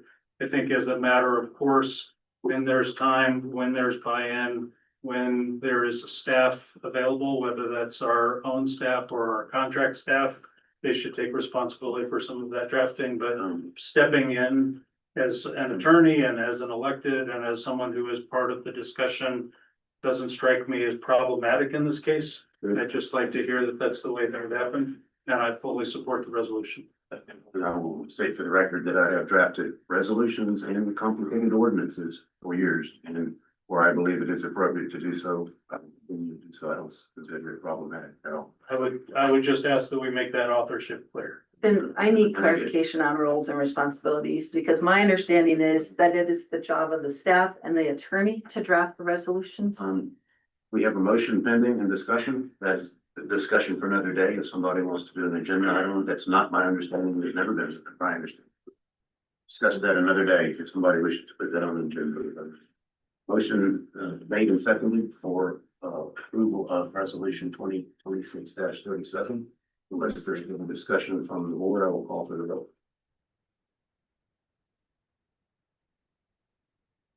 Mayor Browning, what's your vote? Motion passes unanimously. Not enough. Okay, second item, which I don't believe will take very long to vote on, commissions and mayoral appointments.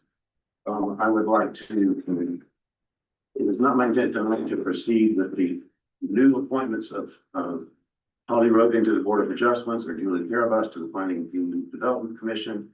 Trustee Schwartz and I had a conversation over the weekend about the timing of the PCDC matters that are coming up. And we believe that there is adequate time to consider those new appointments on June 29th at a special meeting. So I intend to add that to the special meeting agenda on 29th. I am, Mayor, Before I'm we- sorry, I don't have in my notes, we had a motion or a second. to I don't approve either. No. We never had a motion or a second on the last resolution. oh, I'm sorry. You just I had thought we did. discussion. No, No, I don't show Did you it. get it, Brandon? Did I just miss I don't it? show it. I don't have a, I don't think so either. I mean, there's a lot going on, but I Went to didn't. comments and- Okay. Yeah. We overlooked that. I would move the adoption then. To the clarity of resolution 2026-37 on the request for a resolution regarding alternate use trails proposal. So seconded. You further discussion? All in vote. Thank you, that motion passes unanimous. Sorry about that.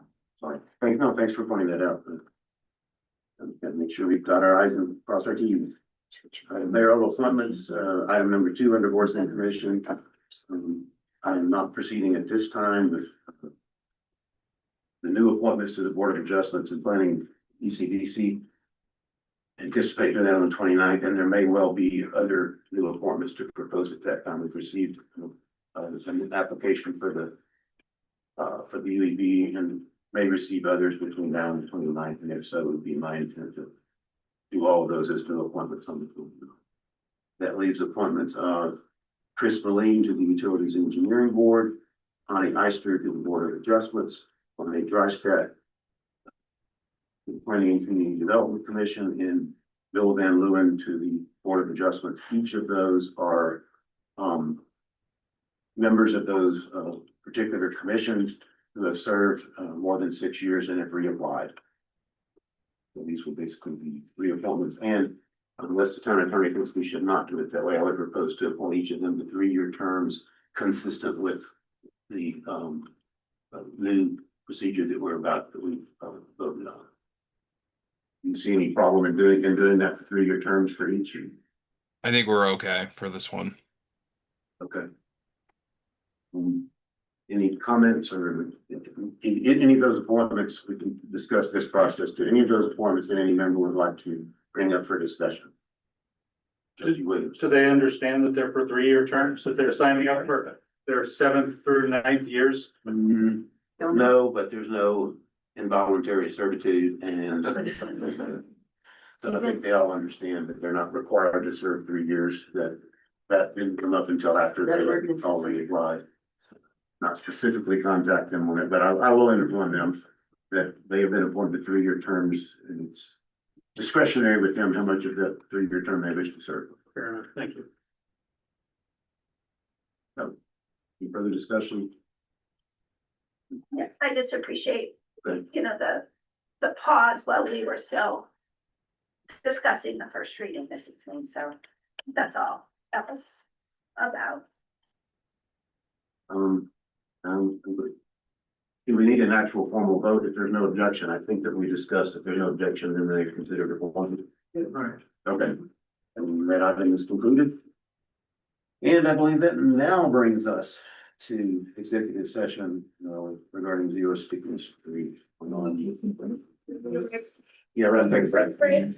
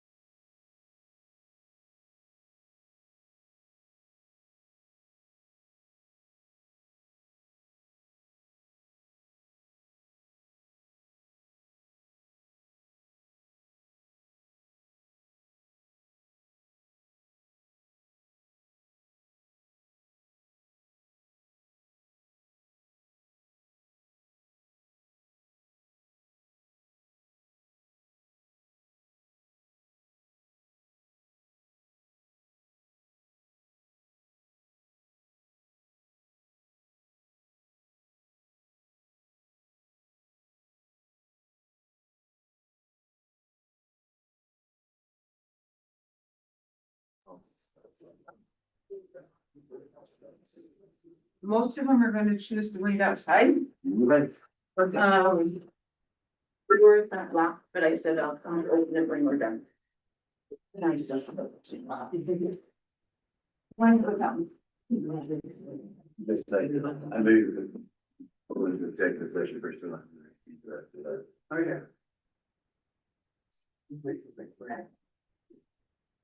She said start without her. You should go ahead, read it. Okay. Concerns about the. I move to open the executive session, go into executive session pursuant to CRS sections 24-6-402.